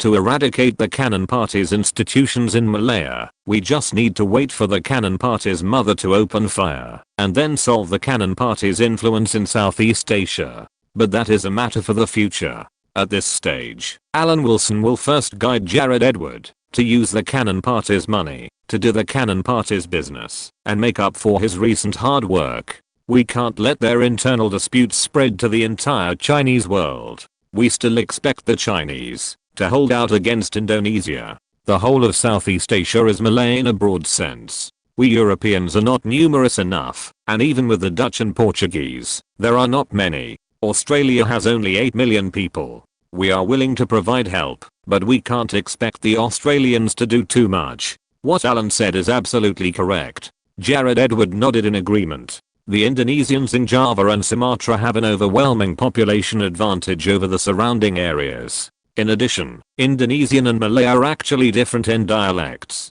In essence, they are the same language. The Malays are not particularly reassuring. Of course, there is nothing wrong. If Alan Wilson evaluates objectively, the most beautiful, meaningful, and far-reaching operation of the CIA during the Cold War was to kill the Indonesian Communist Party, the third largest in the world, and directly clean up the party with nearly 3 million members. As a result, the largest country in Southeast Asia has changed from a country that is in harmony with the Soviet Union and China to a spokesperson for the United States in Southeast Asia. But that was a victory for the United States. Since the success of Suharto's coup, the United States felt that the value of British Malaya was decreasing and began to drive Britain away. From this perspective, Alan Wilson certainly could not let the United States achieve its goal. Without Indonesia as an enemy, the colony of British Malaya would face pressure from the United States. After a while, Pamela Mountbatten entered the room and greeted Jared Edward, interrupting the exchange of experience among colonial officials. "Did I disturb you?" "No, Miss Pamela, I have finished talking to Alan." Jared Edward smiled and nodded, praising, "Miss Pamela's name has appeared frequently in newspapers recently. General Mountbatten must be proud of you. It's mainly because of Alan's help." Pamela Mountbatten smiled lightly, and her eyes full of tenderness fell on Alan Wilson. "You guys talk first, I'll be back soon." Alan Wilson stood up and signaled to go at his own convenience. The two must have been discussing the matter of the Southern Army prisoners of war, and he just went out to take a break to smoke a cigarette. Alan Wilson has his own red tape. For example, he usually smokes in a ventilated place, preferably a balcony. Alan Wilson, who was polluting the air on the balcony, felt someone patting him from behind. He was startled and spit a mouthful of second-hand smoke directly on Princess Margaret's face. He immediately reacted and apologized. "My dear princess, I'm very sorry." "It's okay." Princess Margaret waved her hand obediently and said indifferently, "I scared you. When did this annoying guy become so considerate?" Alan Wilson squinted his eyes. He was wary of women named Margaret. "The princess is looking for Pamela. She is talking about something inside. You can just go in directly." "No, I'm not feeling well. Pamela said you have a skill that can relieve fatigue. Can you help me press it?" Princess Margaret said expectantly, and found an excuse temporarily. "No problem." Alan Wilson breathed a sigh of relief. It was just this matter, a trivial matter.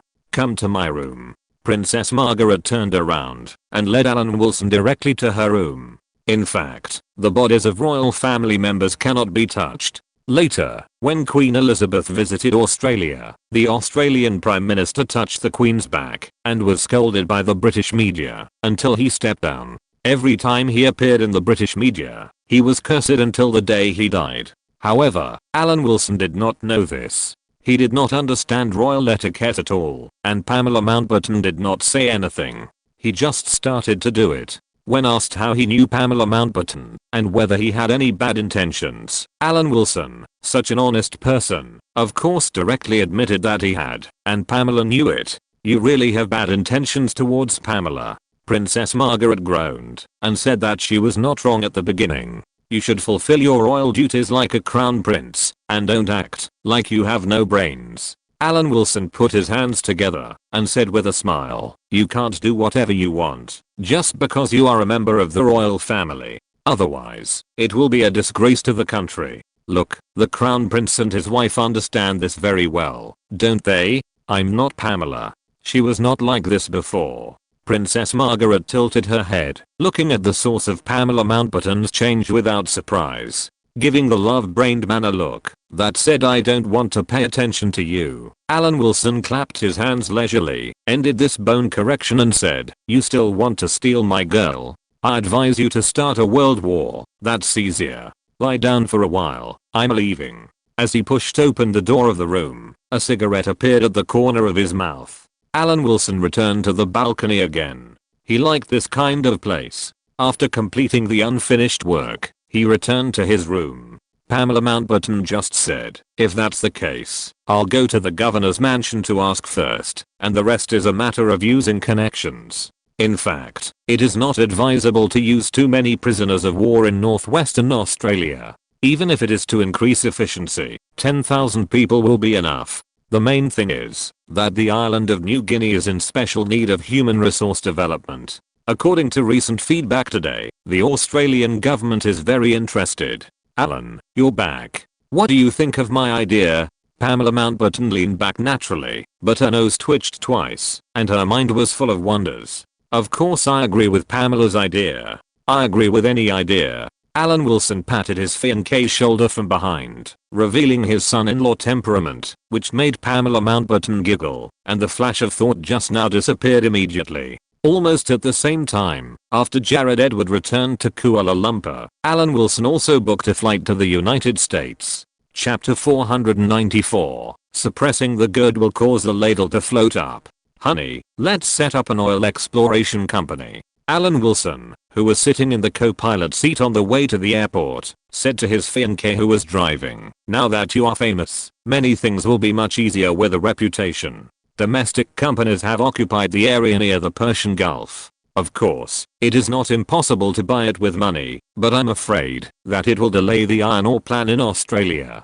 Pamela Mountbatten drove slowly and was reluctant to see her fiancé's vacation end. "Is it Iran or somewhere else?" "No, I will tell you when the time comes. It is best to do this with the French." Alan Wilson has narrowed down the destination. The French are mainly concentrated in North Africa. I don't know if his fiancée can understand. Iran is currently relatively stable. The United States, Britain and the Soviet Union divide the world into 3 parts. I don't know if the stability of the triangle can change the situation of Britain. Anyway, history is there.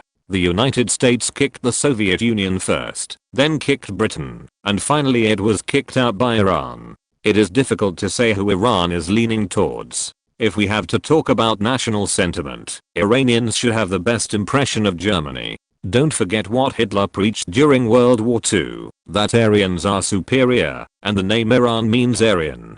Later in Iran, Germans were extremely welcomed. Iranians regard every German who comes to travel, study, or negotiate business as a VIP. Germans can enjoy treatment that exceeds that of people from other countries, such as priority reception, priority procedures, etc. Germany is also one of the most popular study abroad destinations for Iranian students, and German is the most studied language by Iranians after Arabic and English. At the University of Tehran, you can see many Iranian female students holding German textbooks during class breaks. In the 6-party talks on the Iranian issue, Germany is a country on par with China, Russia, the United States, Britain, and France, which shows Iran's inclination towards Germany. The country that denies that Germany massacred Jews is Iran, and Germany itself dares not deny it. Iran was a pro-German country in World War I and World War II, hoping that Germany would help it drive away English-speaking and Russian-speaking people. There are many competitors around the Persian Gulf, and Pamela Mountbatten is not suitable to enter yet. She should wait for the opportunity first. There will always be a chance to enter. French, North Africa? Pamela, who has been deeply influenced by Alan Wilson's politics, quickly found her fiancé's idea, Algeria, or where? We will know when the time comes. First, get the iron ore business done, and don't be too greedy. Alan Wilson smiled slightly. Pamela Mountbatten was also very obedient and didn't ask.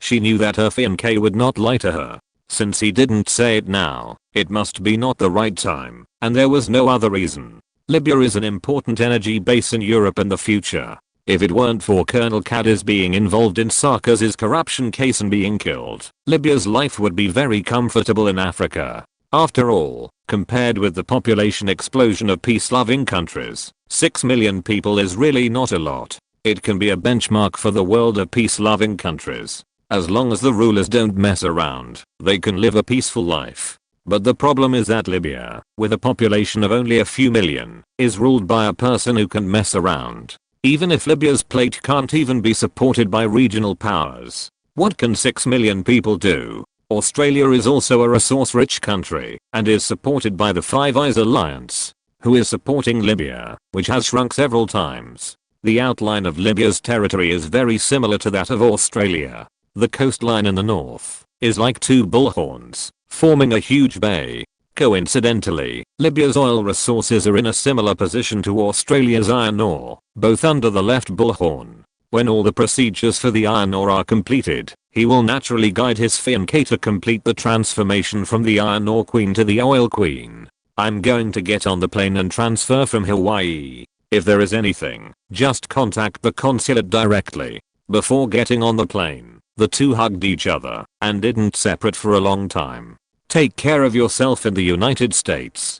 I'll finish my work in Australia and build the Harkson Manor when I return home." Pamela Mountbatten leaned her head on the man's shoulder and said something about building a love nest together. "Be sure to contact me when you start work. That's a home." Alan Wilson sighed. "There are too many things to do. I feel a little sorry for keeping you busy. I'm just busy with nonsense. You're busy with the real things." Pamela Mountbatten was a little embarrassed. "You're busier than the Prime Minister. He just doesn't have the power of the Prime Minister." After adding a sentence in his mind, Alan Wilson dragged his suitcase and waved his hand, disappearing from the woman's sight. Vivien Leigh's beauty, with a high rate of turning heads, is not limited by gender. She is smart and quite sociable. She has a legitimate and generous income, and is really willing to be with Alan Wilson. Although this venture into Hollywood was not successful, the success of the Barbie doll company also allowed many Hollywood actresses to have a share, making the British treasure very important in the Hollywood circle. The gods have been pampering Vivien Leigh for a long time and often do so. Alan Wilson feels that he should be envied by everyone. Because of her health, Vivien Leigh had been staying at home for several months and refused to participate in any social activities to concentrate on waiting for the birth of her baby. Naturally, Alan Wilson came to her house by himself and did not let the British baby greet her with a big belly. Vivien Leigh was able to stay at home for several months without going out, which was a very big sacrifice. After all, there were not many women like Greta Garbo who loved staying at home. Alan Wilson turned off the TV, grabbed a bag of fried corn chips, stepped over a pile of clothes thrown at the door, and walked into the bedroom. He didn't know when he had a bottle of red wine in his hand. Although Hollywood has passed its golden age, the golden age of the United States will continue for some time. At this time, the American television industry is booming, but Alan Wilson can only see boredom. He is only interested in the mutual criticism of the two parties. However, the Democrats and Republicans are obviously still a little cautious on TV, which is far less lively than what they see in newspapers. Vivien Leigh was lying on the bed. Although her belly was bulging, it did not damage her beauty. She just watched the man approach step by step. Alan Wilson took out 2 tumblers, took out the bottle he had brought with him, and filled both glasses. He handed Vivien a glass. The 2 glasses clinked, and the 2 looked at each other, staring at each other. Alan Wilson drank the whole glass, and Vivien barely took a sip. They put down their glasses and hugged each other on the huge bed. His hand slid down her back and then came back up to touch her bare shoulders, her arms and shoulders. Vivien grabbed his arms adoringly, then raised herself up to kiss the man's neck, and the big British treasure felt happy at the moment, and the little unhappiness that Alan Wilson had left the United States had long disappeared. Alan Wilson stopped to fill another glass of wine and then quickly drank it. The bottle was now empty. He put his arms around her again, and she leaned into him, without words, but full of friendship. Reaching out his hand and resting it on Vivien's abdomen, Alan Wilson, who had drunk 2 glasses of wine, smiled with pride. He remembered that every curve on her body was just right. Her waist was so thin that she could be encircled with 2 hands. Her legs were long, strong, and well defined. "What's wrong?" Vivien finally spoke. She felt that Alan Wilson's eyes were very strange. "Your curves were so good before. Now you have sacrificed too much for this child." Alan Wilson did not look guilty, but was very proud. "After the birth, it will definitely recover, otherwise you will be disappointed." Vivien pursed her red lips, obviously still cared about this issue very much. "You won't be disappointed. I'm very sorry that I haven't paid attention to it these 2 days." Alan Wilson spoke sincerely. "It's my incompetence. I didn't let things develop in the direction they needed to, so I was a little depressed." Alan Wilson was originally concerned about the embarrassment of Chittagong, but he forgot that he had worked in British India for more than 2 years and strengthened the power of Hyderabad. After the ceasefire in Kashmir, just as the autumn wind swept the fallen leaves in East Asia, Nehru, who had freed up his hands, also launched an attack on Hyderabad. Nehru, who was relieved from the Kashmir War, finally began to clean up the princely states. This news made Alan Wilson feel a little frustrated. When the Kashmir War broke out, he had hoped that Ali Khan would fight and stab the Indian government in the back. But in the end, for various reasons, Ali Khan still took a conservative attitude and did not express his determination. to fight to the death. Indeed, it is really difficult for a rich man like Ali Khan to take the initiative to fight to the death with the Indian government. In the end, Ali Khan, who was only stabilizing the internal situation, waited for the Indian government to take action at this time. The current war situation is unclear, and the latest news has not yet been heard, but Alan Wilson knows that as an inland princely state, Hyderabad does not have the strength to confront the Indian central government, and even foreign aid cannot come in. Failure is certain, the only difference is how long it lasts. If a few princely states can stand on Ali Khan's front, they may get a favorable condition.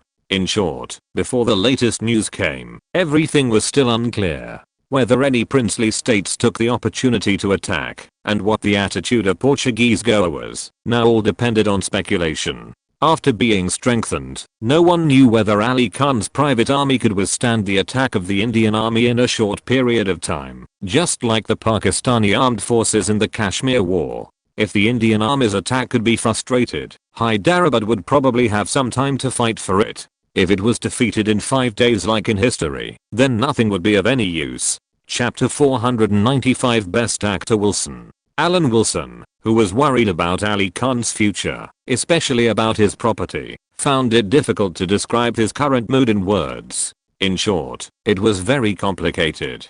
Are you worried about your friend, Maharaja Ali Khan? Vivian Leigh guessed part of the man's thoughts and asked. It's both. Ali Khan has helped me a lot from the perspective of connections.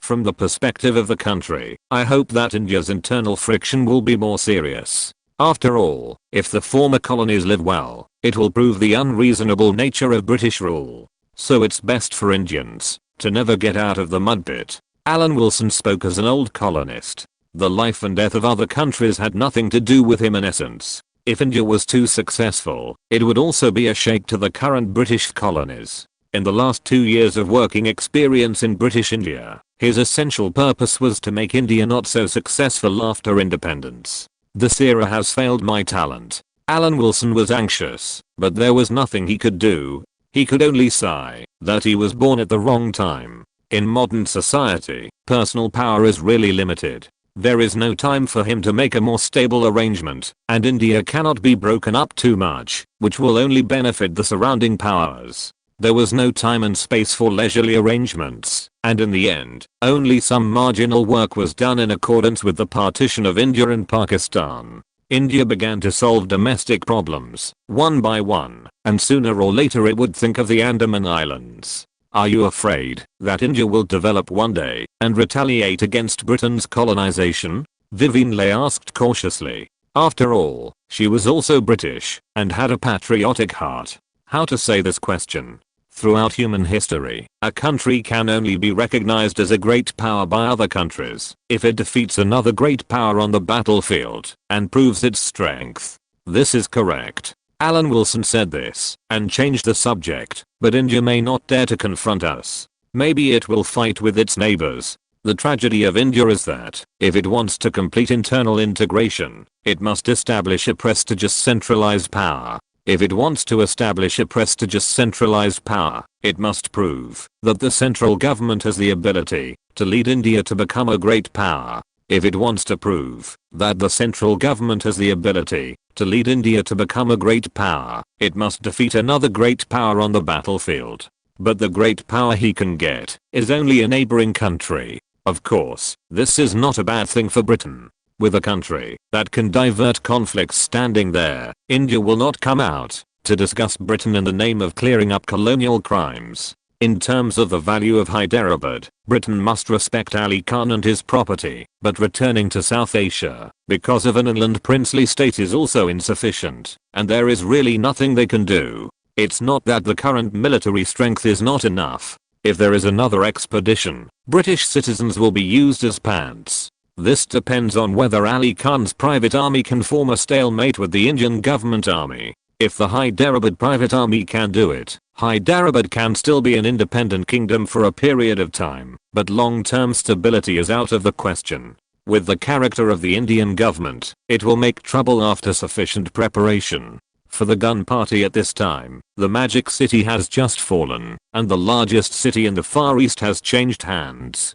But in terms of territory, the gun party seems to be able to struggle. Alan Wilson is now preparing materials, repeating the old tune of the domino effect, and delivering shells to his friend McCarthy. Paying attention to the subcontinent is just an outburst of the thinking of the former colonists. It is not a big deal in terms of the impact on the world. However, one thing caught Alan Wilson's attention. It seems that Mr. Kennedy, the future Attorney General of the United States, has become the legal advisor of Senator McCarthy. It must be said that, although birth cannot determine everything, it can also determine many things. Many opportunities that are usually expected are within their reach. Can a person who has just graduated from college directly become a legal advisor to a senator? Of course it is possible, as Robert Kennedy's own experience can prove. At this critical moment, the internal political environment of the United States is rare, like the paragraph in Mark Twain's campaign for governor.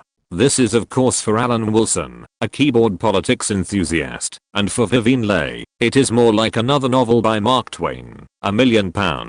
It is rumored that there is £1 million of British treasures. What they do every day is to watch TV in the spacious mansion, and take out a fixed time, to fiddle with potted plants. It seems that they want to let their unborn children feel the beauty of the world in this way. Vivien Leigh was very much in favor of Alan Wilson's suggestion to take a family photo. Their relationship could only be kept underground. As a consul, she was very touched that he could take a photo with her. What a wonderful life. Alan Wilson, who could develop photos, couldn't help but sigh. There was a lot to be done in the vast world. Just a photo moved the British treasure to tears. It can be said that it was very worthwhile. In this free land, Alan Wilson was not as constrained as in Europe.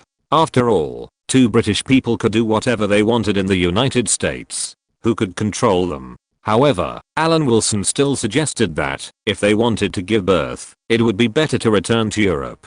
Of course, this was just a suggestion. After all, Vivien Leigh's connections in the United States might not be enough, and she could not do it like Garbo did without anyone noticing. However, if she could get Garbo's help and find a private hospital with absolutely no problem in medical skills, such as the one Garbo had, it would not be impossible. The most important thing was reliability. The choice of this matter is still in Vivien Leigh's hands. Going to Europe will naturally bring benefits.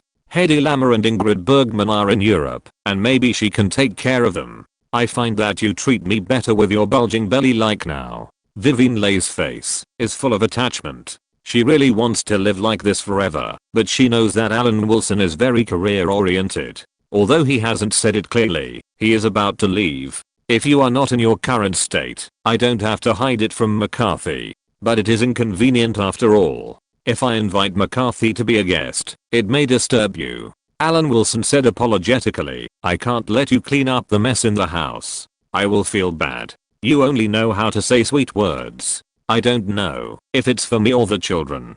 Vivien Leigh was overjoyed, but her face didn't show it. Of course it's both. I'm more relaxed than ever with you. I'm much happier than in London. Alan Wilson looked like he was upset by the Mountbatten family. He successfully established a better persona in Vivien Leigh. Alan Wilson once righteously accused Katharine Hepburn's boyfriend of being a freeloader under the pretext that Catholics cannot divorce. What he is doing now is similar. The eldest brother is not to mention the second brother. Alan Wilson left the West Coast and started an unknown journey, approaching Senator McCarthy step by step. It was a sunny afternoon. The two were like old friends. When they met, they showed the bottle of wine without any hesitation. As Senator McCarthy's most compatible foreign friend, Alan Wilson naturally talked about the political issues that men are concerned about. McCarthy certainly cared about it, otherwise he would not run for the Senate. Recently, McCarthy has actually been quite unlucky. Because of this drinking problem, a group of media are very unfriendly to him. His senator career began in 1946. 3 years have passed since his term. Whether he can be re-elected and become a senator who has a foothold in the political arena, rather than a flash in the pan, the issue of re-election is crucial. The current situation is not optimistic. Alan Wilson also responded with a sad face, saying that he had his own troubles and encountered problems at work. McCarthy was naturally very curious. Alan Wilson brought up the recent military action in Hyderabad and said sadly, Mir Osman Ali Khan is my best friend in India. I'm very worried about his situation. Oh, my friend, can't Britain interfere? Didn't you say that Nehru is a socialist? For the citizens of the free world, Britain should interfere. McCarthy made a drunken suggestion. My friend Joseph, you should know that this matter is not that simple. Alan Wilson smiled bitterly and asked in an aggressive tone, isn't your government's response to the changes in the Far East also ineffective? It can only be said that every country has its own difficulties. I'm pessimistic about the future. The world may be destined to be dominated by the Soviets in the future, and we can't do anything. The whole world is full of forces yearning for the Soviet Union, and we can only let it go. This is the case with Britain and you in the United States. We are finished. If Britain dares not act rashly, because there are Soviet supporters who grew up in the war everywhere in Europe, and the danger to the United States is still within controllable range, as long as it starts to pay attention to this issue, it can be completely resolved. But now it does nothing. What else can I say? Pessimist Alan Wilson, with tears in his eyes, seemed to be crying for the international order established by the British Empire for more than 300 years, which was about to disappear. Emotions burst out, tears were about to fall, and it might be this kind of thought, that one has the will to kill the enemy, but is powerless to save the situation. Today, Alan Wilson discovered that he not only has the talent of a prime minister, but can also play the role of Guanari, who was defeated and fled to Macheng at a critical moment. The words and deeds of many movie queens are still effective. No, Alan. The Soviets can't ride on our heads. McCarthy encouraged Alan Wilson in turn. Britain still has the support of many overseas territories. When McCarthy said this, Alan Wilson, who originally didn't feel anything, really showed some sincerity. The biggest threat to overseas territories is you, the United States. Chapter 496 Killer Instinct McCarthy. Alan Wilson, who was screaming in his heart, was full of emotion at this time. If it wasn't too late to come to this point, would the United States still want independence? Let me tell you that the German gas chambers are not professional in my eyes. From Boston to Florida, if you can't be crushed to death, you Americans are considered strong. However, the situation is stronger than people, and Alan Wilson can only express his sadness in his pessimism about the future world. Britain has sufficient political adaptability, and I believe London can solve this problem. McCarthy finally comforted his friend and smiled bitterly. I'm also in a lot of trouble now. Some third-rate newspapers are full of attacks on me, and my life is not very smooth. In the face of difficulties, are we the same? The most important thing for politicians is the support rate. Alan Wilson calmed down and changed his tone maliciously. Britain's citizens were influenced by the Soviet Union, which led to the Labour Party coming to power. It mainly depends on whether the American citizens are patriotic enough. Politicians sometimes have to make themselves popular enough. McCarthy was slightly startled, thinking that he seemed to have grasped something. British politicians succumbed to public opinion and had to play tricks with the Soviet Union. If the American public opinion was the opposite, wouldn't it consolidate their support rate? At this moment, facing the unfriendly public opinion, McCarthy showed the killer instinct of a politician. If he could establish himself as an anti-Soviet hero through something, and have a large number of supporters, the senator's re-election would be a foregone conclusion, and he might even be able to imagine a more important position in the future. McCarthy didn't mind whether it was moral to do so. Sometimes, for the sake of national interests, he had to hurt some good people and cooperate with some people who shouldn't cooperate. What's more, this was done so that the United States would not repeat the mistakes of Europe and form a situation where the tail was too big to be removed. McCarthy himself had no self-interest and was doing it for the country. How could he be blamed? Don't let the United States become the United Kingdom now. Alan Wilson, who was drunk, was weak and crazy. This sentence was like a spell on McCarthy's head. Hang those who laugh at the free world. Alan Wilson, who was pulled out of the hotel by the senator, was still talking nonsense. It had always been McCarthy who was drunk unconscious. This was the first time he pulled another drunk in a relatively sober state. This feeling was very novel. Last year's election had a far more severe impact on the Republican Party than anyone had imagined. This unexpected defeat caught the Republicans off guard. Everyone has realized that the political legacy of the New Deal, the state's dominant position in economic activities, has been accepted by mainstream voters, and any effort to directly overturn this reality has become extremely difficult. At the same time, in diplomacy, the Republican Party has fully supported the Marshall Plan launched by the Democratic Party. As a result, the Republican Party was completely passive in domestic and foreign affairs for a while, and it was actually unable to fight back. McCarthy, whose killer instinct had been accidentally stimulated by Alan Wilson, felt that he had found the key to re-election as a senator, and could even lead the already troubled Republican Party to fight back, and even save the United States. McCarthy studied law in his early years, and he knew that he had to find loopholes in today's laws before he could act, and there really was one.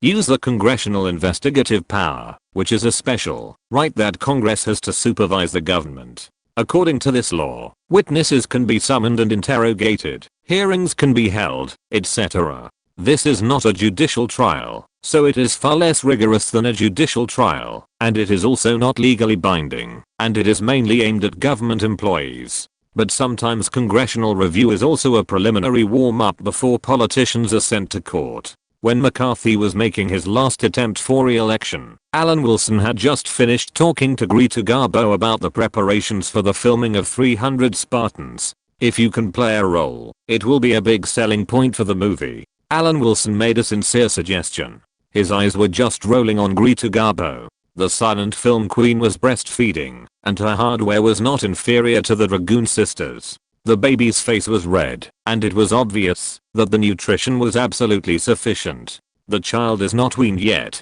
At least the child must grow up. It was a man with the same status as her husband who personally invited her. Greta Garbo did not directly refuse, but said that the objective conditions were there. After all, it was a war drama, and even if she played a role, it would only be the icing on the cake. Other clips could be shot first, and her part could be reshot. So, Greta, you agreed? Alan Wilson stepped forward with a playful smile and pressed against Greta Garbo's back. I'm very grateful. Thanks or something. It's not appropriate to say in this context. Greta Garbo narrowed her eyes and said meaningfully, if this man really wanted to thank her, he should thank her for giving this child life. Greta Garbo, who was already enjoying being a mother, also found happiness outside of living alone. You have recovered. Let's be intimate. Alan Wilson hugged the silent film queen's body. I can't do anything about you. Greta Garbo snorted lightly, but she didn't object explicitly, because her body also needed it. Greta Garbo looked at the man with a flash of surprise in her eyes. His flames warmed her, making her doubt that she seemed too cold all her life, so she wanted to get closer to this burning man, to this volcano that erupted with energy, vigor and strength. She felt that she had to get closer to him, but she was also resisted. There was a counter-impulse that forced her to retreat. After a few months of absence, the Boston consulate is still in the routine. It is hard to say what specific changes Alan Wilson's departure or return will bring, just as no one can predict tomorrow. But that is for most people. Alan Wilson cannot predict tomorrow, but predicting next year or even a few years is not a problem. On the radio, McCarthy's speech on dominoes was reaching his ears, which made Alan Wilson, who had been listening to decadent music recently, sober up a little and regained his interest in keyboard politics. When they were drinking together, he didn't realize that McCarthy's speech was quite emotional. His voice, which had been influenced by alcohol for a long time, was quite deep, and he had the ambition to point out the world. However, McCarthy did have the qualifications. Senators were definitely not small figures in the United States. If he succeeded in re-election and proved that he was not a flash in the pan, even more limitless. The long-term indifference and conservative style are the biggest mistakes of this government. I don't know what happened. This is a free country, the federal government of the United States of America, but it turned a blind eye to the obvious danger and the harm to the free country. The Soviet Union is launching a fierce attack on the United States in an unprecedented way, and with various means. Look at Europe now. What is really worrying is not the Iron Curtain that people of insight say. That is not a clear boundary. Outside the Iron Curtain, the country that once gave birth to many great people has been held hostage, and they have to smile at the Soviets. Consul, is this senator talking about us? Wick heard this and looked at Alan Wilson with a complicated tone and asked, yes and no, it depends on your perspective. Everyone has different judgments when looking at things. Alan Wilson said calmly, when dealing with a specific matter, we may see it from the positive side, but we will overturn our previous judgment from another perspective. Things are universally connected. Do you know who said it? Who? Wick recalled the famous sayings of many British politicians, but still couldn't remember. Lenin. Alan Wilson laughed, and then said, so we have to have our own judgment, and observe for ourselves, instead of believing what others say. MacArthur's speech was still going on the radio. According to MacArthur's definition, the current British Prime Minister Attlee would not be able to escape the accusation of being a Soviet spy. However, he is a US senator and of course he has freedom of speech on American territory, although the value of this freedom is just that.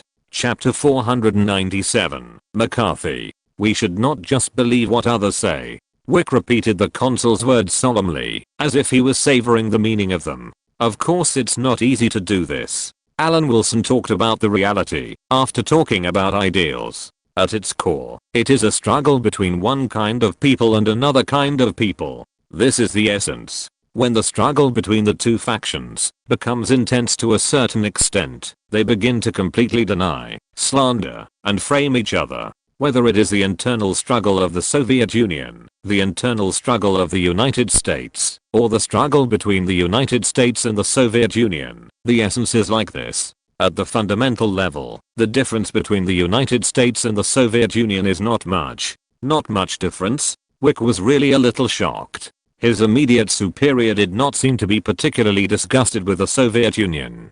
Dear Consul, then why should we confront the Soviet Union? Everyone has his own perspective. From my perspective, my fiancée Pamela is a noble. Of course I have to stand on her side. This is the reason. Alan Wilson thought for a while and said, for the British Empire, the fairness pursued by the Soviet Union is to disintegrate the international environment that is beneficial to Britain. We have colonized so many countries. If those colonies are equal to us, won't they retaliate against us one day? Wick was silent and obviously thinking. Alan Wilson listened to his good friend MacArthur's high-sounding talk with great interest. In fact, from the perspective of the United States, what's wrong with opposing everything about the Soviet Union? McCarthy also stood at the forefront of the times. Didn't Reeves say that even a pig can take off if it stands at the forefront? Moreover, there are indeed many spy networks operating in the United States, which are even larger than those in the United Kingdom,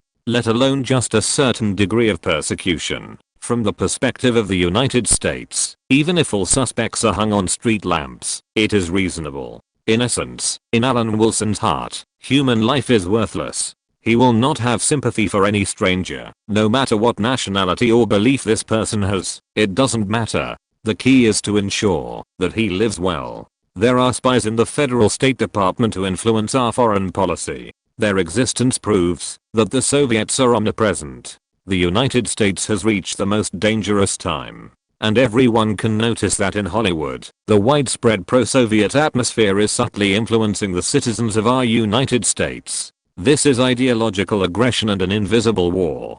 Turning off the radio, Alan Wilson knew without thinking what the consequences of MacArthur's remarks would be. What made him most gratified was that MacArthur's first appearance pointed the finger at Hollywood.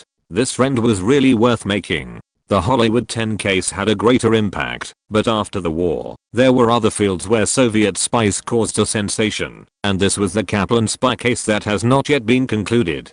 Judy Kaplan was born in a Jewish businessman's family in New York. When Kaplan was studying at the Berison School of Social Relations, she was a celebrity in the school. In World War II, facing the invasion of Germany, the Soviet people put up a tenacious resistance.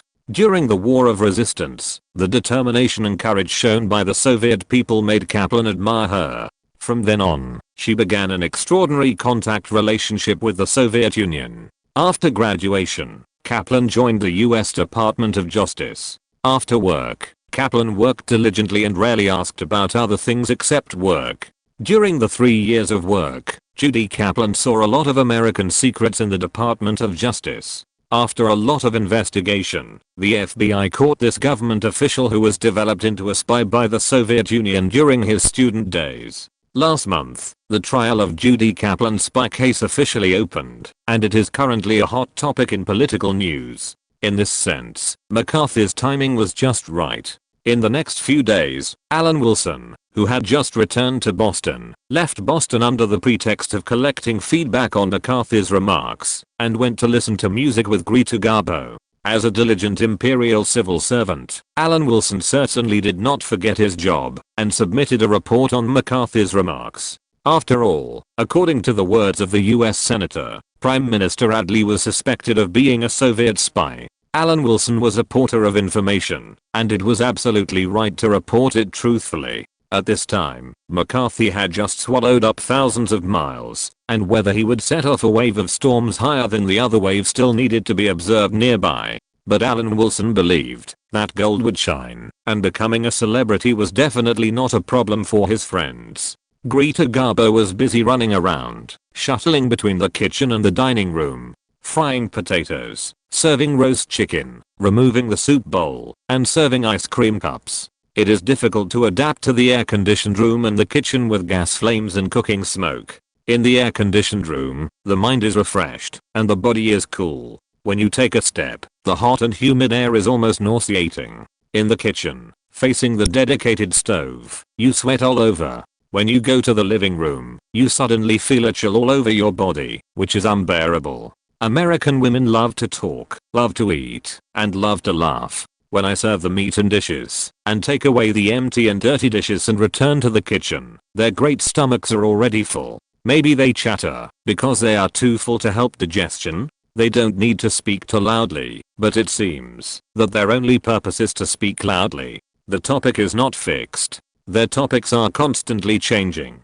First, they talk about something that is no longer popular. Skirts are getting shorter and shorter, etc. Just when you hear a clue, they suddenly turn to the topic of how to make cakes. Just halfway through the conversation, they talk about some news inside the Democratic and Republican parties. They are in high spirits and talk about everything.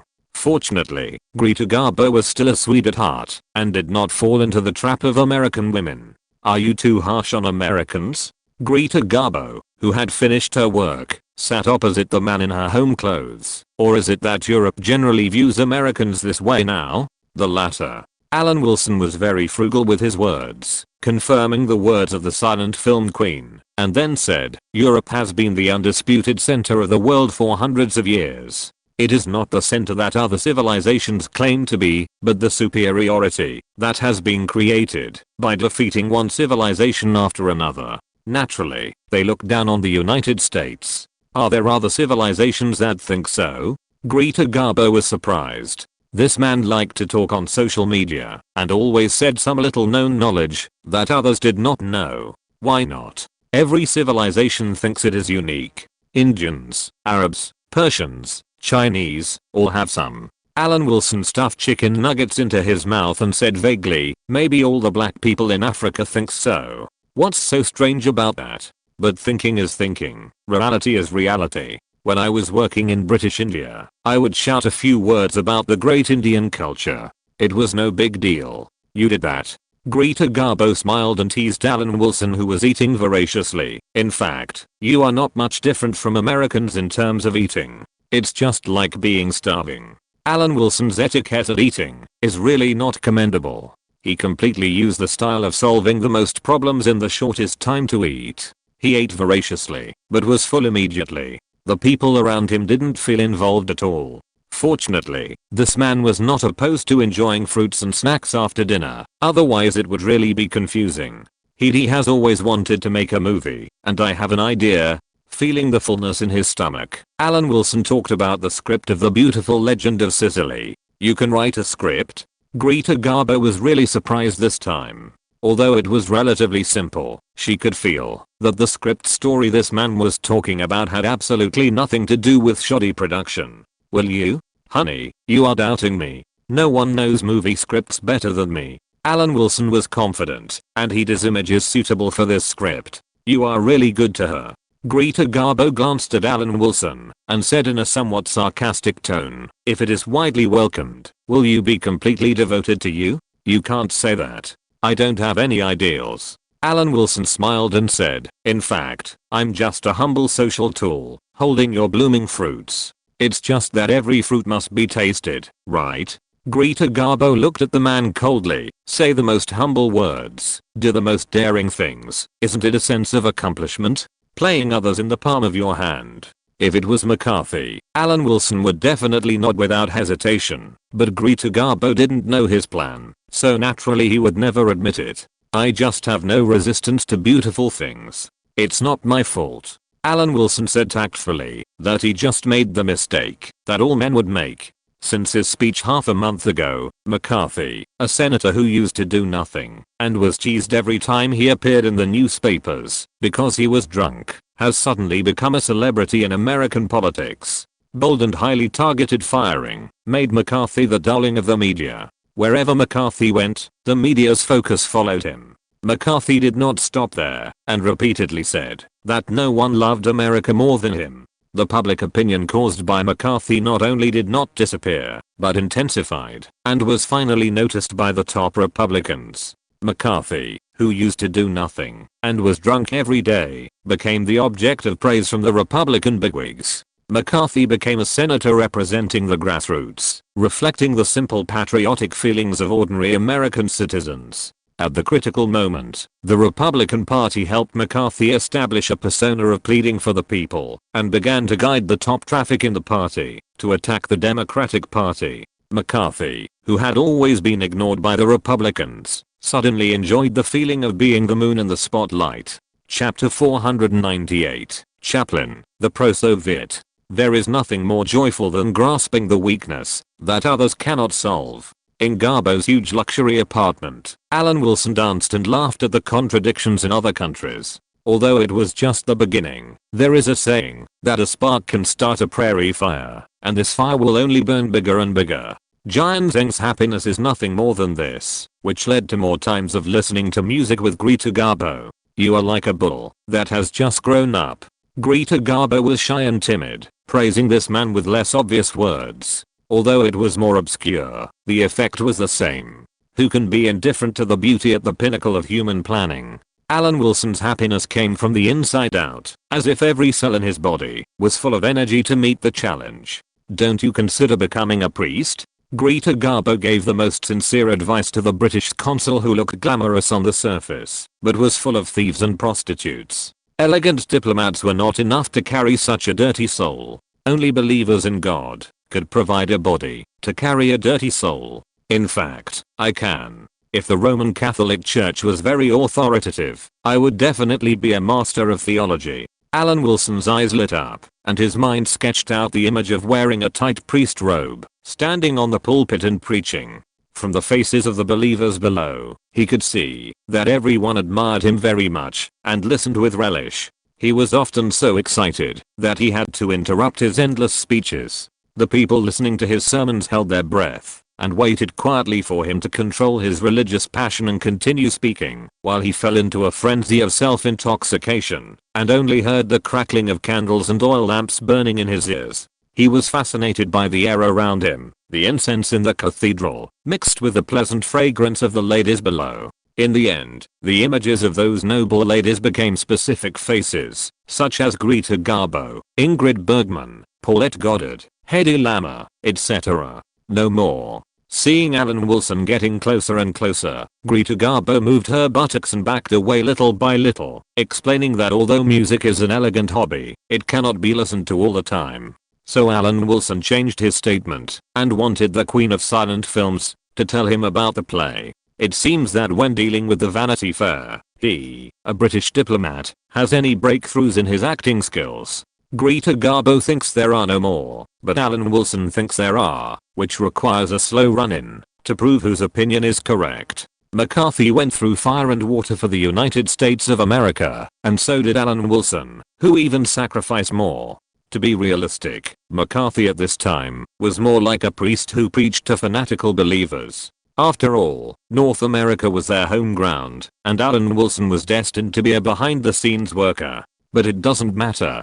For the British Empire, he, a hard-working civil servant, can accept this reality. Witnessing McCarthy's short time, from a mediocre and invisible person to the center of the American political stage, he was domineering and arrogant, stirring the wind direction of the city on the hill. Holding political news published in different newspapers, one published McCarthy's accusation that the Democratic government should lose China. That one talked about McCarthy's concerns about the pro-Soviet atmosphere in Hollywood.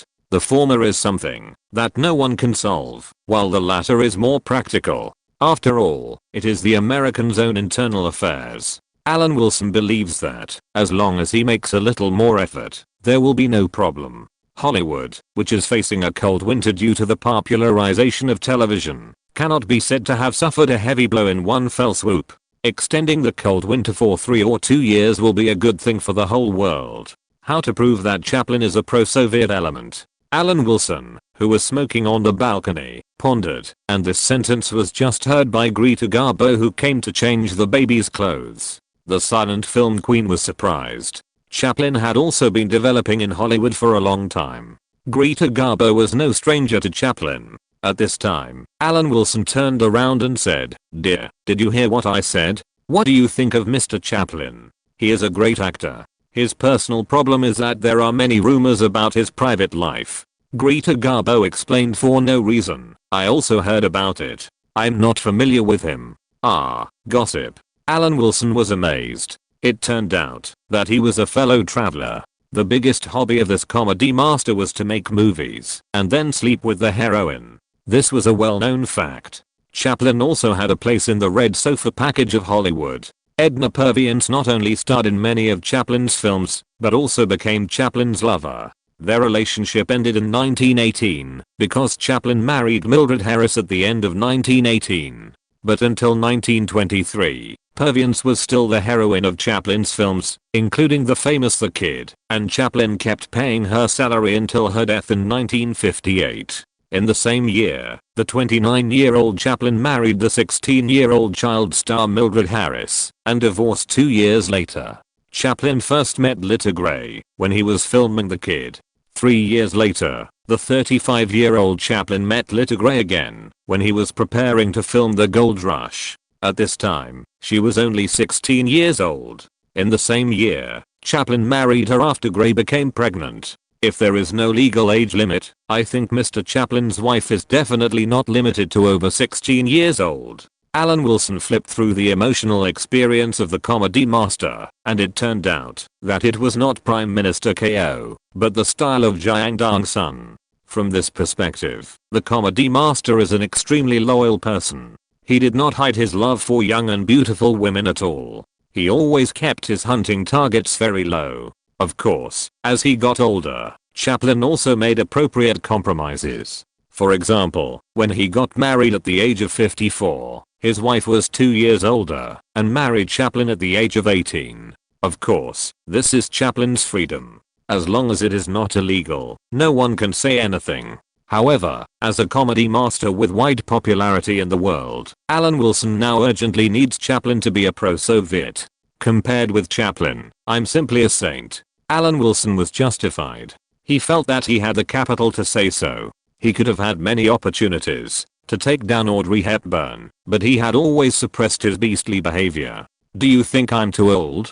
Greta Garbo was unwilling to hear it. Age is the pain nerve of the silent film queen. No, I just criticized this pro-Soviet. Alan Wilson reacted immediately, accompanied by a smile to comfort MILF's mood, and said, by the way, that he and Chaplin are not the same kind of people. It wasn't originally like that. Chaplin only liked young people, while Alan Wilson was different. As long as she was beautiful, she didn't necessarily have to be young. It can only be said that the combination of the two is the best.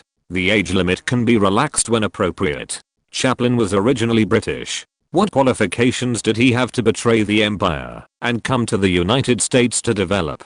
It was just the right opportunity to force this person back to Europe. United Artists was founded in 1919 by 4 famous directors and actors: Chaplin, Fairbanks, Pickford, and Griffith. It gradually developed into one of the 8 major companies that controlled the production and distribution of American films. Naturally, this must be a pro-Soviet base.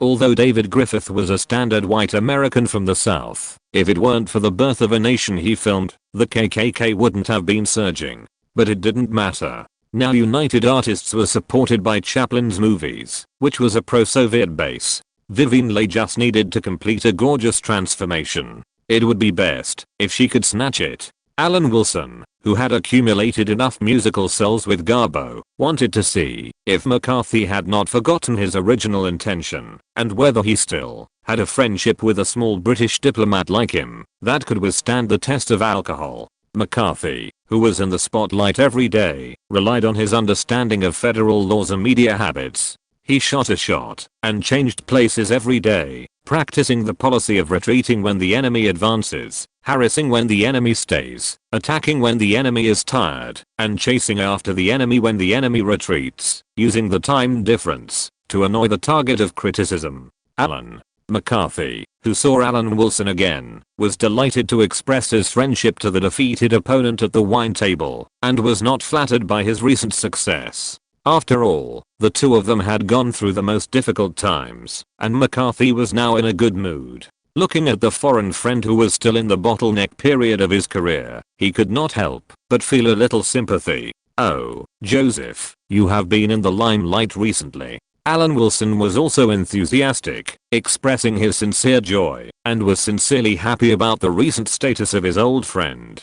"It can't be said that you are in the limelight, but you have worked harder for the United States," McCarthy said with a reserved look, and then offered a drink. Alan Wilson certainly would not object, and subtly expressed his envy of McCarthy's recent situation. While drinking, McCarthy, who had just finished today's bombardment of the federal government, naturally accepted all the compliments. Alan Wilson was not unable to understand the joy of finding the new code of wealth, and at the same time gave appropriate, but absolutely not excessive suggestions. Although those who engage in art are kneeling on the ground and punching, those people's occupation of the right to speak is very troublesome. This struggle is destined to be difficult. My friend, you may face slander and serious injuries. This is all predictable. We must find a way to knock down those people's right to speak. For those pro-Soviet element in Hollywood, any means are not excessive," McCarthy said with confidence, as if he would do anything for the free world.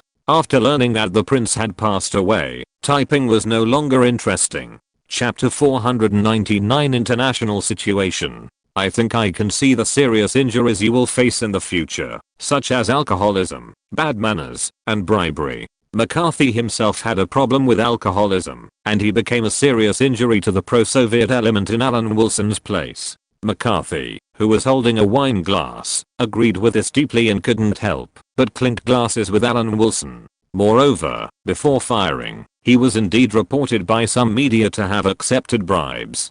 Now, all these problems can be attributed to the rumors spread by the pro-Soviet element. "Alan, if it were you, how would you deal with the enemies hidden inside?" McCarthy drank heartily and asked for solutions without hiding anything. "There are inside, and the fortress is conquered from the inside. If we can find one of our people in Hollywood, this matter will be very easy to handle." Alan Wilson shook the wine glass in his hand and gave appropriate suggestions. "Yes, I want to meet Reagan, if I have a chance." McCarthy nodded in agreement. "That way I have a better chance. We can't be too optimistic.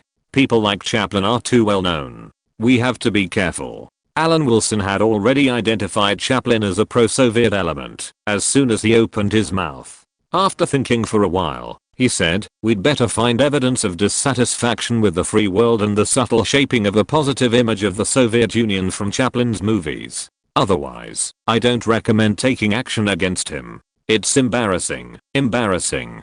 Can't you find a reason? For example, Chaplin's recently released movie, Mr. Verdalks, is very inconsistent with the American spirit. The main plot is, in 1930, Henry Verdalks, a bank clerk before the World Economic Crisis, married some rich women under many fake names in order to get rid of his predicament, and then killed them one by one. 14 women became his victims one by one. After the conspiracy was exposed, he was arrested and eventually sentenced to death. During the economic depression, the bank collapsed, and he was also fired. Verdalks had a disabled wife and a young child to support. His efforts to make a living failed, and he finally took a risk and killed people for money. Mr. Verdalks has been doing this ruthless business seriously ever since. If it were in the world controlled by the Soviet Union, Alan Wilson felt that terror and the prohibition of violence would be very appropriate. But in the United States, more appropriate charges can be used, such as subverting the country. Unlike the former, the American version of the excuse is imprisonment. What is imprisonment? If Alan Wilson said objectively and neutrally, if possible, he really didn't want a comedy master like Chaplin to go to jail. After all, the core of comedy is tragedy. He only had a very reasonable wish, which was to let Chaplin die, and this wish was not excessive at all. See you when you are free. After having a good meal and a good drink, the two of them left the hotel arm in arm. McCarthy said under the influence of alcohol, "In fact, our ambitions are so similar, but you are more outstanding in love luck. HMM. Alan Wilson looked at McCarthy suspiciously, laughed and said, "It's okay. Don't hide it. You and Vivian are both British. The United States will not pay attention to these things. You are my friend. If you need help, just tell me directly." McCarthy showed a smile that all men understand. McCarthy, who has been in a turmoil recently, met a friend who can be said to have supreme authority in the United States. Everyone knows that he is there, but everyone treats him as if he does not exist. He is the director of the FBI, Hoover.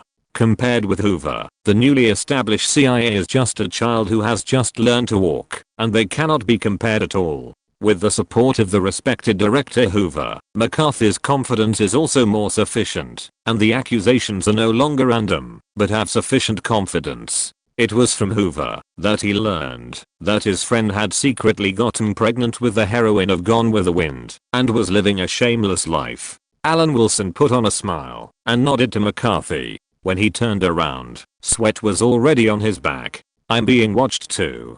From McCarthy's words, Alan Wilson knew at once that his trajectory in the United States was also under surveillance, and even Vivian Leigh's pregnancy was known. Although from the perspective of the country, this is by no means a matter worthy of attention, but he doesn't like this feeling. As for which department it is, considering the division of responsibilities, it should be the Federal Bureau of Investigation in charge of domestic work in the United States. The director is Hoover, who has been in office until his death. Now he has to thank himself for meeting McCarthy again. After all, knowing is better than being ignorant.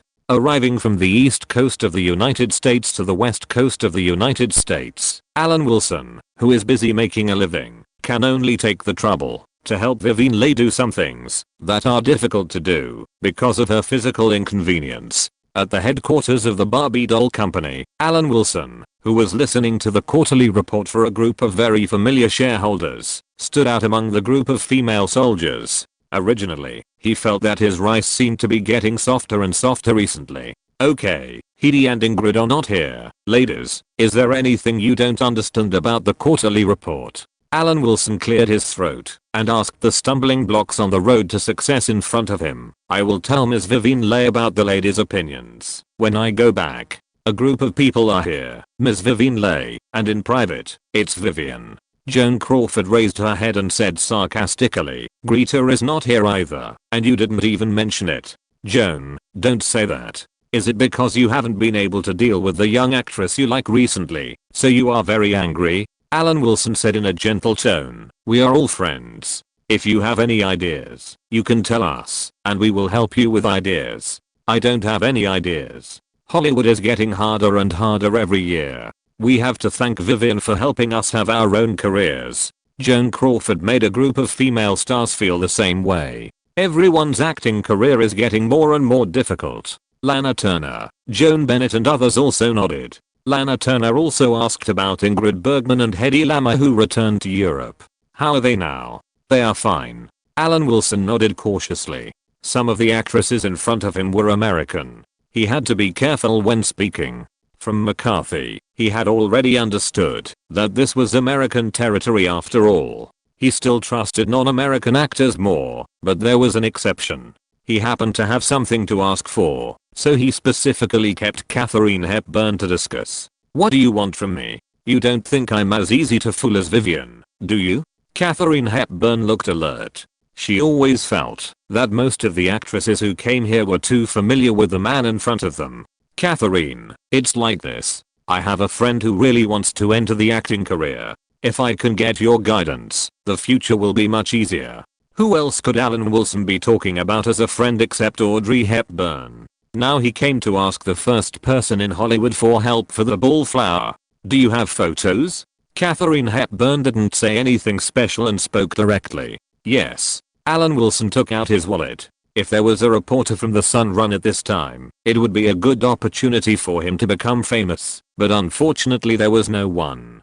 Katharine Hepburn looked at the man face to face as he took out the photo from his wallet. She took it and looked at it for a while, then said for a long time, "She is very beautiful and must be very important to you. Otherwise, a man would not let a woman's photo carry with him." "Ms. Katharine, can I not answer this question?" Alan Wilson opened his mouth and smiled bitterly. "Some things are very complicated, and everyone has their own difficulties. I just ask you for a favor." Alan Wilson also maintained the attitude of asking for help.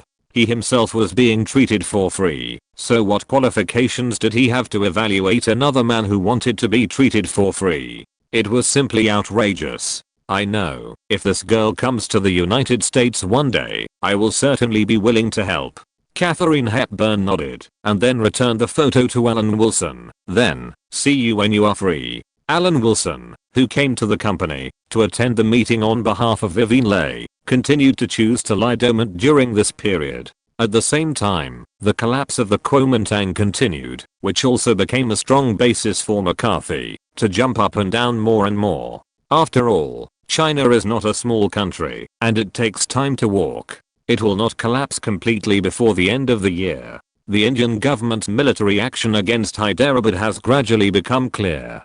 50,000 Indian troops and 100,000 Hyderabad private troops have fought fiercely, and the current situation has come to a stalemate. Although when it came to making a decisive decision, Maharaja Ali Khan still did not express his determination to fight to the end. But after all, he has been preparing for several years, and the private army composed of peaceful believers in his hands is still capable of fighting. Faced with the Indian Army's overwhelming force, Ali Khan expressed that he had no intention of establishing an independent country, while uniting other princely states to put pressure on New Delhi, and obtained external weapon support through Portuguese Goa, barely stabilizing the situation. The military exercises of the Portuguese army in Portuguese Goa also made it impossible for the Indian government to ignore the threat of foreign interference. The current situation in Hyderabad is in the process of fighting and talking. New Delhi's ability to organize large-scale military operations has not improved. Look at their northern neighbor. Alan Wilson put down the report on the international situation and commented indifferently. In the Kashmir War, India mobilized 40,000 to 50,000 troops, and Hyderabad did the same. New Delhi's current ability to control the country is still quite limited. You have been away from work for so long, but you are still always paying attention to what is happening over there. Is there anything new? Vivian Leigh rolled her eyes at the man. Yes, the Crown Prince and the Prince have already started their return journey. General Mountbatten said that the Prince will directly serve in the Mediterranean fleet. Alan Wilson said in a business-like manner, "You are not interested in this, are you?" Chapter 500, Indian Security War. Seeing Vivian's lack of interest, Alan Wilson sighed in his heart. The Great British Treasure didn't know about their relationship, but it was already known by the FBI. This was certainly not a good thing, but Alan Wilson didn't think it was so scary. A dignified intelligence department also dealt with the relationship between men and women.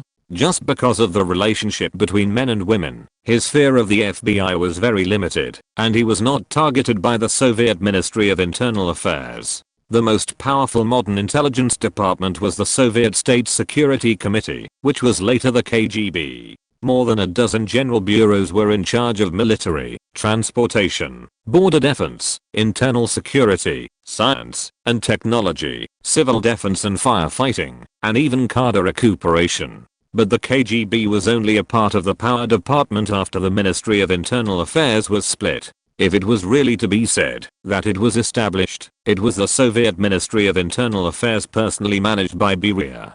This was a complete Ministry of Internal Affairs with independent judicial power. The power of the later KGB was just what the subordinate departments of the Ministry of Internal Affairs were doing now. During the KGB period, the Soviet Union also had the Ministry of Internal Affairs. The reason why it seemed not as powerful as the KGB was that during the Khrushchev period, the power of the Soviet Ministry of Internal Affairs was decentralized to the republics, while the power of the KGB was still in Moscow, which led to the KGB's rise to power. In short, the department that can scare Alan Wilson is not in the United States, and he is not worried that the FBI will do anything to him because of this incident. In Los Angeles, Alan Wilson just touches Vivian Leigh's belly and experiences the child's growth. Then he finds a few familiar friends. Recently, he has been very frequent with Pauline Goddard. After all, it is normal for a consul with the talent of a prime minister to talk to Chaplin's ex-wife. The sky over New Delhi, the capital of India, is overcast with dark clouds and drizzling rain.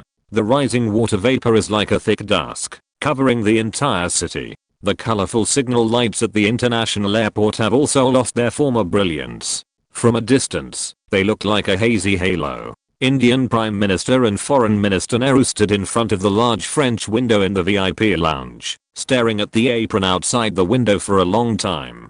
Patel's negotiation in Goa has ended, and he will return today. He was wearing a robe, with a pair of bright and clever eyes on his brown face, and his lips were slightly moving, mumbling something to himself. He walked steadily and was energetic, except for his white hair and the black and white beard between his lips. Nehru has influenced the world. Indians say this, and many leaders of countries in the world have commented on him in this way. Nehru has been committed to the cause of India's independence and liberation since his youth, and has been arrested and imprisoned 5 times. With his indomitable will and superhuman organizational skills, he and Mahatma Gandhi united people of all parties, classes, and religious beliefs in India, and finally won India's independence. The first and almost instinctive reaction of every new regime is to hold on to the territory left to it. Wherever the colonial power has ruled, the new country must rule. At first, he had ridiculed this passage by British historian Gunnar Middle. Unexpectedly, he now tasted the bitterness of it. However, at this moment, his mood was like the rainy weather, gloomy and gloomy. The influence of the British Empire's rule over the subcontinent was extremely far-reaching. Unlike the enthusiastic Indian citizens, Nehru knew that independence was just the beginning, and his reputation could not mean that India had gotten rid of all its ills. Nehru hoped to promote reconciliation through his reputation, but things did not go as he wished, and he had to resort to force to solve the problem. But this must be solved. If there was anything that touched Nehru in recent years, it was that during the process of Indonesia's independence, European colonial countries united together and forcibly split Indonesia at the United Nations, taking away the 2 largest islands in this archipelago country, which almost occupied half of the territory of the new country. Indonesia's experience made Nehru clearly realize that if the partition of India and Pakistan was still due to the insistence of Ali Jinnah, then after the partition of India and Pakistan, European colonial countries have discovered the benefits and regarded the partition as a feasible path. Nehru certainly sympathized with Sukarno and the entire Indonesia, but at this stage he had his own affairs. The many princely states within the country, especially the most powerful Hyderabad princely state, whose Maharaja Ali Khan had been resisting New Delhi's exercise of power over the entire India. After ending the war with Pakistan over Kashmir, Nehru turned around and began to examine internal issues. The India-Pakistan war caused by Kashmir ended with India having a slight advantage. Kashmir independence no longer exists. India occupies slightly more than half of the land, and it is more fertile, and has a larger population, which is an explanation to the country.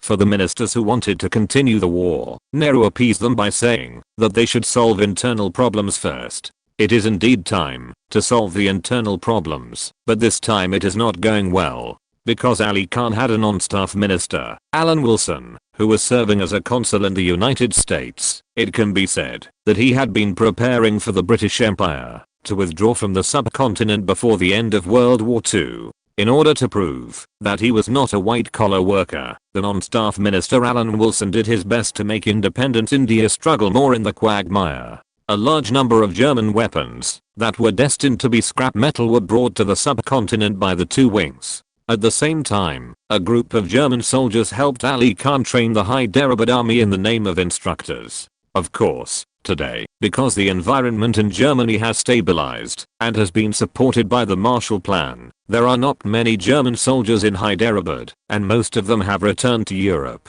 But the remaining German officers still play an important role, commanding Ali Khan's army, using a large number of German land and air weapons, and sniping the attacking Indian army in this armed conflict. The area of Hyderabad is actually larger than Kashmir. The legacy of a powerful princely state as a British ally for hundreds of years is still quite rich. The huge area of the princely state also gives the Germans room to play. If Hyderabad had not taken the initiative to give the northern land to the direct rule of British India in 1903, Hyderabad would be even larger now. It is true that the German advisors of Ali Khan's army were not even major generals, but a group of lieutenants who had been tested by war and faced sieges from all over the world were still at ease on the subcontinent. Although Hyderabad did not respond in time to the attack of the Indian army at the beginning, the slow action of the Indian army finally gave Hyderabad time to make arrangements. The Germans first determined that there were not many Indian troops attacking, and this was indeed the case. Even Alan Wilson, who was far away in the United States, could see that India still lacked experience in commanding large troops. German officers who had really fought against the Soviet Red Army could easily judge this. After making this judgment, the German officers made arrangements to rely on the Deccan Plateau for defense and wait for an opportunity to counterattack. The Deccan Plateau is the largest lava plateau in the world. It is a huge Precambrian ancient landmass, which is the core of the subcontinent. Although the altitude is not high, not even as high as the mountains in Europe, it is very steep. The low Deccan Plateau is very fragmented and not conducive to the attack of large troops. Hyderabad ranks first in the size of the princely states. Ali Khan has his own army, propaganda system, railway network, postal system and currency. There is also a favorable condition that was noticed by German officers, that is, the railway in Hyderabad is wide gauge. This is because, when Ali Khan was building the railway, he was interfered by the British Indian Governor's office, which resulted in the railway network in Hyderabad not being connected to most of the railways in India.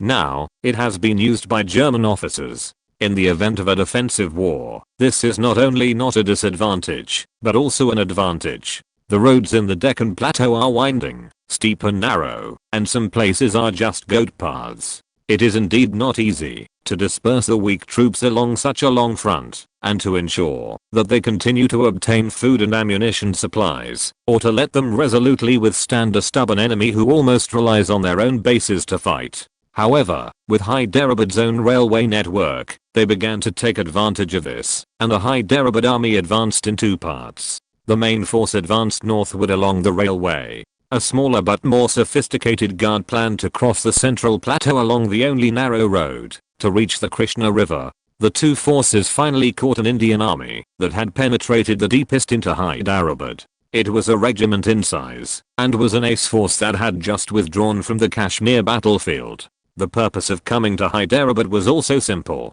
to move from one victory to another. The battle lasted for a whole day, with close combat from time to time, and its intensity was unprecedented in previous wars. Before the night fell, many soldiers of the Indian troops found that their ammunition was almost exhausted. It was not until they received the order to retreat that the Indians realized that their retreat had been cut off. A strong Hyderabad force blocked the main road before the battle. They firmly controlled the position so that they could not prepare before the reinforcement of the Indian army came, and the multiple attacks launched by the Indian reinforcement failed. Knowing that the situation was unfavorable, the Indian troops began to retreat, but were ambushed on the main road.